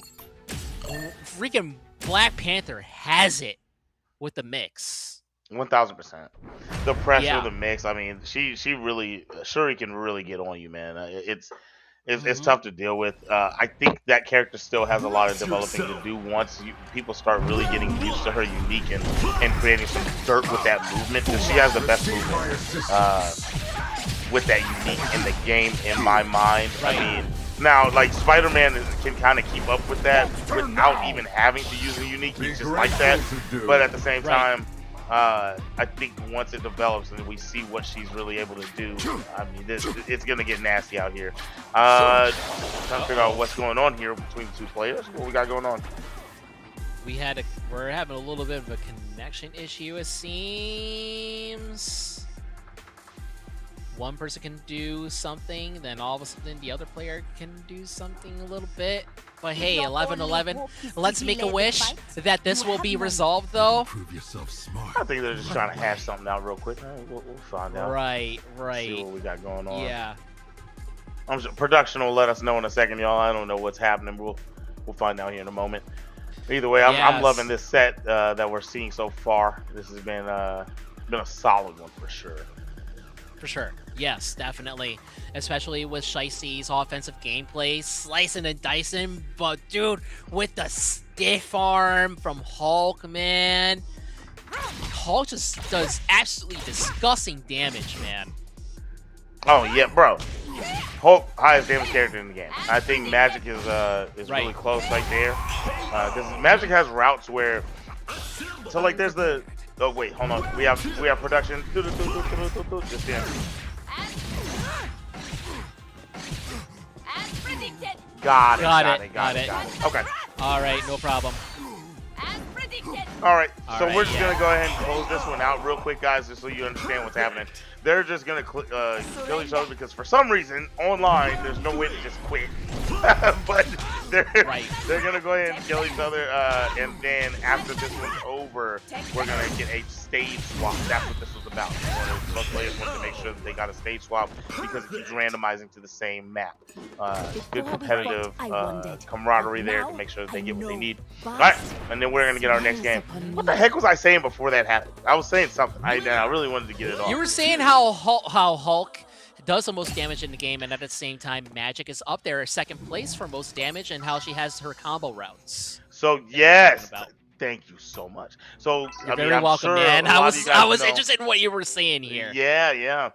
So I'm sure a lot of you guys know like a good bit about how the combo system works, but one of like the more advanced things about how the combo system works, if you watch like a lot of the higher level combos, they begin at the end, they start to loop and do the same move. So the way currently, after talking to Supernoon, the best way to do a combo structure is to rip. If you're trying to do the maximum damage, you have 150 bar. You want to rip every heavy super special you can, because heavies do not add to your combo bar. Okay. Yeah. So that it doesn't blow it out. Now, and then so obviously then it goes from there. And then people like to do grounded loops with the assist tags, so they can just keep doing the same special move, because special moves do less than normals in the combo gauge. Okay. Right. So that's the combo structure. So now with that being said, Magic, when she does combos, she can put the portal, shoot a fireball, and the fireball on the way back will do the same damage as the initial fireball, but it still doesn't add to the combo. I mean, it doesn't add to the combo. Interesting, yeah. Yeah, so her optimal is one of the most damaging in the game with that route. Okay. Yeah, it definitely makes sense. And then that system essentially forces you to use as many moves as you possibly can, so that you can better optimize your combo and get the max damage output as you possibly can. Exactly. Right now, there's a lot of damage being output onto Sight. He is at a huge deficit with only one character. He's going to get Wall here, so he's going to get his Hulk and get some good solid damage, but there's still a lot to be desired. He's going to have a lot to come back from. 50% health on deck for F-Champ. To be honest, with the amount of meter that Shiesty has to plug in to close this out, but he does get one right there. A little chip there. F-Champ counter. Perfect. An aerial fireball, chucking the spear into the atmosphere and Blaze. Yeah. Eat that one as we got one round up here. Game number 3. sure. And right now, F-Champ is looking pretty solid right now. He's got 1 up on the round and is doing really quick work. Almost got a happy birthday, too. Definitely seems to have a happy birthday, I think. I don't know. But he is making quick work up against Shicey's Hulk right now. My goodness, the damage was absolutely insane. Yeah, that's like 30% happy birthday damage on top of what Hulk ate himself. Oh, yeah. It was about 45. So, he ate a solid chunk there.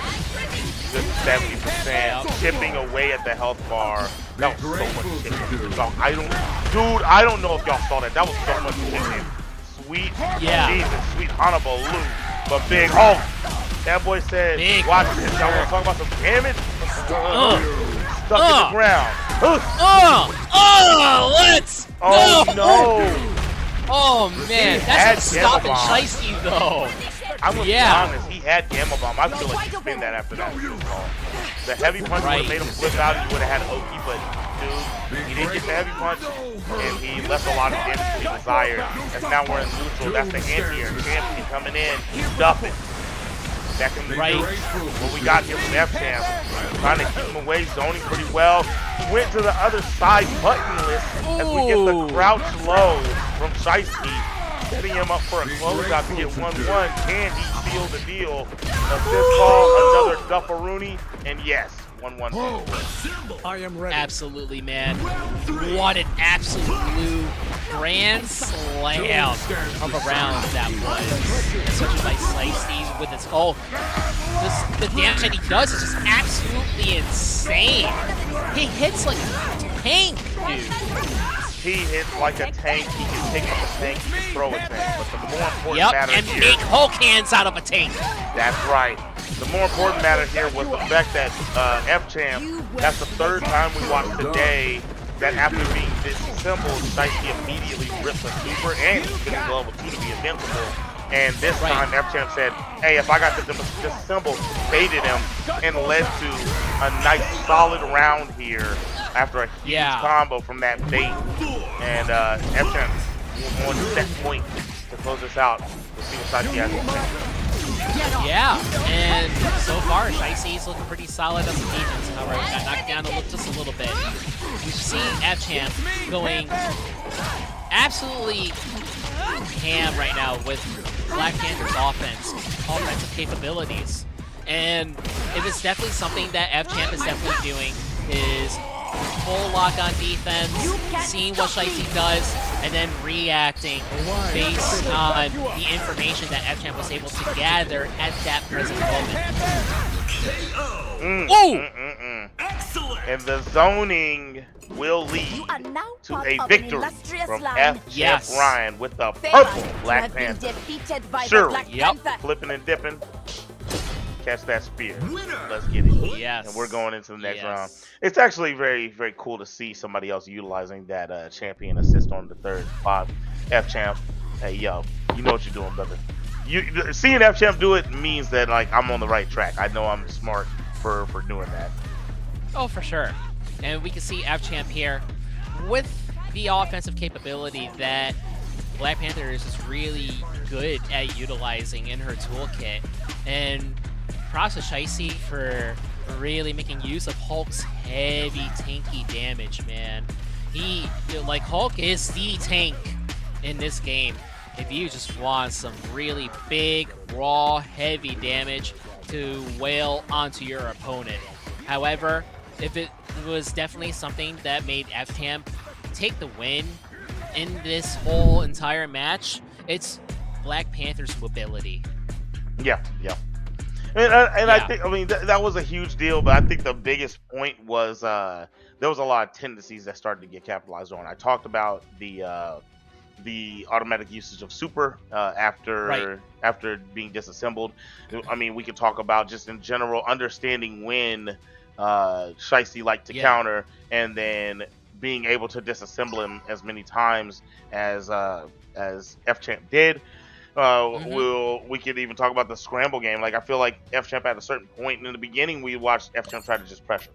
I think we started to watch F-Champ say, okay, in the neutral space, I'm doing even with them, but scrambling is not what the forte I want to get into. And then he started zoning. He started just chucking the spear and allowing his assist to find hits for him, and he was confirming from there. So the changes in his game and the understanding of what his opponent wanted is what led him to that dub. So very good stuff from F-Champ. We're going into the winner's side here to get our whoever's going to win this is going to be in grand finals. And we're going to find out Vivid Aspirations, which actually that's not the animated Aspirations. There we go. Versus Mr. Marvin. And we're going to see what's cracking here. And it might be Marvin time for sure with this Ghost Rider. Oh! Definitely has to be careful with Spider-Man's absolutely insane offensive gameplay right now. But maybe Marvin might be able to utilize some of Ghost Rider's anti-air capabilities, but man, Spider-Man just does not know when to stop, just like Wolverine, acting like a Pringles can, because once Spidey pops, he just can't stop in this. I agree. Yeah. Once he gets going, he definitely does not stop. Now, I love that tag. There was an overhead coming over the top. I think that he only didn't get hit because he blocked the overhead, and this game has mix-up protection. So if you block the overhead and the low hits at the same time, it won't be unblocked. So he was able to block both in succession on essentially action. Here we are with animated aspiration in the corner, getting dealt with by Marvin's Deadpool. A lot of damage laid down here, broke it with the Oki. Run up, give me the coat. Oh yeah, for sure. And we can see Marvin doing a really good job with Deadpool right now. Doing some really good mid-range pokes, trying to make use of some spacing. Really doing a good job on Deadpool's up-close and personal capabilities here. Doing really good so far. Nice solid blocks. Nice job with the counter too. Definitely seem to have downloaded Animated Aspirations gameplay data here. That was just really good news. I'm gonna be honest. Like, played it super well, stayed aerial, wasn't allowing the web to start the neutral. A lot of the assists were whiffing on the side of animated. Marvin, he played that super clean. I like to tag back into the Deadpool, to around, and utilize the characters that's working for you right now. Oh yeah, for sure. And right now, Marvin seems to be doing a good job with his Deadpool up against a Spider-Man matchup. And that seems to be a really good of a decision from based on what he has been observing here in this match right now. Still early, and even though it's a third round right now, but he's definitely being comfortable with Deadpool, even if Animated Aspiration just took that round just now. Absolutely swarmed in that one. We're seeing the defense falter a good bit, especially in that last one. Come here, where you going? A little bit of, you know, they say that Deadpool's the only one with a Scorpion reference, but Spider-Man definitely says, get over here. Yeah, sit down real quick. Okay, come in. No, don't bomb. I really wish I would have saw a spider bomb right there. Yeah, time for it. Don't know how much you could have gotten off the forward roll, but your pressure could have pushed him back into a situation where he couldn't have jumped.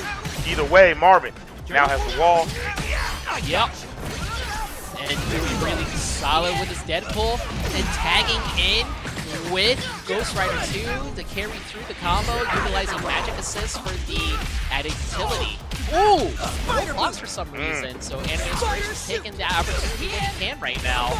With Spider-Man, nice job with the crawler assault. And that's what I was talking about. The route he just did, looping. Once you get your first portion off, you want to use your assist to start looping. You saw how optimized that damage was. Very, very well done by Animated Aspirations, as Mr. Marvin is going to fall down here 1-0 Aspirations way. Right, yeah. And look, freaking Animated Aspiration tossing those loops like a bowl of Fruit Loops, man. Part of this breakfast. My goodness. As what we were talking about, we saw it live on this stream here, man.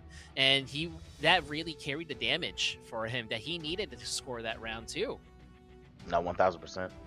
1,000%. Yeah. Oh yeah. You know, sure. while we have time, you know, yeah. You ever play Final Fantasy VII? Oh, bro, yes, I do. I haven't played Rebirth yet, though. What's that character that has the red headband? That's what I'm feeling like right now. Biggs. It's one of the homies. Biggs. Dude dies in the beginning. I just looked over and I was like, bro, what am I reminding myself of? Because it ain't Reed. Yeah, that's it. Biggs. Right. Oh, we got some rollback netcode frame action here. And now we are back in the present after catching up. Ooh, nice shot with the invincible counter, too. Ooh, tossed one back for the win with Carnage assist. That was wavy. Love to see that. And that's what I like about this. The game just has excellent dynamic execution of interactions, especially with the invisible counters that can happen, one after another. Oh no, you're spitting. Like this game has a lot of layers to it, a lot of different things that can be done. We're gonna see so much develop over time, and like speaking from a competitive aspect, that's awesome. But in general, it just adds so many layers of fun for people that just want to turn the game on. Spider-Man having a lot of fun here, webbing it up, dunkity dunk. Yep. Bro, hey, another thing, man, attention to detail for this game. Like, every single map, y'all didn't know, every single map, most people's moves correlate with them. And Spider-Man specifically, when he does that super, the debris that he slams on people is always different, depending on the map. Yes, it is, and that's what's unique about this. I absolutely love those little details, especially when it comes to fighting games. The details make all the difference and make the fighting game as much of a spectacle as possible, especially with what we are seeing with Marvin, with his magic gameplay that could be the answer up against Inmate Inspiration's undefeatable, sensational Spider-Man here. The delayed call on the Ghost Rider assist there, clip animated as they tried to up back. You can't up back in this game. Tried to come off the ground, got clipped, finished out. Now one round of peace here. Shout out to the gameplay we're seeing. And shout out to you guys for upping that price for a little bit. I see some of the codes we use were at 425. Keep running it up. Keep running it up. Yeah, keep bringing it up, fam. Thank y'all so much for donating to the Matcherino. Animate Inspiration, web zipping, going coast to coast up against Ghost Rider. Controlled by Marvin right now, doing the Crawler Assault aerial wall break. Nice shot with the invul counter, handshake tagging with Deadpool by Marvin. Nice, quick, solid decisions. Right there. Stopping Spider-Man in this track's mid-range, going in close after doing the assault rifles. Now, putting Spider-Man into the corner. Animate Inspiration has no choice but to hold it right now, while Marvin cooks with the Deadpool Corp Super. My goodness. Love to see it here. My dog calls it, that's the family matters. Marvin on pixel. Yes. Has the corner here. There's some good movement and a beautiful assist. My boy Blade comes in. He's got a gun. Everyone down. Yeah, man. Definitely watch Marvin go down there. We have 2 rounds up here. We're on set point. Animated. Yep. And Marvin's already off to a really hot start right now with his Ghost Rider. Trying to find a little bit of positioning, but got caught in by Spider-Man doing the side switch by Animate Inspiration. Putting Marvin into the corner in a real tough position right now here. Trying to do the invul dodge right now, but no. Animate Inspiration took his time to catch up into it. He is going absolutely insane right now with his offense. Spider-Man just does it, man. Spider-Man, the party animal. Yeah, Watch he is. Coast to coast, no space goes. Good old Ghost Rider. Taking a full ride. No Marvel. Well, there's Marvel. No Capcom. How about that? Going back to the other side of the screen. Animated now has a chance to steal the steal. Touches here. Through the wall and giving a chance to Mr. Marvin. Oh, and Marvin is going to capitalize. And Marvin might take it. Yes! Hooked the win just in time. Animate Inspiration was not able to block his ankles and got toe touched right there at that round. Marvin doing some really good, solid work by tossing a block party on Animated Inspiration. Air to air. Coming in with the IAD. Looking solid, dude. Zip, this might be a close one. Very close right now. Marvin has a chance to get on the board 1-1. But if Animated can find the right moment in a two-touch situation, actually, this is not two-touch. We're in the final game. If we if we did the right route right there, we could have got a Tōkon super, and that could have been the game-winning combo. Just a simple is Marvin stuck in the corner, having to deal with a lot of pressure here. Overhead, flip in, and switch into the right now. Okay, switching to the Carnage, but still wall again, knowing there was no assist to be called to an extent. And it's looking a little tough right now. Marvin just has to play his cards carefully right here. Solid defense, trying to go with the assault tag. And he's playing he's just playing the distance right now. Really doesn't want to get in close yet. Trying to find his opportunity, which he just did. 2H aerial combo. Nice job keeping him locked into the corner. Animated Inspiration just has no choice but to hold it right now. Nice job with the blocks. I'm on it. Both of them opposite sides of the screen right now. So they just have to really play it out carefully right now. Oh! Excellent. 2H for the win.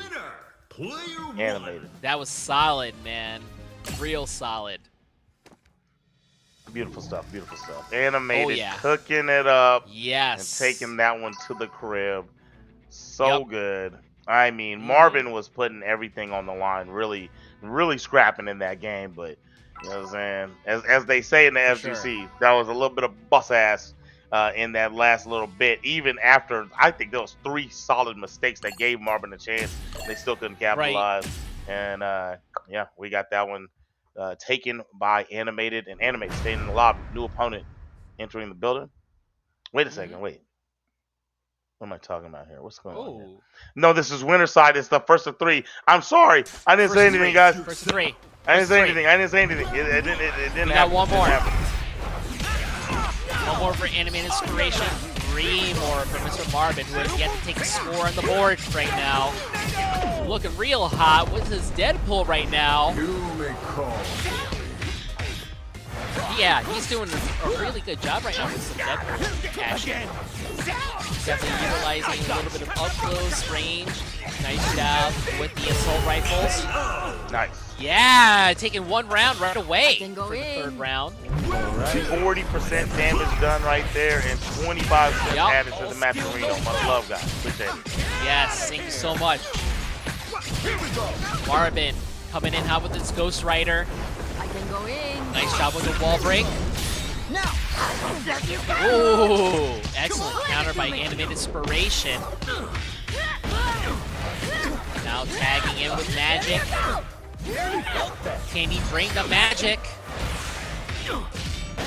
Nice job. Attempt, so I like the character choice into the matchup. Right. Ooh, that was pretty cool. Simple. Yeah, really tough spot when that happened, so. Ooh, nice grab. And one thing that's hard to gauge, but it's like a staple piece of defense you'll have to add to your game as the game goes on. They can't perfect counter you if they don't have the So that's when you want to start countering when they're out of those, and that way they're actually free, you know, guaranteed. Right. But either way, right here in the corner, Marvin getting pressed. Regular grab through the wall. No, I'm sorry. Yep. Aspiration getting pressed. Yeah, Inspiration is having a little tough time up against Marvin's Ghost Rider. It was definitely something that we're seeing. We saw a different kind of tempo from Marvin, playing a little bit more patient this time around and utilizing some more mid-range counter gameplay. So, and Deadpool seems to be a little bit of the answer for him up against Animated Inspiration. You're gonna love this. Boy, Aspirations is getting exasperated as we got a Yeah. solid, nice, about 48, yes, about 50%, but 48 damage on that combo. We have Magic with a large touch here on the side of Aspirations. And he's going to get okay damage. Didn't even get the OP he really wanted. The Magic assist forcing into the corner, stopping the blade assist from coming out for Aspirations. Marvin looking solid here. Trying to get them going. Yes, split by the assist with no confirm. And here is the tables have turned. Went over the top with a charged aerial heavy. Tried to go for the overhead. The defense was there. And Marvin said, I'm here. And we are 1-2. Animated Aspirations way. But Marvin woke up big time in that one. As the Maturino has now risen to $5. Yes. Got more codes to be had. More games to be had. Lock in. Y'all are doing y'all's job. They're doing their job to put on a show. I can't wait to see what the rest of this one beholds, because I'm telling you right now, Marvin looked amazing in that one. He absolutely did. Marvin was playing so cleanly. I really appreciated that he was doing some more mid-range gameplay and just doing some spacing. Spacing is such a crucial factor in this game, because if you have the wrong spacing, you whiff hard. And if you have the correct spacing, you will be able to get your touch that you need to carry your combo forward. Brace yourself. Yeah, 1000%. Round one. Yeah, for sure. All right, back in it again. We are 2-1 Aspirations way. The Ghost Rider looks super solid. I think the Deadpool has been the key to the team here. Tried to go for a counter, whip on it. And Aspirations not gonna rack up solid damage as we go through the wall and pick up another character. Magic's on board. Come on. Yeah, definitely. And we're seeing a kind of gameplay here from Animated Inspiration. Animated Inspiration is utilizing a little bit more defense this time around, so that he can get his offense like what he just did. No way in hell. The wall break. Nice. I definitely see some adjustments here between both players here. I mean, the unfortunate thing about that round, yeah. the unfortunate thing about that round was we just watched Marvin never get any of his teammates brought on, as so his pressure towards the end was lackluster. He couldn't extend combos how he wanted. He couldn't get anything going. As we see, Animated has all three. It's had them in the last round. We're gonna get a nice little symbol there. Lock down in the corner with the play. Give me the pose. That play might be something. And that something might be some heavy offense from Animated Inspiration here. Nice job with the Magic, carrying the combo so that he can do the loops. I can go whenever. Round three. That's right. Yep. Nice counter. Good counter. Yes. One round left here. Marvin's really got to cook here, but man, the pot is boiling on the side of Animated. Still, please. We got a lot of web resembling ramen, cooking it up, seasoning it. Huge damage. Still has He does. Overhead. That thing is an absolute terror. As we might see the end of days, we spin here, and we do radioactive spider. 3-0, 3-1. Sorry, 3-1 for Animated Aspirations, as they're gonna move forward into the losers finals. Animated Inspiration is doing whatever a spider can, fam, and that is how the web splats. Very good stuff. Very good stuff. I like it. Definitely. All right. Yeah, man. Animated Inspiration was doing a really solid job with his offense earlier. And especially when Marvin was doing adjustments with his gameplay and playing differently, especially with Deadpool, to really help him out to carry the match forward. But we saw Animated Inspirations adjusting on his own level to be able to carry forward the win that he needed. Magic definitely stole the show on both players' parts here for what time that we saw them.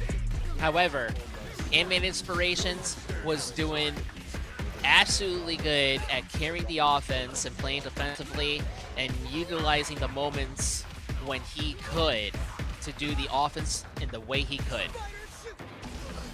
Yeah, he was definitely different. He was Right. doing his thing. And I think he did well with a lot of his characters. The funny part is, like, he has Carnage at the 2, and a lot of times the 2 comes out a lot to play. I think Carnage played for just a moment. Right. In one of the closeout games. And it did pretty well. It did pretty well. But for sure. either way, keeping the point character out there, that's Spider-Man. Who needs Carnage when you got Spider-Man? You know what I mean? Right? Yes. And then it ain't Cletus Cassidy, Carnage himself bringing the Carnage. Is Peter Parker himself going angry back alley and just wrecking the neighborhood instead in this whole bracket that we're seeing tonight. Yep. Yeah. Next up, we do have F-Champ coming up here against Rhoda to find out who is going to be facing off against the loser of that previous match, which was Mr. Marvin. So this is going to be a banger of a game coming in here with Rhoda. I'm gonna be honest. I'm gonna say, I'm not ruining it. I'm not trying to coax this anyway. But the way I saw F-Champ playing and what I saw Rhoda lose to on the winner side, I think F-Champ might be on that keister, bro. But like, so I have to see what kind of adjustments that Rhoda brings into this with the neutral they play, because I think that this match is going to rely on the neutral from both players, and we saw that F-Champ can really adjust well to what needs to be done in the neutral, and I need to see that from Rhoda. But either way, it's going to be a good one because Rhoda's showing some really good stuff. That Wolverine is nothing to play with, and definitely not that Storm either. Right, definitely. And this is going to boil down between Black Panther's mobility up against Wolverine's rush down monstrosity. Brace yourself. And it's all about how they put position for spacing and play their offense right. Yep, starting out good. F-Champ starting out pretty solid right now. He's in a good spot, especially defensively. I really like what we saw right there. It was a good job of utilizing the low going into the aerial conversion. Definitely seems a different form of gameplay than what we saw earlier from F-Champ. F-Champ was much more offense heavy, especially up against Shiesty. And now F-Champ is being much more on the defensive side because he knows that Wolverine can go At any time. really crazy with his offense. So he was able to take that round just because he was playing a little bit more defensively. Ooh! Ready whenever. Doom stands beside you. Hey, You're wide open. good call on the assist. Nice job. Grateful to do. I'm fine.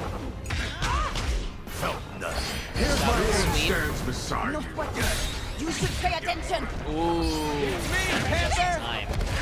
F-Champ is really good at calling that out too. I am always ready. Shot with the crossover. I'm fine. You need my help, Wolverine.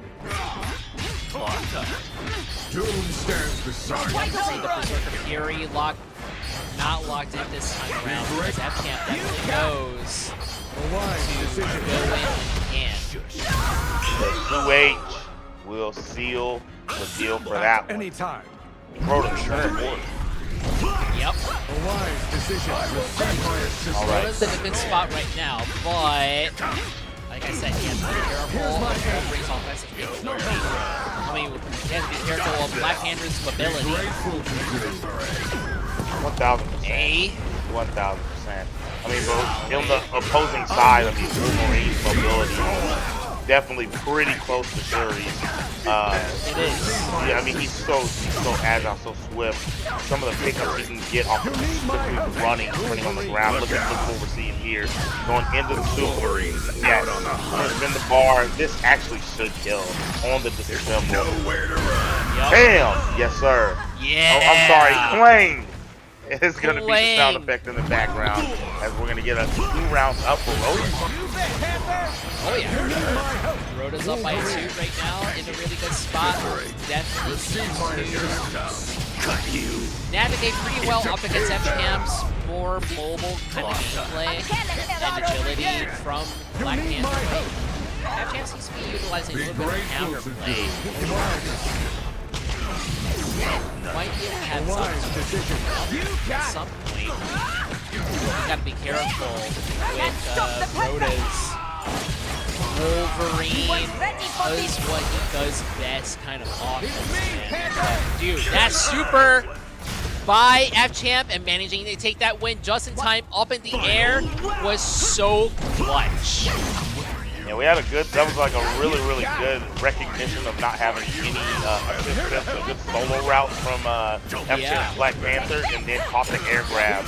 Very optimized closeout that we saw from FChamp, utilizing the resources at hand. As Rhoda is getting ran off the road on this round right here. Trying to find the opportunity to have 2 assistants available so we can try to get something going here. A wise decision, calling in that mag, trying to switch sides, got the clip over the top and didn't get the combo, but another one dropped. Yeah, that was absolutely clutch on Rhoda's part right now that we just saw up against FCAM's Black Panther team. However, and we're seeing some really good steamrolling from Rhoda here. Giving FCAM real, like, taking him for a ride is what he's doing right now. Spacing. Ooh! Oh my goodness. Yeah. FChamp. FChamp putting one up on the board, man. That was tight. Oh yeah, cooked up. Taking it away in a very close one, tightly contested. As Rhoda really heated up after that first round.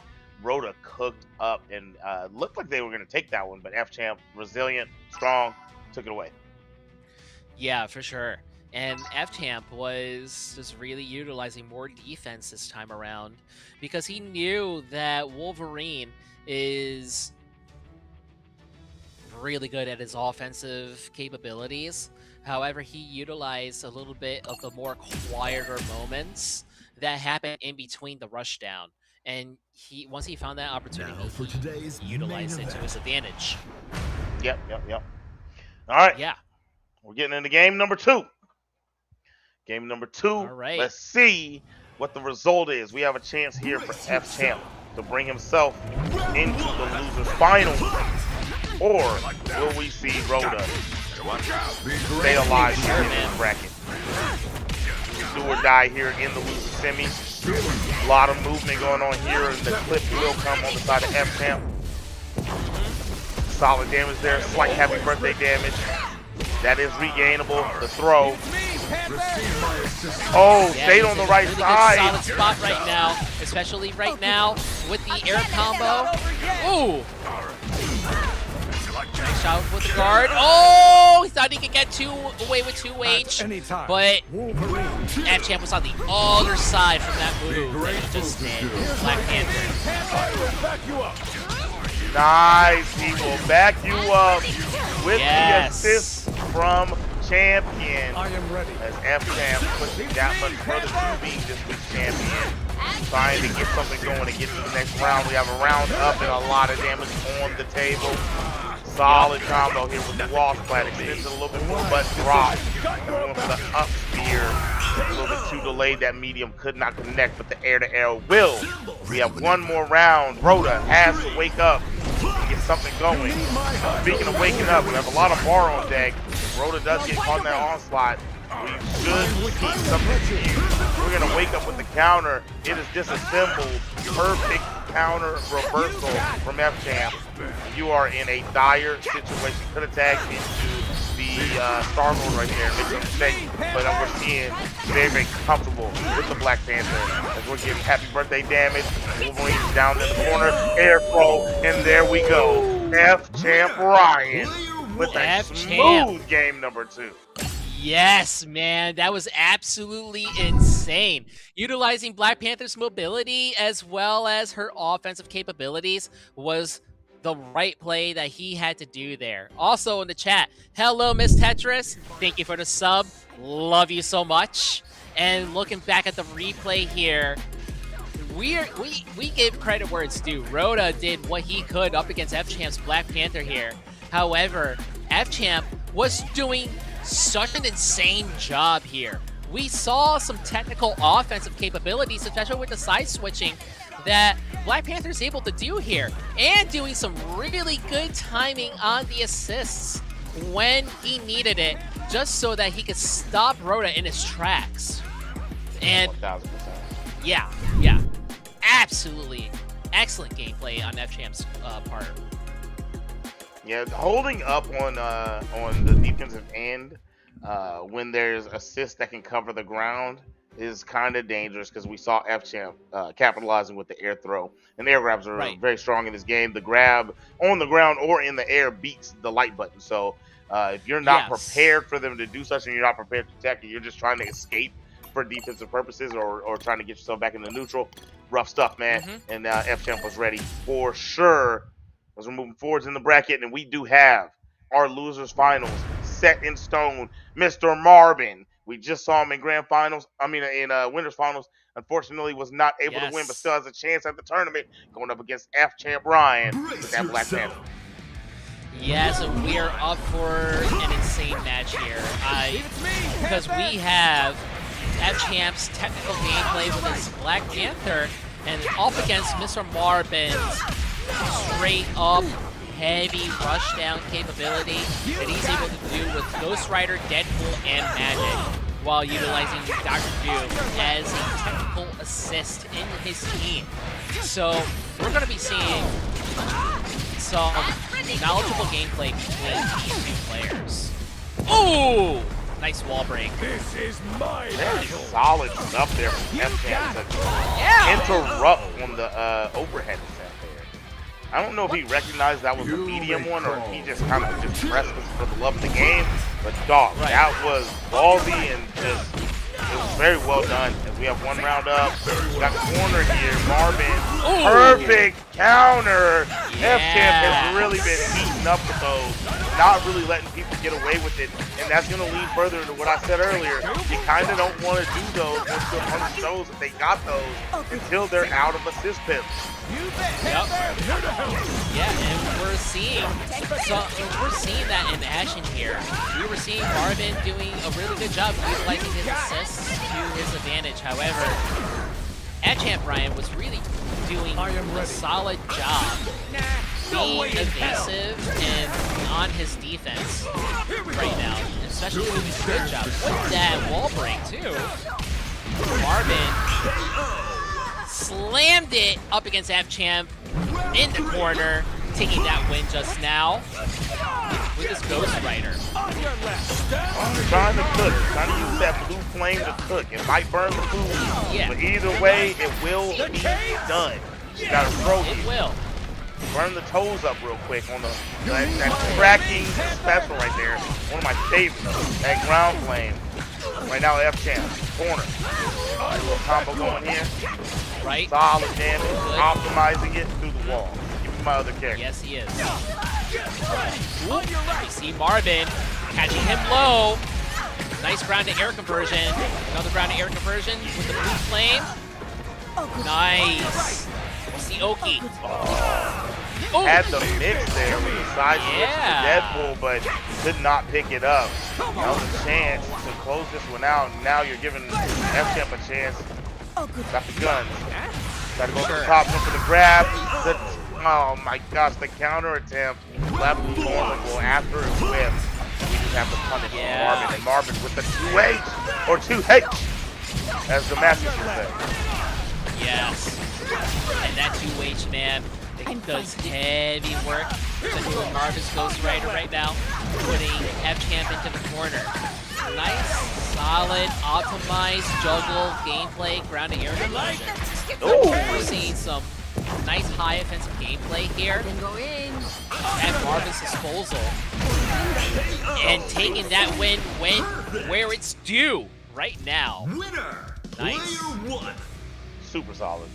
The end there went for the grab after running out of assist pips, went for the grab to reset it. You'll get one back and just play some nice long range gameplay off the plus frames of going through the wall. Marvin, a lot of shining moments there. Cooked up.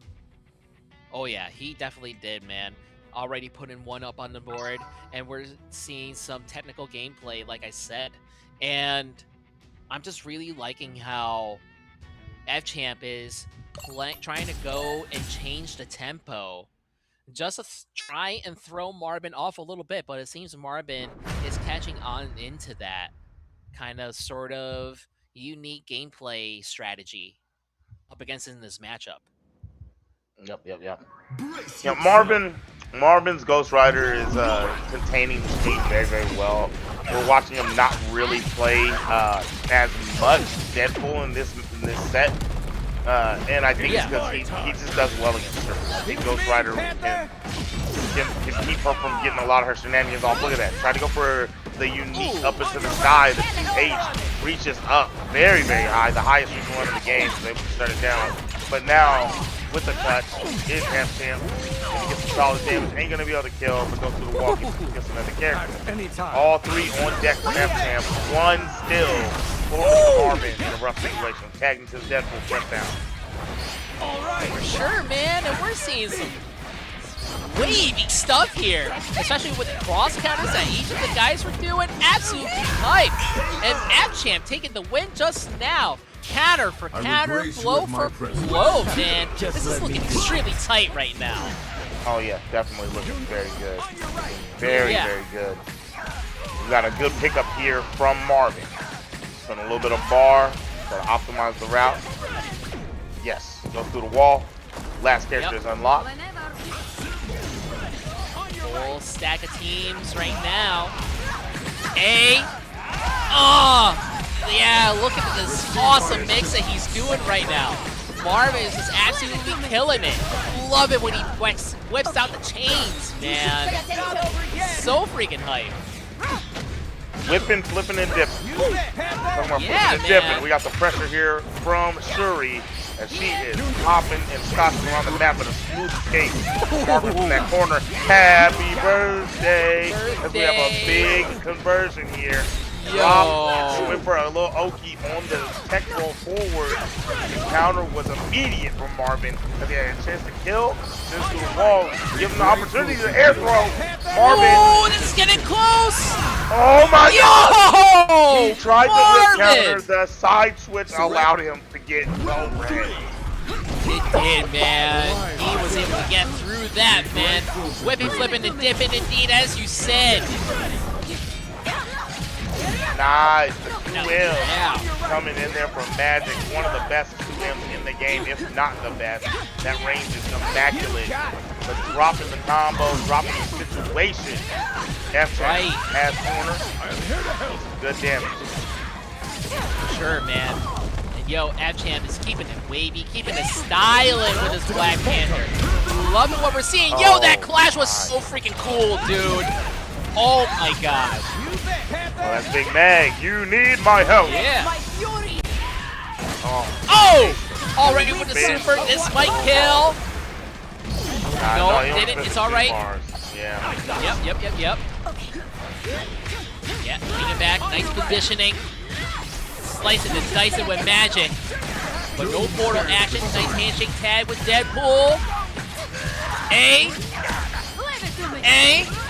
Let's go.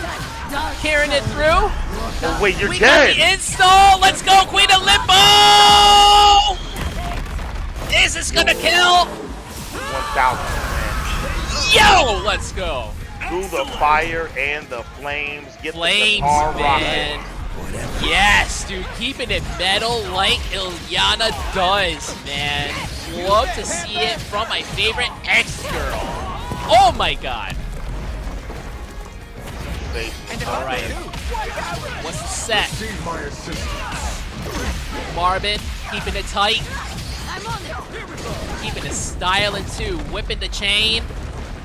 With the wall break too on top of that. Yo, let's go.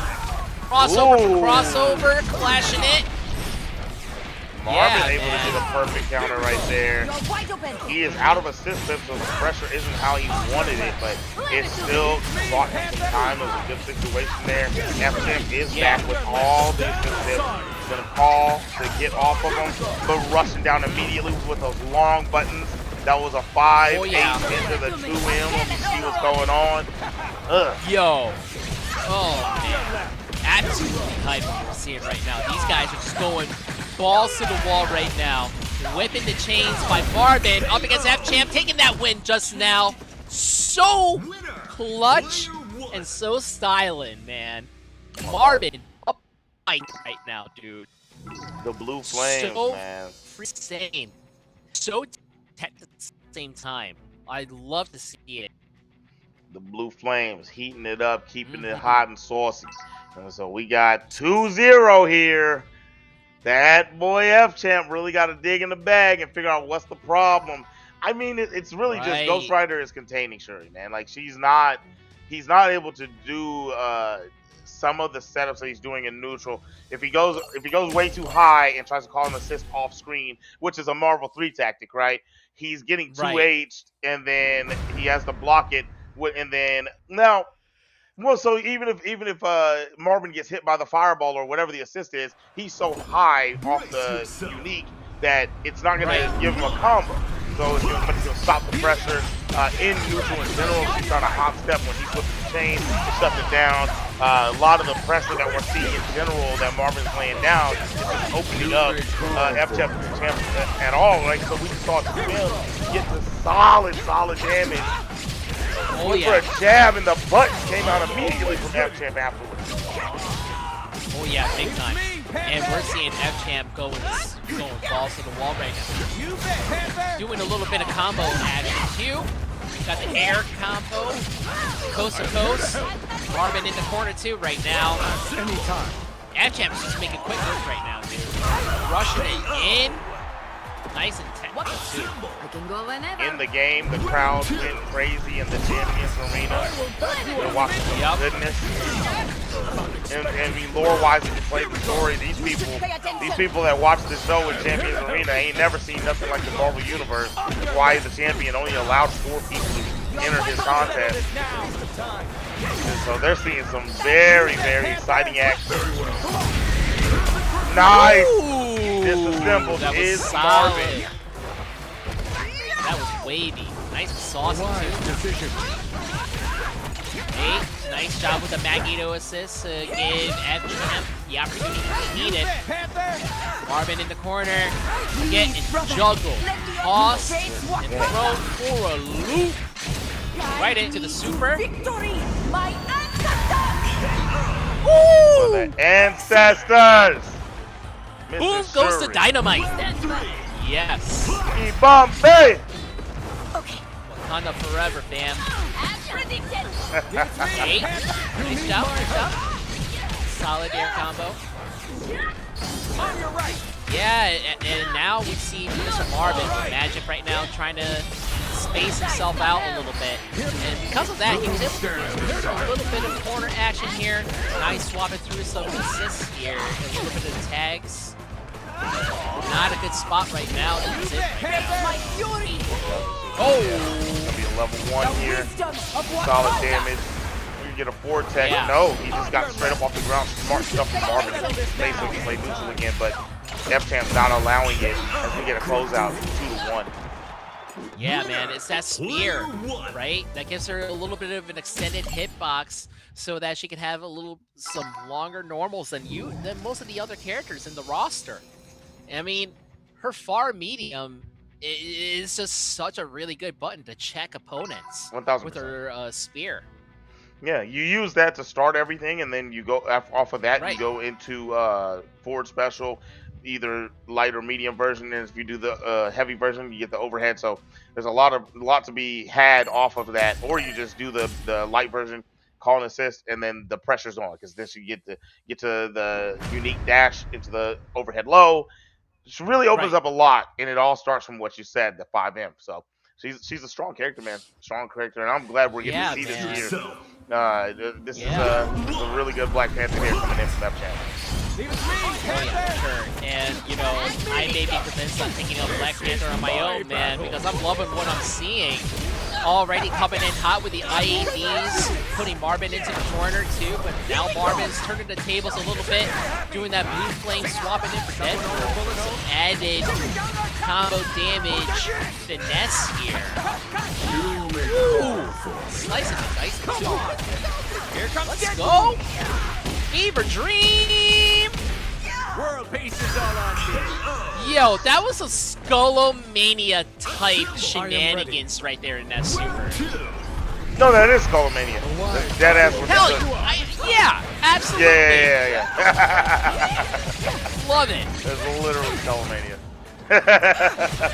Best fighting game character ever, hands down in my opinion. I think he's cool. I was gonna say Street Fighter EX plus Alpha. He's a cool character. Such a good game, man. People hate that game. I loved it. I don't get it. The Street Fighter EX games are underrated, man. Very. This set is definitely not underrated. You got a lot of pressure here. Oh, got yeah. an opening from Marvin after going down huge. Deadpool does take his own health to get levels and get all his moves unlocked. Got the overhead to one pixel here and spending the counter tag into the homie. That's a detriment to wrestling when you know they have the fist for it if you're not going to perfect the bag. Yeah, for sure. This is definitely not underrated, but most certainly top-rated kind of matchup right now that we're seeing here, ladies and gentlemen and humans. Oh! Nice clash. Hey! Solid counter too by Marvin. Marvin's definitely playing a little technical. Playing it a little safe. Oh, man, but not safe enough, though. Touched on the ankles, man. Marvin kind of zoning a bit because he doesn't have his tips. He knows when he gets the hit, he's not going to really be able to convert how he wants. He's trying to buy some time and find the right touch. So now, with the solo route here, he still could have killed, but he does drop. Unfortunate. He's going to get the cross-up, but it's him that's not going to convert. Nice. Spending one of the assist pips to get a little bit of damage with his F-Champ. Back to the neutral, trying to weave around the space control that this Ghost Rider has. Nice spear into the skies, counter on the ground immediately. All right, let's play here. Caught by the magic assist, no conversion from McMorgan. Touch. This should be game. The drop again. He immediately comes the hell forward. He just stops. This is scramble and gamble. It's getting hype.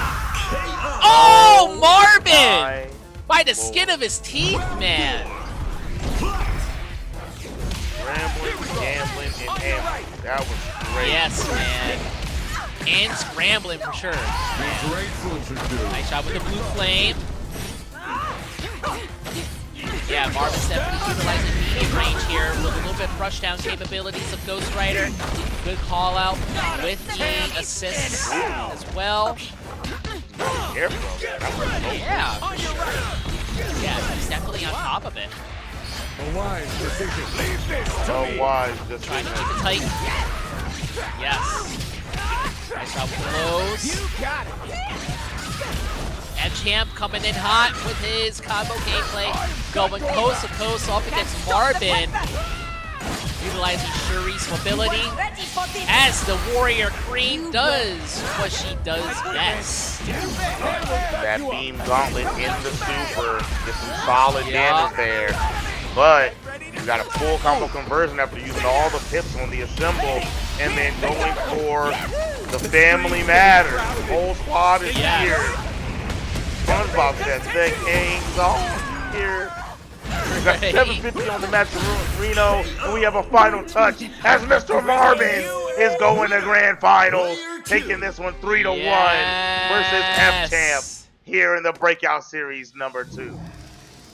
Yo, F-Champ, shout out to you, man. Look, you have convinced me to take up Black Panther. I'm gonna lab her tonight, all right? The more I looked at Black Panther more, I'm like, you know, I should probably try her out. You know, Marvin at the same time making me realize as to why I love Ghost Rider and why I'm also considering him on my team. So with his absolutely up close and personal offensive capabilities, especially with Deadpool, right? And we're seeing some really technical gameplay on Marvin's part too. And at the same time, F-Champ was really utilizing Shuri's Black Panther's mobility and trying to do some side switches. And Zip, I don't know about you, but this was a twisty of a matchup here, man. No, it was really good. It was really good. I think Marvin definitely had it under control for the most part, so we were kind of watching F-Champ try to adjust to the Ghost Rider and figure out what the play was. But I mean, as the set was going, I kept stating the whole time, I think that Black Panther, aka F-Champ, was just having a hard time maneuvering the screen when that chain just covers so much, and his assists that Mr. Marvin plays, they complement his team very, very well. So it's a lot of neutral control on that stage. And when you watch a match that Marvin loses, it's because he gets overwhelmed on the offensive end on him. When there's neutral to be played, he's out neutering a lot of the time because he's covering everything. But once you get on him, that's the nature of this game. Once somebody's on you, it's hard to deal with it, right? So we're gonna get into it. And then Spider-Man, the character that put him in to the loser side, the most swarm heavy character in the game, backed up by some nice assists with the Carnage, with the Magic, with the Blade, leading into this grand finals. It is the grand finals. The banner has not been changed. Grand finals is underway. Mr. Marvin has to win 2 sets. Yes, it is. Animated Aspiration needs to win 1. We'll see what we have as we get this one started. Marvin a little bit low here as he gets touched again. And Animated Aspirations has an opportunity here to decide to spin bar. We'll find out. Yeah, man. And as you were pointing out earlier, Marvin's definitely getting a little bit overwhelmed by Animated Inspirations as Superman gameplay and absolutely closing it out right away with that Super 2. Yep. Yeah, I was trying to see if he was going to spend it. And you know, you want to set a tone. You want to get that lead. I like it. I mean, and you look at that too. Your opponent only has 71, right? At this point, you're 75 meter. You're back at 40, 50. So it wasn't a detriment to spin that to get that round. And we spin a little bit here to extend the combo. Going into the match, you want to go a little bit of a mix, but able to escape. But 2H is Marvin. Yeah, and it's Marvin time right now, especially. Ooh! Animated Inspiration with Magic! Bringing the Magic out. I can go whenever. Oh, that was absolutely insane with the closeout. Oh my God! Ooh, 2H already! Ran right under. He went for the jump H to try to cover the space. Well, the jump down H in the air, and he ran under it and caught him slipping. Very clean stuff from the swift movement of that Spider-Man from Aspirations. As he's in the corner right now, Marvin's with an opportunity. Tag, no, get up off, stop it. Right. And now we're seeing Animated Inspiration make a quick work up against Marvin right now. 50% health gone, 60% health gone a little bit. That was a good block. He jumped with the assist down and he was front side. I thought it was back side. Yeah, man. I would have for sure got hit. It was, man. The way he blocked that too was really tight. Come on. And now we got Marvin with some Deadpool action too. Overall, this match is a huge, crazy party. It's popping off right now, man. Marvin taking that win right away. So hyped. We're at $9 on the match arena. Well, I see you guys racking it up, doing a good job. Appreciate y'all. If you want to donate out of your own pocket, you can do so. But if not, there are still plenty of toes to be used. 25 just added. We're at 925. Appreciate you guys. The grand finals is still here and cooking in game number 1. Marvin has a lead here to try to stay alive in game number 1. But he has a lot to be desired. Let's see what he's got. He drops the combo and an opportunity. Perfect! Yo! No, that wasn't a perfect. That was just a counter. That was not perfect. Yeah, it was. Looks up. Yeah, man. Simple assist tip on deck for Marvin. Lands over the top, gets the touch, and gets the closeout. Where the final round here of game number 1, Marvin bringing it back. We are. Yep, and we see Marvin slamming it. Woo! Animated inspiration with the web slam too. Going in with the wall break. Marvin might be able to do some adjustments. Nice job with the handshake tag, but woo! Nice little butt stomp. Marvin's trying to get some spacing here. He definitely wants to utilize some neutral at his disposal though. Hey, nice job. Ground to air combo with a wall break. Looking nice. Marvin's in a really good spot right now, I have to say. Oh! Boss countered. Perfect! Marvin disassembled once again. Yup. Immediately ripped the Not stopping Marvin though. Not mad at this. He got a touch. It does freeze the assemble gauge, anyway. So you say, you know what, let me get a little something. He does get Oki. He couldn't keep himself advantageous there. He was safe if he would have blocked after he did the chain whip. Right. But he tried to press something, and Spider-Man ran up, left him, going straight for the super assemble. Tōkon assemble. Everyone is here. The whole squad in tandem. As we get the old Blake Griffin slamma-jamma. Bang! What a closeout right away for that first match, man. Animated Inspiration was definitely making some quick rush-down gameplay at his disposal and making it use out of it for his advantage here. And Marvin, my goodness, he was swapping between nearly everyone in this team, from Ghost Rider to Deadpool to Dr. Doom, just for a split second. But man, that was extremely tight. That was a crazy match for sure. No, yeah, that was solid. That was solid. They were gaming. Yeah. I mean, back and forth. It was really, really good. A lot of solid decisions made. I mean, we'll talk about those in the replays when we get to them. But I mean, I love everything that we saw in that one. We're getting into game number 2 here, and I expect nothing less in this match right here. This is Spider-Man. He's proven to be a problem, but Marvin's got some answers. He's got some answers. Oh, for sure. And already we're seeing some Carnage gameplay. Yes! Finally, man. I haven't seen too much Carnage gameplay lately. But dude, Carnage is such a crazy, degenerate character, man. And I love it. Just look at that.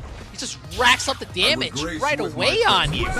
Yeah, Carnage hurts, man. He has some really cool extensions. He has some really cool combo routes. I think in the neutral, it's kind of hard to plan. Like he has a very specific neutral game, right? If you can establish it, he's really, really good. But I think with other characters running around, like Ghost Rider doesn't give him a fun time. The range he wants to play at, Ghost Rider excels at, right? Like maybe if Deadpool comes in, he's a good swap. But either way, we're seeing the Spider-Man getting absolutely torched. As we see the Inferno coming out, flame the ground, whip it up.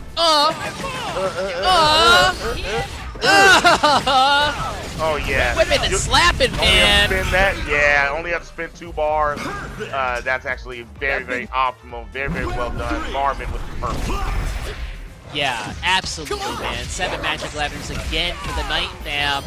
This is absolutely awesome here for our grand finals. And we're seeing some top-tier gameplay between the 2 players here. And it's finest. And look at that. That offensive capability that he is able to, that Animated Inspiration is able to do with Spider-Man, absolutely insane. And he is not stopping right now up against Marvin. Oh my God, got the toes blast. Yeah, Full man. combo through the wall, and y'all are going through the roof with the toes. I see y'all racking it up. We have went in 1 round. We're in up to $11. Thank you guys so much for utilizing those toes. Thank you so much, fam. Okay, top of the 4th round. Animated Inspiration. Nice job with the quarter combo. Boy, I see a little bit of a happy birthday. Hey! Hey! Oh, going with the super. Huge happy birthday damage. Nice counter to try to Big stay time. alive here in game number 2. Precise overhead, yes. Racking it up. We have a powered up Deadpool out here. Gonna get a knockdown. No, through the wall. Sorry about that. I thought we were gonna go for the Oki with the broken combo, but I think that is a smarter play. He just did that. Trying to make an entry here. Couldn't get it. The blade assist making him back off. Moving up. Fireball touches. Confirm off the Carnage tag. And there's the round. 2-0 as Animated Aspirations is on game point. Yeah, man. He is up ahead by 2. And I have to say, Marvin has to put it in a lot of work up ahead of him, because not only he would have to win this set, but he would also have to do the reset on top of that too. 1000%. You come from that loser side, you gotta send them the losers with you, and then you gotta beat them again in losers. So yeah, man. I mean, Animated Aspirations, man, they're in Grand Finals winner side for a reason. We're watching it happen, utilizing. Oh yeah. Utilized everybody on their cast except for Blade so far. Got that happy birthday damage with the magic. We saw Carnage come out, get one of the games started. We're at $12. You guys are the best. And that Spider-Man on point is absolutely insanity, giving Marvin a super hard time.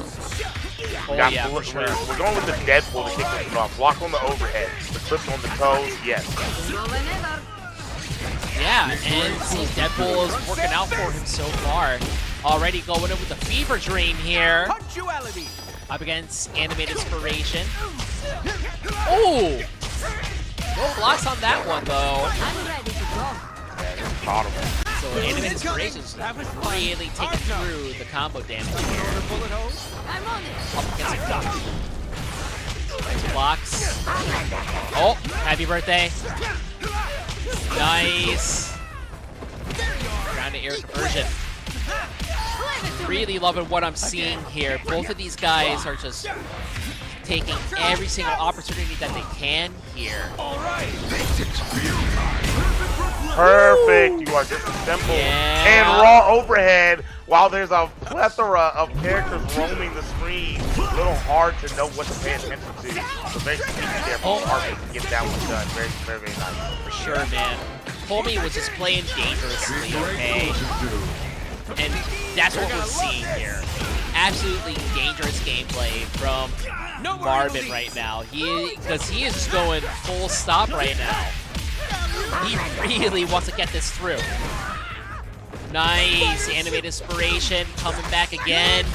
Turning the table. Nice job with the wet slam into Radioactive Spider. Doing whatever a spider can. Love to see it. You've heard of Spooderman, man. This is not Spooderman. This is definitely Spider-Man. This is definitely Spider-Man. At his finest. 100%. Wall flat here. Animated. Can do this meterless, and I think he will. Yes. Capitalize. Oh, yeah. Close the round. We have tied 1-1 here in game number 3. Marvin came out hot and matching the pace. Blood Aspirations coming out to start this one. We got Marvin, left side corner, optimizing the route, dropping the route as I tried to commend what I was witnessing. And then the grab here. That's huge. That's huge. Try for the overhead once again. Big time. Doom stands beside. Yep, and he's making some solid offensive decisions here. Especially trying to go from the offensive defense here. He really wants to make sure that he can come through, but Animated Inspiration is just holding it out. And we got the loops, tossing them like Fruit Loops. Part of this complete nutritious breakfast. I like that. Nice job. Put the buns on it with the counter. And now we're in the new space with the disassemble on Aspiration's side. Aspirations with the touch. Keep it as live as you can. Put it against the wall. Spin the bar. Beautiful. Radioactive Spider to make sure that you seal the deal. Great power. Slam it. That good old Wimby with the long web of the law. Long web of the law. I was gonna say arm, but yes, man. You know. Yeah. Long. Wow, got me spinning too. Long webs for the win, man. And we got whipping them chains, whipping it good, whipping it solid. Ooh. Yo, animated inspiration with that Spider-Man gameplay.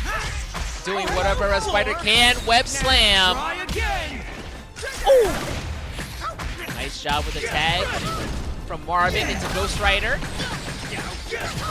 Blue Flame, whipping and slapping, whipping it good. Tilt the whirl, whirling it through. Nice shot with the air combo, 36 hits, solid damage too. He didn't have any pips to call somebody to keep that combo going. Landed the overhead, and now a turn of events at the corners of swap. We have a big combo. All right, give me some good damage. Sure. Obviously, it's not going to be enough to kill. Not even going to call him the rest of the squad to do his job. But immediately caught by the DP, the drop combo. Chance here from Marvin to stay alive.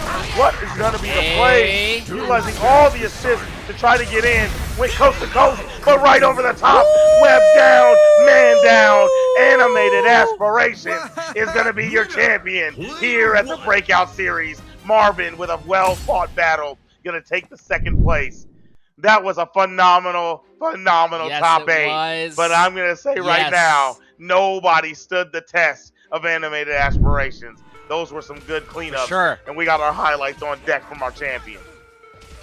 Yes, man. And we can see the absolute optimal balls to the wall, does whatever a spider can, offensive capability, as well as bringing the magic with Magic herself here. Animated Inspiration was going full stop here with his offense, man. With a capital O, especially, and like Marvin too, was really trying to come through here. But Avid Inspiration was just not stopping it at all. He has done extremely well on just doing as much damage output as he possibly can, and with Spider-Man in the lead as well. Amazing. The Spider-Man, I mean, no one is surprised that Spider-Man won this. You know what I mean? Spider-Man is that dude in this game, top 1, and piloted very, very well by Animated Aspirations. Mr. Marvin, you did a great job out there. Wow, when we look at the spread of what was played, I'm doing all this talking about Spider-Man. 39 players played Spider-Man, probably why they fell out of the bracket, you know what I mean?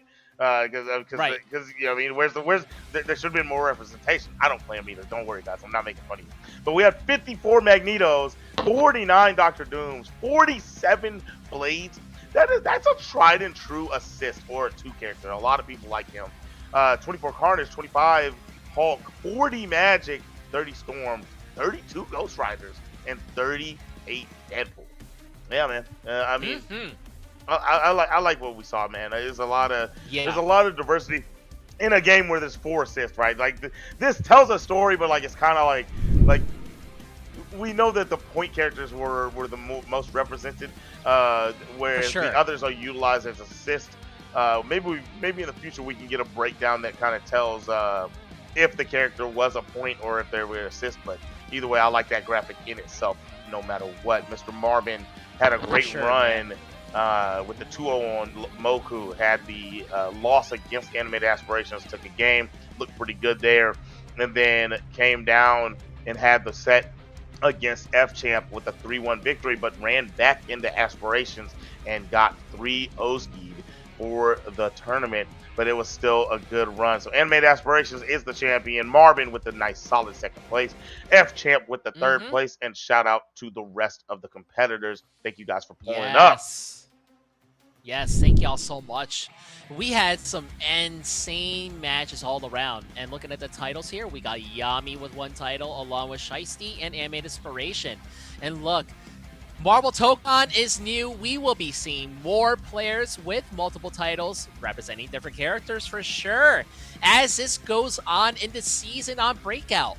And look, if you are watching, you haven't participated yet, now's the time to do so, man. Pick up a team, figure out how to do an infinite, to quote MVC, and just have a fun time, man.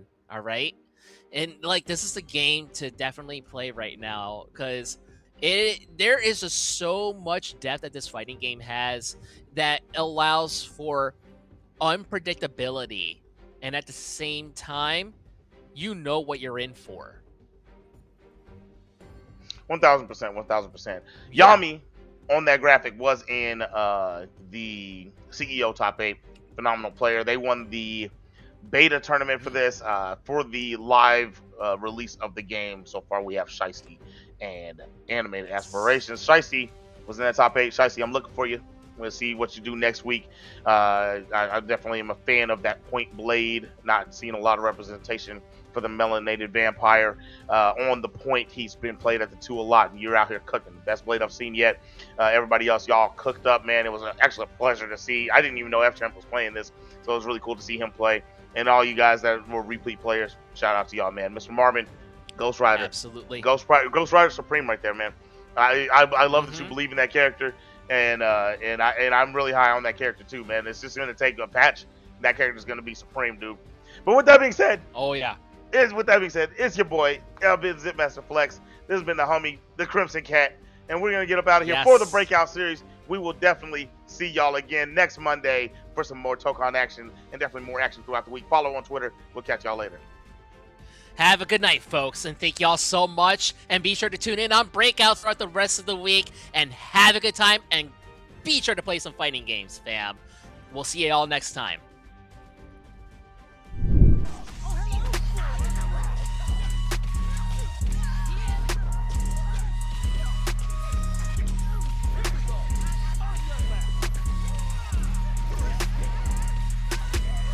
We got it next. That's how you finesse. We come for they next. We come to collect.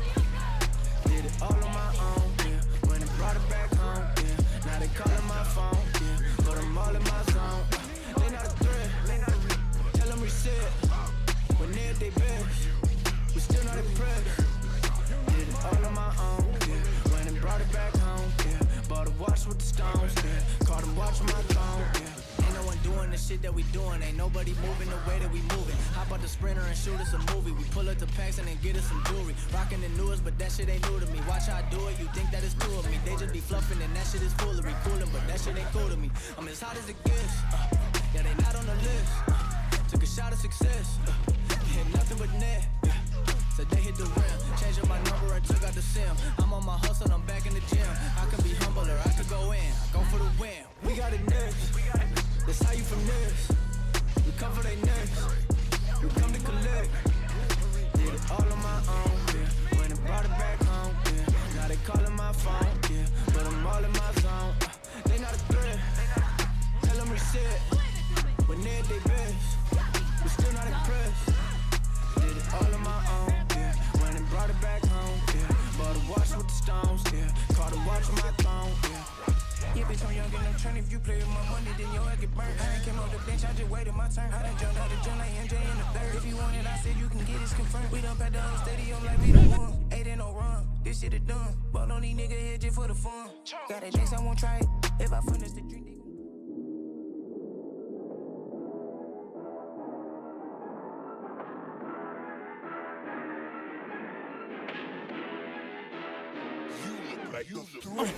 Danny still not able to close it out. My God. Issei has a Hail Mary. Holy cow! They did it! Oh my God! King Ray Jr., you can't be doing this. Actually, oh my God. He's not dead? Okay.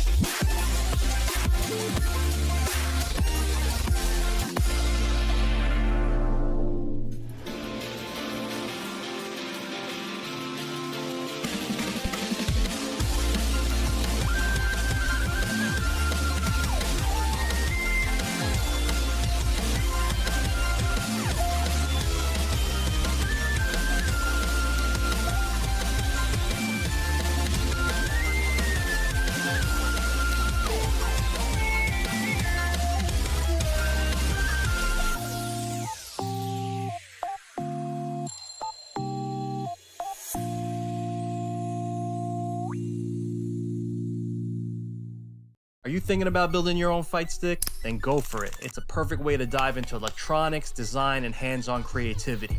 Pick an enclosure, for the dub plate, or the mini dub. Now DIY builds means full control, easy upgrades, and your own personal style. Join an amazing community of makers, artists, and gamers, and be the builder of your crew.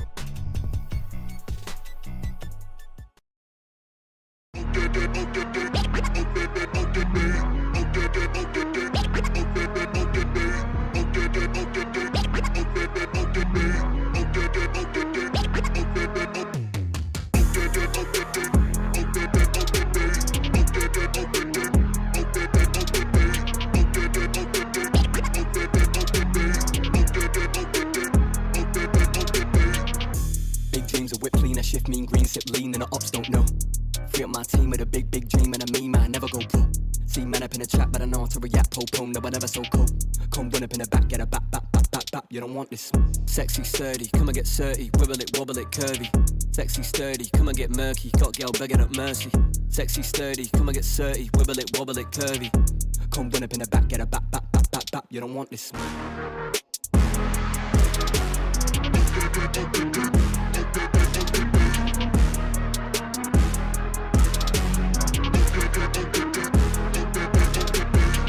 I'm loving them dick and them juicy. Airless, Chris Ekabusi. Got 5 links like Tyrone. Now they all trying to recruit me. Pop sherry and cherries, I'm fruity. Got Sally and Debbie and doobies. On Monday it's Megan and movies. On Sunday it's Steph and them groupies. Too easy. I come and they leave me. I'm the boy that they see on the TV. If it's me on the cake, they would eat me. Now they want a slice for the appetite. Yeah, honeys, they be where the bees be. Don't give the ring to them Gollum guys. My precious, they wanna believe me.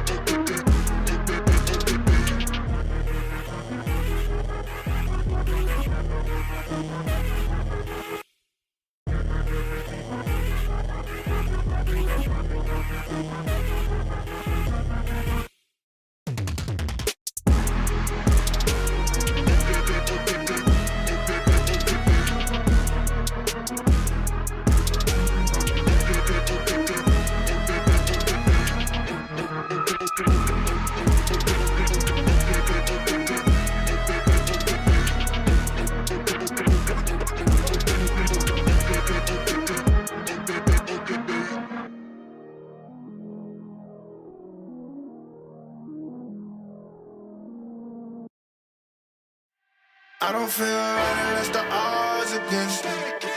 Back against the wall of my strength. Yeah, I can't let it break. Everything I've been through, it made me better. Ooh, I love the hate, it just made me better. Been through everything, it just made me better. I can't waste the pain, it just made me better.